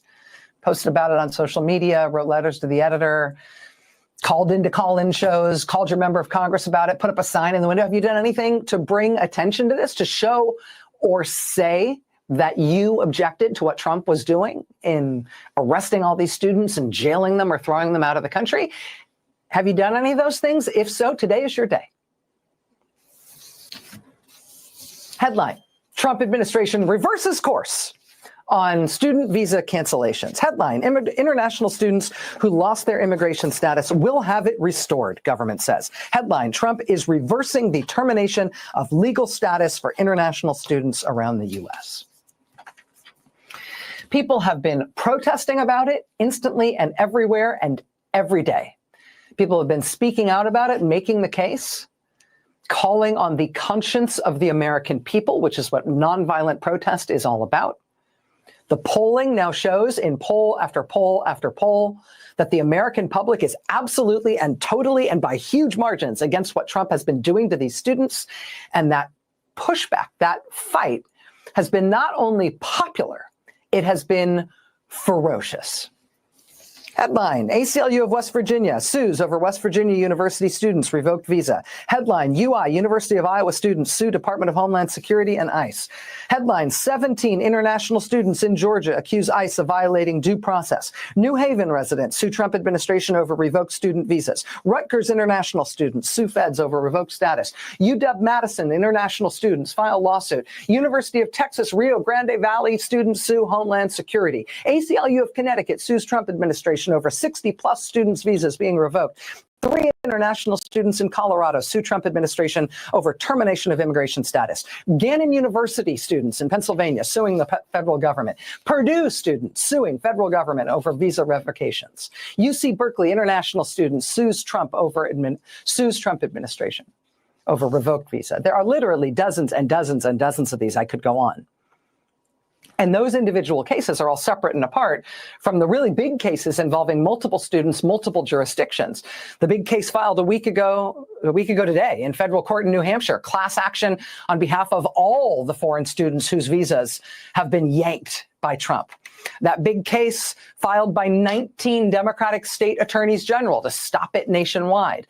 That one take no prisoners lawyer in Georgia, the former president of the American Immigration Lawyers Association, whose case started with 17 students in Georgia. Then he added more than 100 more. That lawyer telling CNN, quote, I can file 133 lawsuits, but I think the court wouldn't be happy about that. So we are filing one big one. And remember when I first started my program this morning, seemed like hours ago, I said that Marco Rubio was out here putting his face to the fact that he was revoking student visas based on them not committing crimes, based upon the authoritarian regime that is 45-47 saying that they are supporting Hamas when they are actually supporting the Palestinian people, not having this genocide continued upon them. So they have turned these things around to say that they are pro-Hamas, and all of these visas have been stripped from people and without notification that they have taken these student visas away. These are not these immigrants that they're talking about who have come over here illegally. These are people who are actually here in school on student visas that they're taking away. A whole lot of bullshit. Let's see what has happened now since people have been boisterous. Let's see.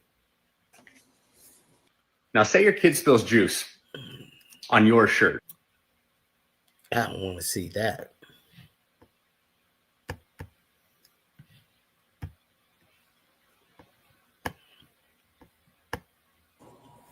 Well, all of those efforts effectively have now been victorious because Trump stopped. He had to stop wholesale attacking these thousands of students for the terrible crime of going to college in the United States. The Trump administration also today had to reverse itself on killing the crime victims hotline at the U.S. Justice Department. Why did you kill that? They've now had to put it back. The Trump administration now having to reverse itself on killing all translations of weather forecasts and weather emergency statements because heaven. Moonwalk with me, please. Moonwalk. We're in the moonwalk phase of the program. Everybody get up and moonwalk because of all of these dumb shit that this president has put into action, he's moonwalking it right back. Let's get up and dance. Heaven forbid somebody who doesn't speak English might also receive the tornado warning. They've now had to reverse themselves and reinstate those translations. The Trump administration has now had to reverse itself and restore the fund. Wait, well, 4547 said that English is the national language of the United States. Now, we remember for decades, since the United States has come to be, there has been no official language. But when 4547 came in the second time, he said English is the official language. So if they can't get the notifications in their languages, that's isn't he? Wasn't he? What did they say? He win by a demanding, astounding number of votes, and he has a mandate. Rachel, calm down. He can say that they cannot transmit catastrophic weather alerts in only English. What's wrong with you, Rachel? English is the language of the American people. The Trump administration has now had to reverse itself and restore the funding Trump had cut for the largest and most important decades-long study of women's health. Did he do that? Did he get rid of that? He got to bring that back. Is it in the bag? In the bag? Credited with saving countless women's lives, changing women's health globally, and saving billions of dollars in the American health system. It is a study that started in the 90s. It's saving billions of dollars in the American healthcare system. Well, why don't you take that over there to RFK Jr., because he has a problem with autism allegedly going to cost the American Health Agency in the billions of dollars. So, everybody should be happy.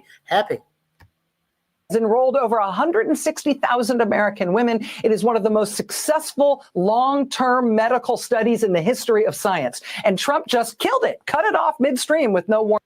Science. Who needs it? Who believes in science? Just take some Robitussin, take some Tussin. You got a wound, put some Tussin on it. Science. And now they have had to reverse that. Now the Trump administration has had to reverse itself on its not at all terrifying plan to create a national government registry of autistic people. Now, this is when I found out that there actually was going to be one. He's taking back his autism registry plans. And I was like, what the fuck is autism registry plan? That sounds kind of scary. I don't want to be on nobody's registry about any type of medical condition I may have.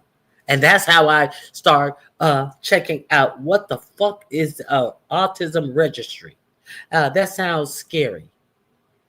And now he had to walk it back. It's the only reason that I found out about it. I don't know if or when you found out about there's actually being an autism registry.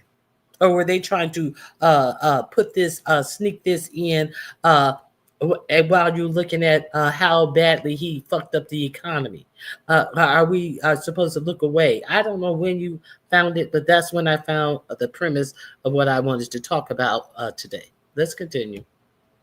Under the authority of Trump HHS Secretary Robert F. Kennedy Jr., who, of course, talks about autistic people as if they are not even human. And now he's going to create a universal registry of everyone with an autism diagnosis in the United States. Are you kidding me? That was his plan. Now he's had to reverse himself on that as well. Today, the Trump administration has had to reverse itself on cutting food safety scientists at the FDA. Trump's new we talked about that on Thursday about the milk. Let's continue. Picked FDA commissioner actually went on CNN this week and denied that those scientists had been fired. He said, quote, "I can tell you there were no cuts to scientists or inspectors. There absolutely were." And it was absolutely announced that the reason that they were getting rid of them is because they didn't have the staff, because they were fired. They didn't have the staff to do all of these different tests on milk and all of this because they didn't have the staff. Why? Because they fired them. Who are they kidding today? Who are they kidding in the reboot? Nobody? Firings of scientists and inspectors cut from food and drug safety labs all across the country, including, I should mention, from the veterinary division of FDA, where what they were working on was the bird flu. He didn't even know, oh, they haven't been cut. Now they've quietly started reinstating all those scientists and inspectors that they actually did cut, but they didn't want to admit it, let alone defend it. And so now they've had to reverse it. All of those reversals within the last day.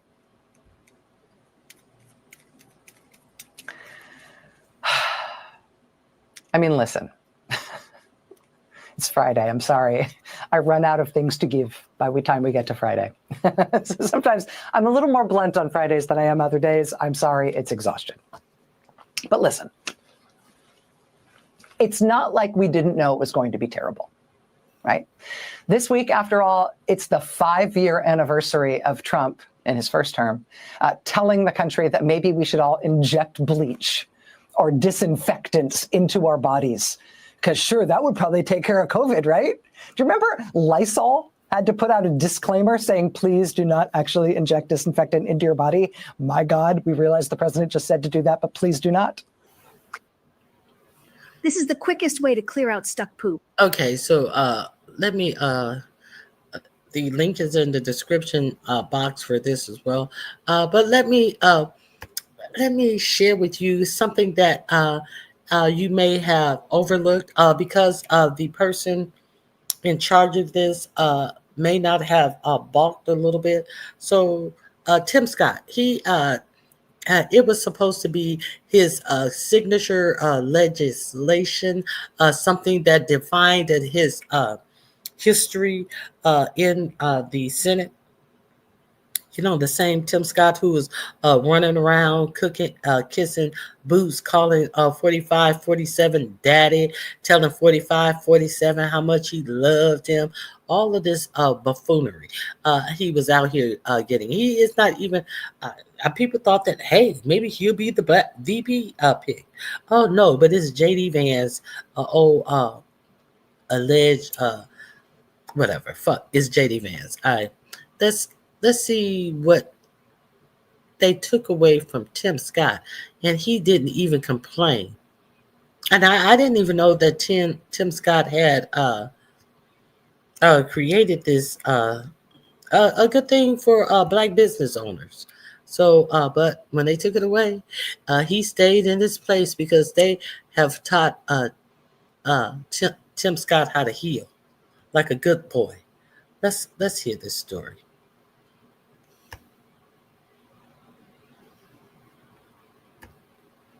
Senator Tim Scott,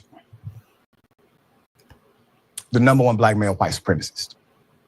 Senator Tim Scott hasn't said a word, even though Donald Trump has gutted his legacy in policy.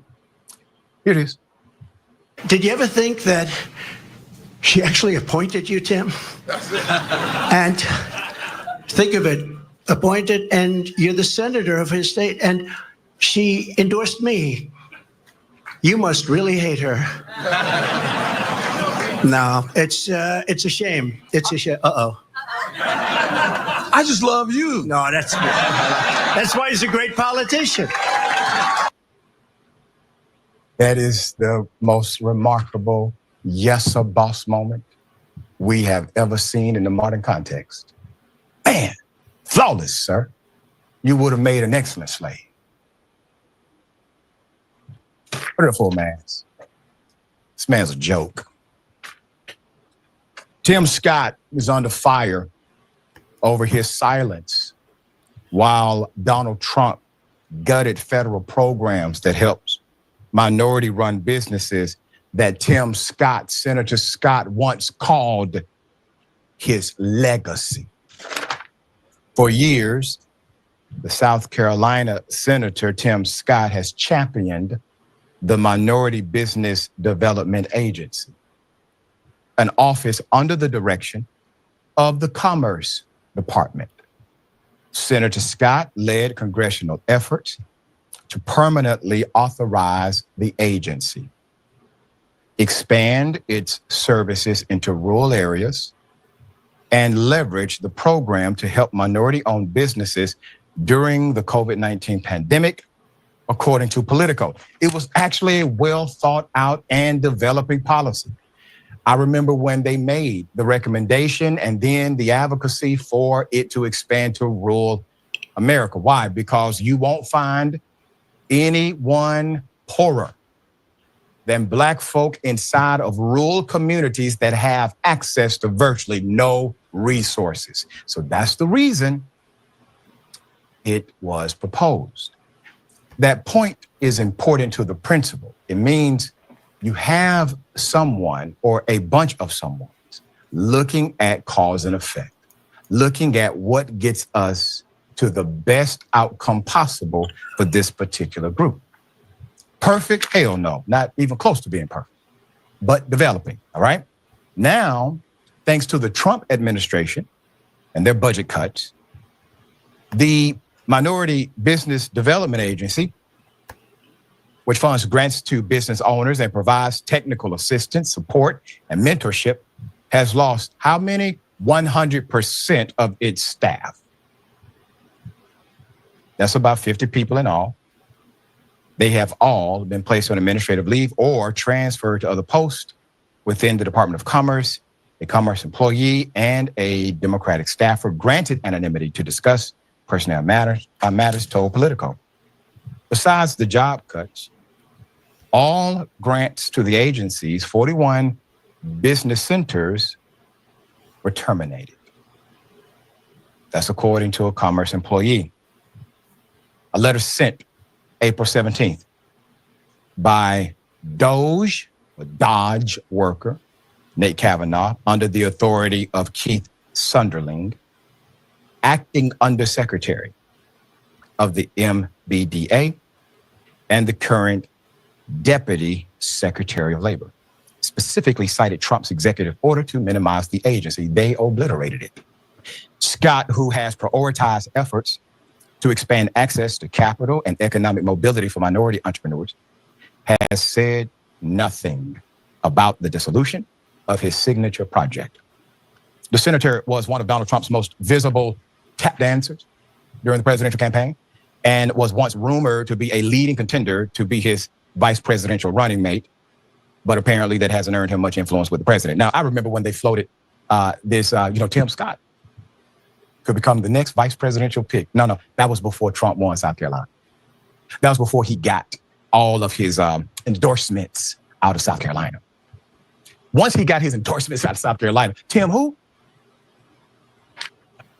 Scott might not have seen it coming. Now, you have to be, I don't like to call anybody dumb, sir, I'm a professor. But damn it, whatever word is as close as dumb as possible without saying dumb, that's what you are if you didn't see this coming. Scott may not have seen it coming. He reportedly told minority businesses he remains supportive of the program's mission, but wishes the agency would change its name, fearing it might be grouped in with DEI efforts targeted for elimination by the president, according to one of the Commerce Department employees. Sir? Stock up this Earth Day with Paleo Valley's buy one, get one free offer on bone broth protein. If you're someone who cares about healthy eating and increasing the protein in your diet, listen up, because we've got the ultimate. If a leader will get rid of an effective program because they don't like the name, why in the hell are you still supporting that leader? Though silent now, Scott was quick to defend Trump during the campaign, especially when matters of race were concerned. He said the Republican nominee was, quote, taken out of context when he accused migrants of taking Black jobs during his debate last summer against Joe Biden. Quote, I think what he meant to say was the fact that 2/3 of the jobs he created went to African Americans, Hispanics, and women, Scott said. I think we should take a whole look at the picture, and I don't think that happens. Critics have assailed Scott's silence. Scott is always the good MAGA soldier. How does he sleep at night? Asked one ex-account holder. Quote, talk is cheap, especially when your legacy gets bulldozed and you don't even flinch, added one commenter. Quote, guess silence is the new strategy. The Commerce Department employee went further, calling out Scott's cowardice. Asked to comment about the MBDA, a Scott spokesperson trumpeted the senator's record of working with Trump to deliver, quote, life-changing results for minority communities around the nation. You damn right, it's hella life-changing. We just reported on a federal worker who went to work, black woman, put her head on her desk and died because of the stress associated with potential layoffs, her being 5 years away from retirement at an agency she's been with for over 20 years. You are right, it is life-changing. The only demographic in America where black people are overrepresented is in one place: employment with the federal government. In every other place, black people are underrepresented. Whatever number you choose, 14%, black folk make up 14 to 17% of the American population, whatever number you choose. Go to the federal government, you will see that they make up 20, sometimes 20+% of the federal workforce, and some agencies are even higher than that. So what was Trump's first priority? To gut what? To gut the federal workforce. Agency. See, he can come against black people without ever saying the word black. Yes.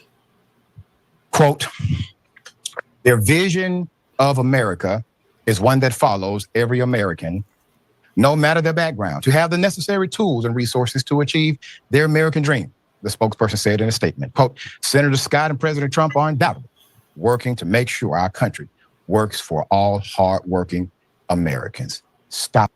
They don't want us to have any American dream. If they wanted us to pull ourselves up by our bootstraps, they wouldn't be fighting so hard to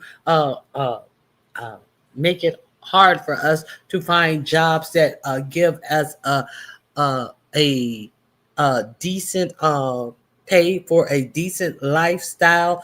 God forbid they want you to be like sharecropper poor. They don't want you to excel in anything because it makes them feel inferior because they haven't done the things to get these jobs. They are used to the handouts. They are used to getting jobs through who they know and who they're connected with. So God forbid you're going to give this job to a black person who's qualified. So that link is in the description box. And this is one last thing that I want to share with you guys as well about these babies that y'all want 5 stacks. Y'all get in line. The Trump people have a way that they want to give you some money. To start paying women to have babies. Here's the headline. The president of fertilization, as Donald Trump calls himself, and Elon Musk, the world's worst baby daddy, apparently have colluded and gotten together and think it's a good idea to start paying women to have babies. Here's the headline. Trump mulls over a $5,000 baby bonus for moms in a bid to reverse declining birth rates, report. And here is what I have to say about that. This is anonymous. I want to just piggyback on him. Trump considering a $5,000 baby bonus to encourage births. Meanwhile, it costs an average of $10,000 to $18,000 to give birth. Baby expense range from $1,100 to $2,500 monthly, not including rent, food, insurance, and other necessities. This angers me to the core of my being because it goes back to the childless cat lady that women should have babies. That's what they're designed to do. And here's what I have to say. If you want people to have babies, provide childcare help, provide housing help. Do not. Speaking of childcare help, did you guys know that they have made I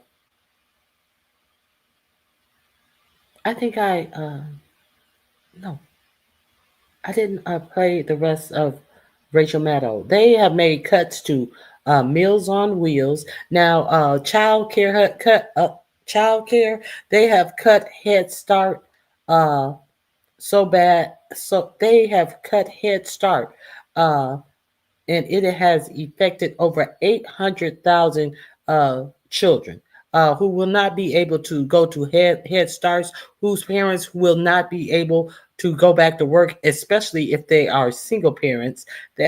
They want to tax Canada, China, and Mexico, saying that they are the producers who are bringing opioid into the United States, and telling you how many people who have died from what's that shit that they put in opium from opioid addiction and what is that? The other drug that they have in those opioids. I know somebody is saying it in the chat. What is that other stuff that is in fentanyl? Thank you. I had a mind fart because I want to say that they want to tell you, how many people had died from this? How many people? Well, if that is true, why is it that 45, 47 has made cut to Narcan? Narcan that they made sure that was in every public school, every police car, every paramedic vehicle, every hospital, thousands and thousands of people who have been saved from dying due to their addiction to opioids. If they care enough to tax these countries, is it that they care to tax these countries for money so that they can put a Band-Aid on or help these people who are affected by these drugs? No, they have cut Narcan. And what else have they cut? They have cut the amount of money that is going into opioid addiction programs. So what they collecting this money for then? What they collected this money for? They have cut the regulations for coal miners, the people that make sure that the coal mines that they are carving into under the earth are secure. They have cut that. These are the cuts that 45, 47 have cut. So let me see. Let me finish this baby shit. Well, we're talking about $5,000. She started off telling you what it costs to even have a baby in the hospital, not including what it has that you have to house these children and everything. And if they care about these children so much, why did they cut pre-K? Let's continue. Cut Medicaid and Social Security, provide insurance. $5,000 is not going to fix anything. And I think it's insulting that nobody is looking at all the problems that this administration is creating, and they're thinking, oh, throw $5,000 at it. It infuriates me. This is where we have to be a tad bit careful, because Kamala did campaign on something similar, and it's a child tax credit. And she talked about people that are, when they have babies for the first time, the government giving them assistance. And so we have to be careful that when they say something, we're not just 100% against it because it came from them, because Democrats typically want to support young families and children. And so I support if you have a child, you getting a $5,000 tax credit.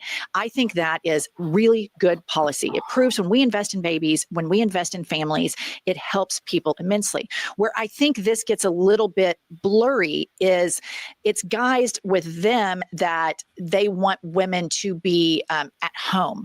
And I think their motivation is probably to keep women out of the workforce. But that policy on its face is very similar to policies that Kamala Harris campaigned upon. But Kamala Harris also campaigned on child care help. Correct. Health insurance, housing. They're not doing that. They're going through the federal government and intending to slash Medicaid, Medicare, Social Security, all of these programs that help people. No talk of reforming into insurance for all. So this to me, combined with the lack and inaction on their part and other policies, insults me. Everything they do insults me, but I will say, for a lot of women that live under a Trump abortion ban that are forced to have babies. That's true too. And so I want to be core to my principles of how I believe government should assist young families, specifically vulnerable, which babies are. I think the question here is their intent to keep women out of the workforce? And you make a brilliant point that they're not talking about, expanding healthcare for children or daycare. But I do think when we talk about these things, at the core, I do believe in government assistance for young families. I believe in that and I support that. I absolutely agree with that, but $5,000 isn't enough. It's not enough, especially when you're cutting all other services for these children. Yeah, the simple fact that you say you want to give this just because the birth rate is down. Maybe the birth rate is down because people cannot afford what it takes to raise children. So they are putting off having children because they can't afford it. And that $5,000, while it is good to help support children that you already have here, to make a decision to have a child based on $5,000 is some bullshit. When you have taken away everything else that would assist making it easier to bring up a family in the United States. Period. Dot. Okay, so I just wanted to share that with you guys. I think that's all. I got the Tim Scott of it all. Let me see. I think that's it. Let me double check. There may be one more thing that I omitted in playing. It's a couple of things that I didn't get to. I got to the Ghana. I got through all of the African stuff. Scamming.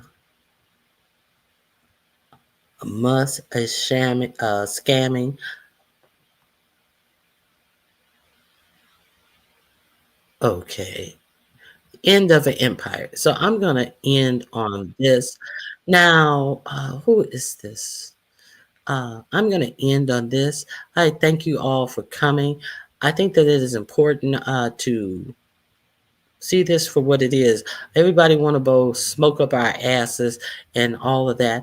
But let's look at this for what this really is. The for-profit media don't want to inform you about the BRICS Union. What is his name? I forget this guy's name. I played he's an economist. Robert, what is his name? Oh God. I'm drawing a blank. Let's get into this. The end of an empire. I want to share this with you guys. What is his name again? Let me share this with you.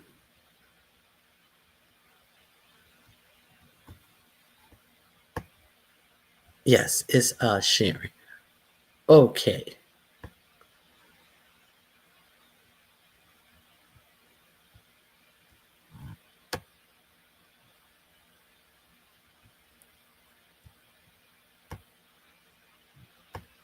Great to be here. Professor Richard Wolff, it is so nice to see you. Richard Wolff. Yes, I love his outview, and he's an economist. So check out what he's saying about the American empire. Let's go. Great to be here. So I think we'll just jump right into the heart of the matter, which is, I'm curious your perspective on if you see Trump's trade war as a sort of seminal turning point event in America's long-term empire decline. Well, the short answer is absolutely yes. That's what I do. I see what Mr. Trump is doing. I do take it seriously. He has economic advisors. There is an idea there about the situation, and there's a bit of a plan of what to do with it. But the word I would use, the adjective that comes most to my mind, is desperation. And I think the world is looking at this that way, that these are the acts of people who have become desperate. And otherwise you wouldn't do this. I mean, take a step back. We have just declared trade war by imposing tariffs on the whole world. Nobody does that. Nobody's doing that now. We are the only China isn't doing that. Russia's not doing that. No European country is doing. That's an incredible thing to do. And yes, the United States is a big player in the world economy, even now, no question. But its relative position has been declining now for quite some time. In a way, it was in the cards. We came out of World War II, the top country, every other potential competitor had been wiped out by the war. Britain, France, Germany, Italy, Japan, you name it, they were in ruins. And we were it. And anybody who has any historical sense would have known that that's not a sustainable situation, that the countries that were ruined are going to try to rebuild.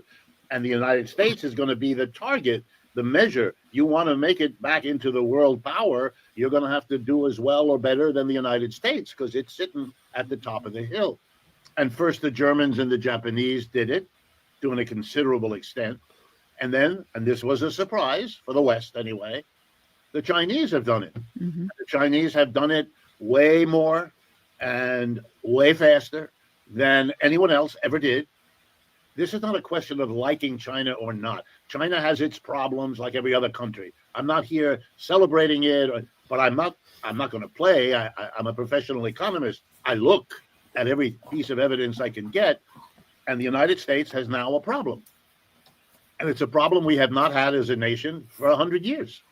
Whatever our internal problems, the inequality that we have, which is very serious, the leftover problems of racism, all of that. I mean, you know that, you talk about it, you know, we all know it unless we have an ideological need to pretend that it isn't there. But what is really new is for the first time in a century, we have a real serious economic competitor. I like to give a couple of statistics when I explain this to my audiences here. The United States GDP, which is that number, a rough number of the total output of goods and services in one calendar year. That's the GDP, right? Gross domestic product. For the United States these days, in the neighborhood of $26, $27 trillion. What is the GDP of Russia right now? Between $3 and $4 trillion. That's been the relationship. That's the relationship of an elephant and a mouse. Russia was never an economic threat or competitor. It was simply too small, too underdeveloped. It's a very large country by geography, but in terms of its economic, no. But that's not true of China. China, whose GDP, by the way, is around $18, $19 trillion, not quite the US yet, but catching up fast. That's a wholly different story. That's not, you're not going to fight a Cold War with China with the same results that you did that with Russia. It's a completely, and I don't think most Americans have got their heads around that yet. There's an awful lot of what my wife, who's a psychotherapist, calls denial. There's an awful lot here in the United States of people who, understandably, because I'm sure it happened in every other empire when it went down, there were a lot of people who pretended it didn't happen. I remember my last 2 or 3 trips to England, that's what I came away from. I talked to friends and associates of mine in Britain, people I like and respect and all of that. But there was still, even in the best of them, a leftover longing that would show up in odd moments of denial, of not understanding that Britain was now what it once was, a small, cold island off of the mainland of Europe. You know, even we, who are a product in some sense of the British Empire, probably have a hard time. And we don't see the humor that the only thing left of their empire are the coronations and the funerals of their kings and queens. We are following in that process. And Mr. Trump, and by the way, this is not even a critique of Mr. Trump. I don't think any president would be in a position to reverse it. I think we could have a president who was a lot more honest about it, and talking to the people about it and trying to come up with a understood national conversation about how do you handle it. That would be adult. We don't have that. But I don't see that, you know, all due respect, in the last presidential election, neither Mr. Biden nor Mr. and so on. And we'll tell him, we'll be fair, you know, but this image that you are going to dictate what happens, and that your concept of fairness is some sort of absolute that everybody will recognize. That's a strange bet. You know, most adults realize that what I think is fair and what my adversaries or people around me think is fair are probably not identical, and that we're going to have to, you know, in a marriage, in a friendship, in a business association, we have to, a deal is not imposed. I mean, unless you have the power to do that. We don't. And you're right. It seems like a time warp has happened here.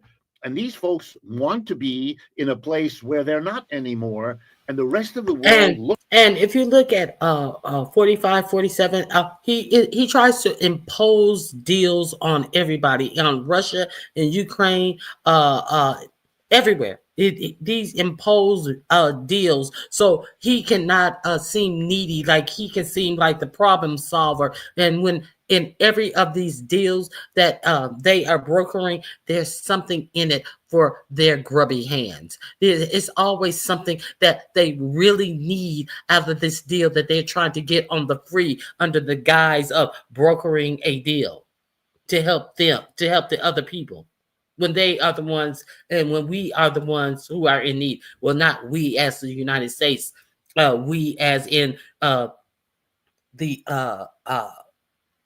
tech oligarchs that 45, 47 represents. That is the we that is in need of these haphazard brokered deals.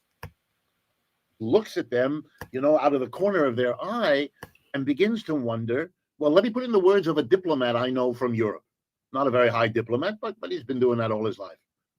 He said in a recent email, the United States is now, for all of us here, and then he mentions the European capital where he works, the United States has become the, I quote now, rogue nation. Wow. Remember the term that we've applied? Mm-hmm.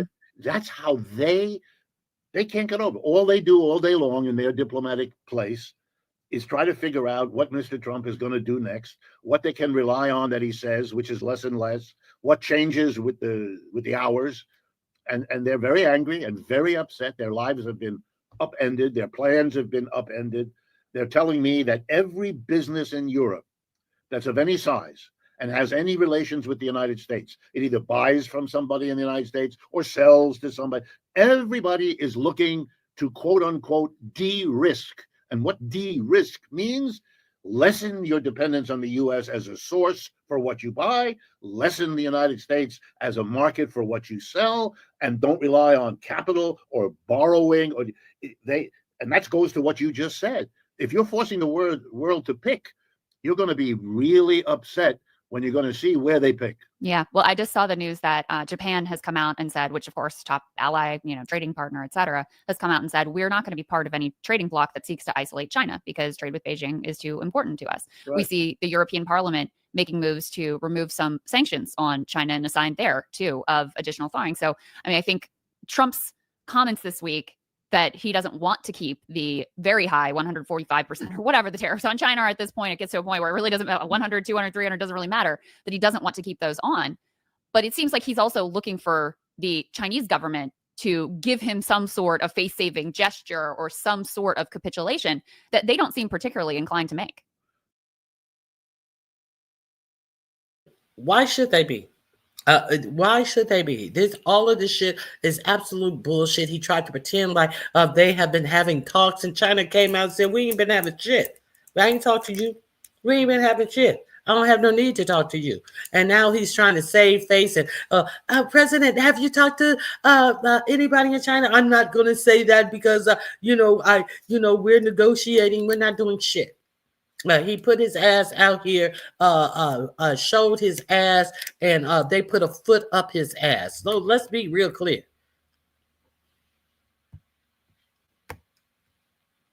No, their statements, I find them amazing. And the Chinese have been famous for many years in being, at least in public, who knows what they say amongst themselves in their meetings, but in public, very, very polite, very deferential, very correct and appropriate. They're now letting fly rude comments about the United States. And for me, I think that's quite symbolic of what you just said, that they don't feel they have to, and they now, I think, want to project what they are, which is a real alternative. And we cannot keep telling ourselves that that's not the case. Look, and I'm an economic historian. I teach that stuff in the university. China is the most impressive economic growth story in the history of the world. There's no way out of that. In 40 years, when I was a college student, we were given a book to read. I don't know if you ever got it, by an American woman, missionary named Pearl Buck. And she wrote a book, I believe the title, The Good Earth. Mm-hmm. And I believe it was about her experiences in China as an American missionary working in China. But what I left with, I couldn't tell you the plot of the novel, but the descriptions of China, I will never forget. The level, I had never imagined such poverty. And she's really very good at letting you feel and see what it meant to be a typically poor Chinese peasant. And to then see the pictures of China today, I mean, it is, and Americans have to understand, most of the world is poor. Most of the world has one of its great priorities not being poor anymore, making the transition that Europe made, that North America made, to middle class status, whatever exactly you mean by it. That's what they want. And China did it. China is the new example. It did it in a shorter amount of time with more explosive modernity. I mean, they now match, what Apple does, what Intel, all our great techno companies have their parallels coming out of China, and often now exceeding what we can do, at least in the moment. And we've never seen this before. This is a new reality for the United States. And I'm afraid that most of our politicians, and I'll quote you back to you, since the people don't want to hear it, they're not going to tell them. Yeah, that's right. That doesn't make for good leadership. What should people know about what China has done right and what has been so effective? I mean, when you look at the statistics, at the reduction in poverty over an extremely short period of time, historically speaking, it is shocking. Like it is a world historic feat. And then when you couple that with the technological development, where by some metrics, they've already surpassed us. I mean, there's a real question. We're sort of saying, okay, who's going to be the first and the leader in getting to AGI? Is it going to be the US? Is it going to be China? Right. It may be the case. The real race is within China itself, competition among different Chinese. They have so surpassed us in terms of EV battery and car technology that it's insane how far ahead they are in some of these areas. So what have been the key parts of their model that people should understand have been really successful? I'm glad you asked. Let me try to explain. The Chinese, the power there is in the hands of the Chinese Communist Party. They were the people who made the revolution back in the late 1940s. They won in 1949. Mao Zedong took over, and they've been running that country ever since. They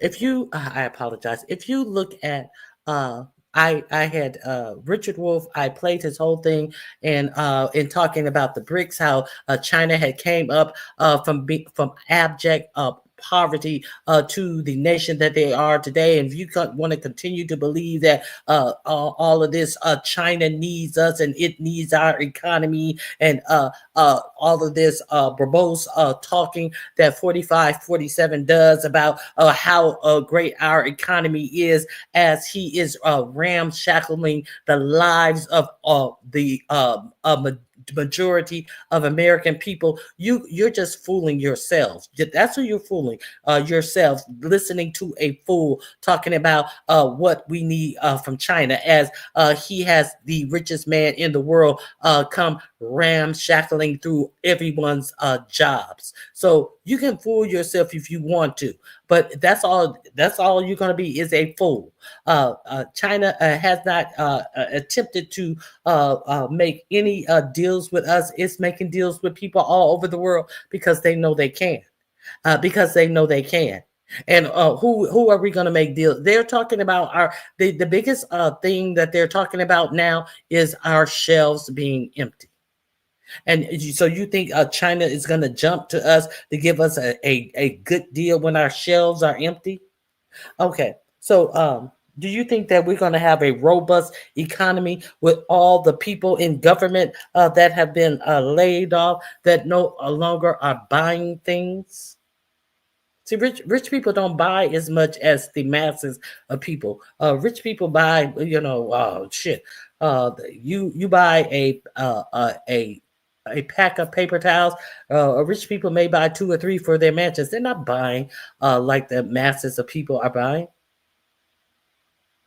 I mean, come on. Who's going to bolster this economy?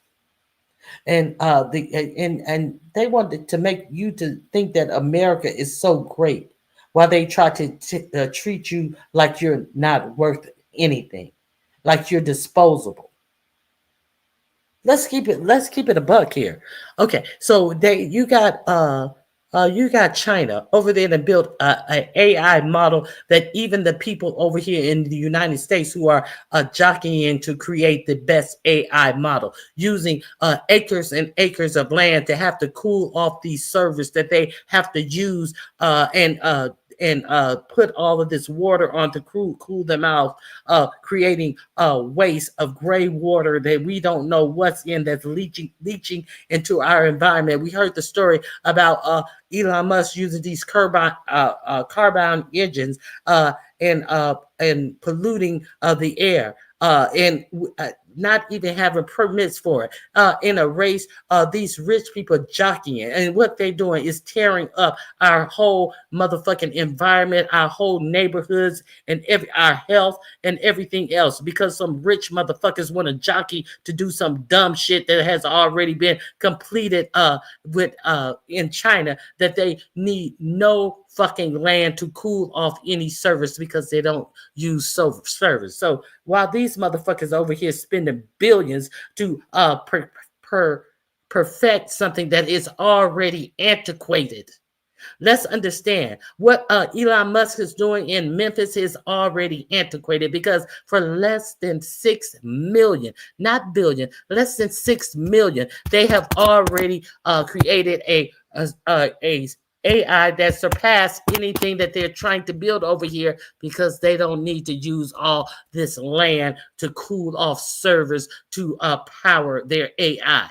And the sooner these motherfuckers admit it, but it don't mean nothing to them, because they don't have to put these billionaires, they're not putting all their money into developing this AI that you motherfuckers want to walk around and act like it's the next best thing. It's the next best thing. It's the next antiquated thing that they are taking money out of the United States budget and giving it to billionaires to create some bullshit that's already antiquated. And you motherfuckers walking around talking about what AI is going to do. AI ain't going to do a goddamn thing. It's not going to do a goddamn thing.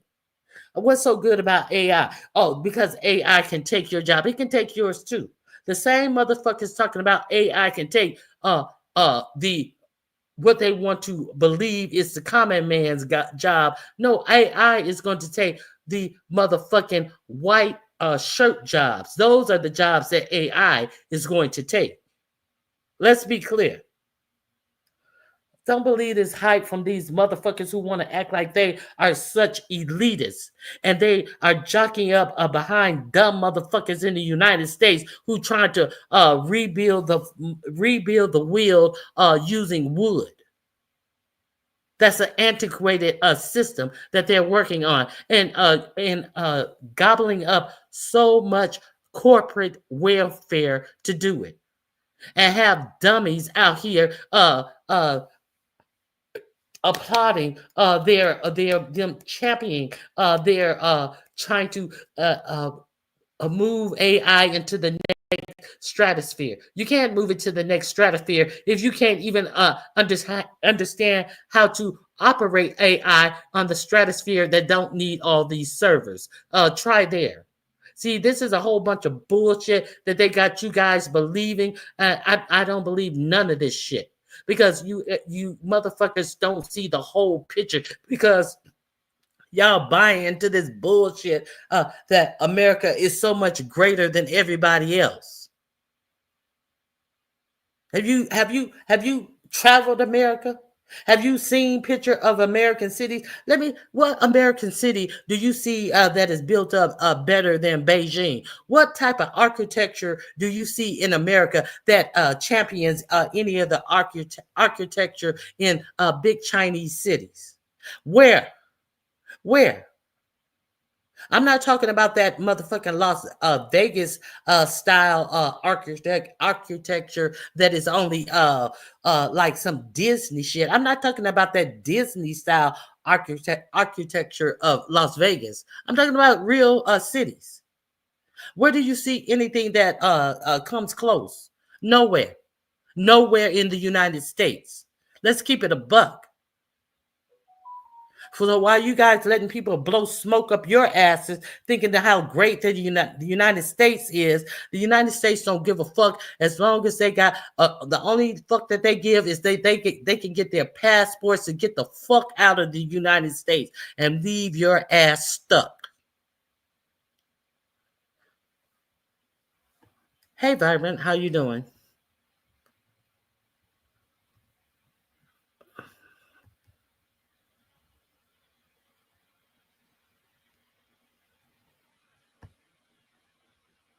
They'll be the first. Why do you think? Why do you think they so? We're gonna go to space. We're gonna go to space. We're gonna go to Singapore. Exactly.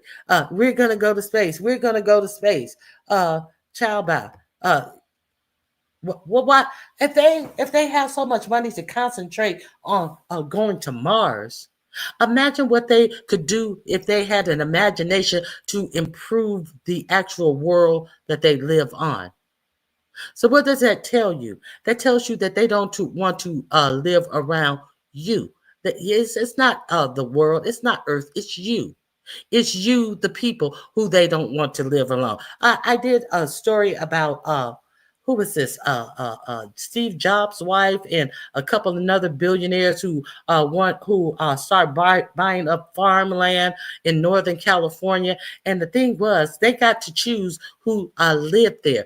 They didn't want to have a regular governance.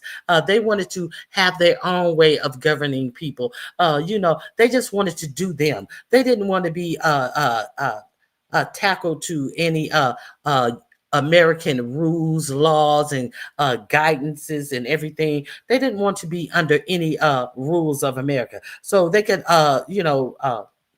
do whatever they want to. There's no such thing as racism, period. We can be racist towards people, but we're going to act like there's no such thing as racism or whatever they wanted to do. And then the town got wind of it. And then the people in the town, they started, hey, wait a minute, what's going on? And they start buying up more and more and more land. And then they decided to put off on this venture. Now, just last night, I found out, I'd forget the name of the town in Ohio, of all places. Ohio, that is where Jeff Epstein he was renting the guest house out of the mansion of the man who owns Bath and Body Works, Victoria's Secrets, what's another big store he owns. He lives in a town in Oklahoma, and he has this big, huge mansion in Oklahoma. And then he started buying up different lots and blocks and subdivisions where people lived. And these people they didn't live in like houses or anything. No, they lived in mansions. And he started buying up the land, and they are so many empty, huge, if they're not mansions, they're definitely McMansions out there in Oklahoma. In Ohio, that he hasn't gotten to. But he has built all of these. You know what he built there? He built shipping companies where 18-wheelers go in to pick up shit that has been shipped from where? From China. He has. Let me see if I can find this. It was astonishing. Let me see. Let me see if I can find this.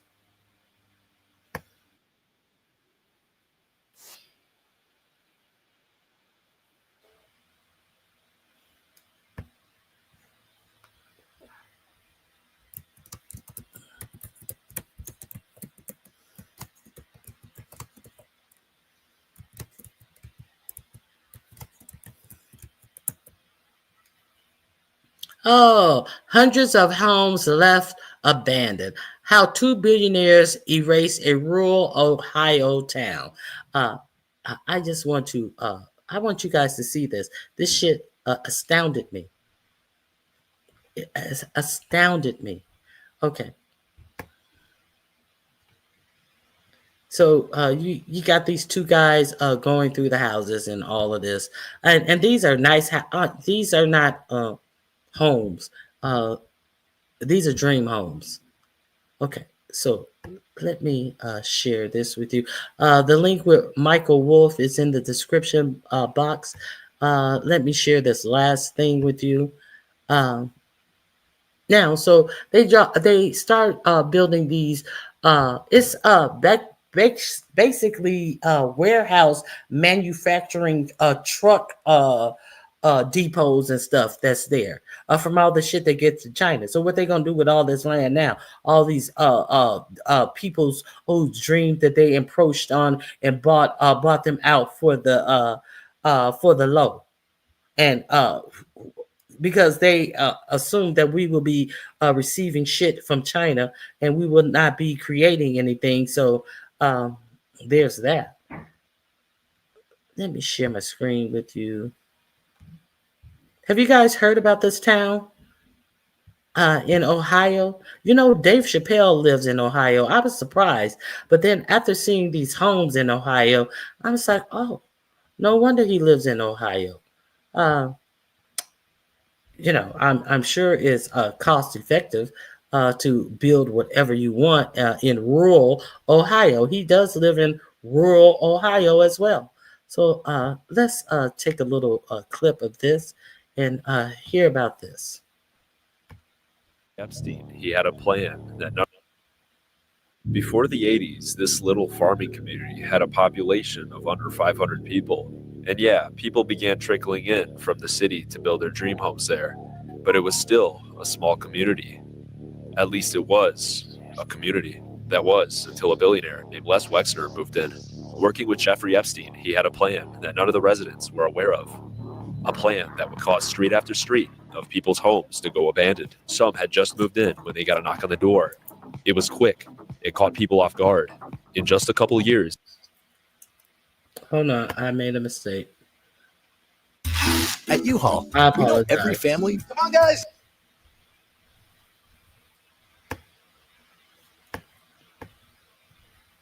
I want you to hear the beginning of this and we'll skip through it. I apologize. I hit the wrong button. Community. At least it was a community. That was until a billionaire named Les Wexner moved in. Working with Jeffrey Epstein, he had a plan that none of the residents were aware of. A plan that would cause street after street of people's homes to go abandoned. Some had just moved in when they got a knock on the door. It was quick. It caught people off guard. In just a couple years, his plan to erase the entire rural community was a success. He started out small and had to do things slowly, get certain people out first. But then, the last 3 years, the change was unimaginable. Even 3 years ago, New Albany is completely unrecognizable from what it once was. Most of this change happened all at once in 2022. And looking closer, the pure shock of this destruction becomes apparent. They indiscriminately took every plot of land. Whatever was next, they took too. Up until 2022, you can see new homes were still being built. It was no matter. All families had to vacate. Before we get to today, how was one man able to do all of this? This is Les Wexner, Ohio billionaire and owner of companies such as Victoria's Secret, Abercrombie & Fitch, and Bath & Body Works. At the beginning of the 90s, he moved into his newly built mega mansion in rural New Albany, along with many other families, creating a new life for themselves in a rural landscape. Only he didn't want them there. In fact, he bought up all the smaller homes bordering his house and demolished them. Well, actually, it more bordered Epstein's house. Yes, Jeffrey Epstein. This is the house where you've heard about certain things happening on the news. It was known as the guest house of the Wexner property. Wexner and Epstein both had a secret plan and a window view of what was to come. Wexner created the New Albany Company. From my understanding, the company, along with other ambiguous LLCs, would buy up an entire block of family farms and then sell it to a corporation for an even bigger profit. Epstein was soon granted power of attorney, as well as president of New Albany Co., and he began to break ground. In the 2000s, the New Albany Business Park was created. The anchor was Abercrombie & Fitch. In the mid-2000s, plans were moving forward again. A highway was proposed. Dozens of homes were bulldozed when suddenly Epstein left New Albany Company in 2007. He was caught a couple months later in 2008 for prostitution. Wexner took on the project on his own and completed a second industrial park at the newly built highway. This one was more successful than the last, and it would bring in the perfect storm for him to unveil his ultimate plan. It was now the late 2010s, and whether Mr. Wexner knew it or not, he was sitting on one of the biggest investment opportunities in Ohio's history. He had more than a foot in the door. He had 2 business parks already built, and the city was allowing him to do whatever he wanted, so he kept buying up homes and let them sit. Online shopping was booming, and the warehouses did not stop. At the same time, data centers, usually even larger than warehouses, rose to popularity. And by then, there was no stopping the complete erasure of rural New Albany. Facebook built Okay, rural New Albany. Okay, so let's take Intel was going to move there, but then they pulled out. They're making this some industrial land. That's what they're doing. That's where Intel, the American company that helped build Silicon Valley, is going to build a $20 billion semiconductor megasite. It was only 2022 when the news finally picked up on what was happening to people here over the past couple of years. And for them. So you think eminent domain only happens to regular people or poor neighborhoods? These rich people, they don't give a fuck where they root people up from. It was not empty acres of land as described by former President Joe Biden. It wasn't just Intel, a chip manufacturing facility. In all different directions, New Albany Company was buying up homes every single day. Even today, it feels like there's no end in sight, but many of the families who were vocal about the opposition have been bought out.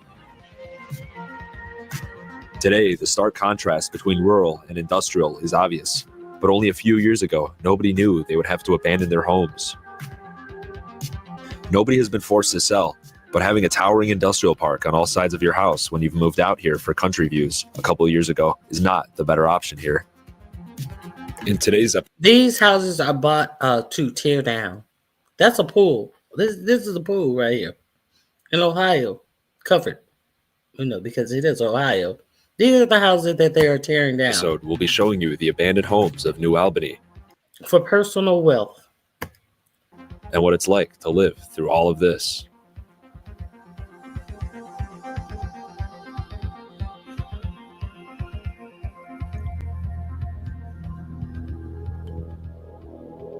Okay, so they go through. And I started drinking warm water to help. They go through several of the houses and stuff, but I have never heard of this story. I'm gonna drop the link in the chat if you want to go through these houses. They're not gutted out or anything. You can tell that some people did try to come in and take things like left at me. But when they saw how fast I was changing, like that, they started doing it themselves. But they have not been ripped of the piping or anything like that. I'm going to put the link in the chat if you want to check this out. The United States is up to grab for billionaires, but they don't want they don't want to create any jobs or opportunities or anything else. They just are really centered on their personal wealth. So I didn't plan on showing that. I just happened to run across that last night for some reason. And that's all that I have for you today. If you create jobs in those places, planners and politicians let you do anything. I've seen stuff like that happen a lot. I don't think they have created any jobs. I guess the jobs that they have, have more so are in construction and deconstruction. I guess in the warehouses or whatever, there are some jobs, but it is what it is. I just didn't see that coming, and I was surprised to check that out. Even having millions isn't rich enough in Trump's America. It sure definitely is not. I remember him saying that his neighbor let him put on a comedy event in his cornfield during COVID. I definitely remember that as well. So thank you guys for showing up. Yeah, I just wanted to talk about that. Now,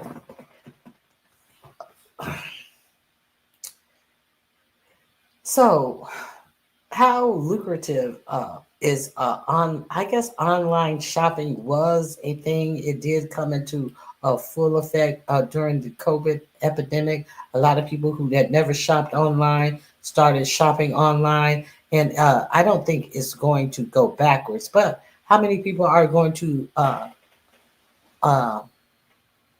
have the opportunity to do all of this online shopping anyway? Now, with that being said,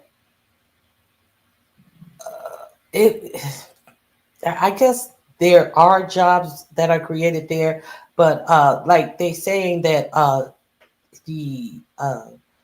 there are no containers coming into the United States like they used to, and how all of these big shipping destinations in the United States are basically barren of new items coming in from China. So, every industry can take a hit. I can see why his company that he put out there, those trucking warehouses were busy, but nothing is always guaranteed. So, yeah, I don't think that he created that many jobs. Usually, these rich people who don't have to fall in line with a union abuse their staffs and take shortcuts and don't care about their safety. Elon Musk is notorious for not doing things via safety guidelines and everything.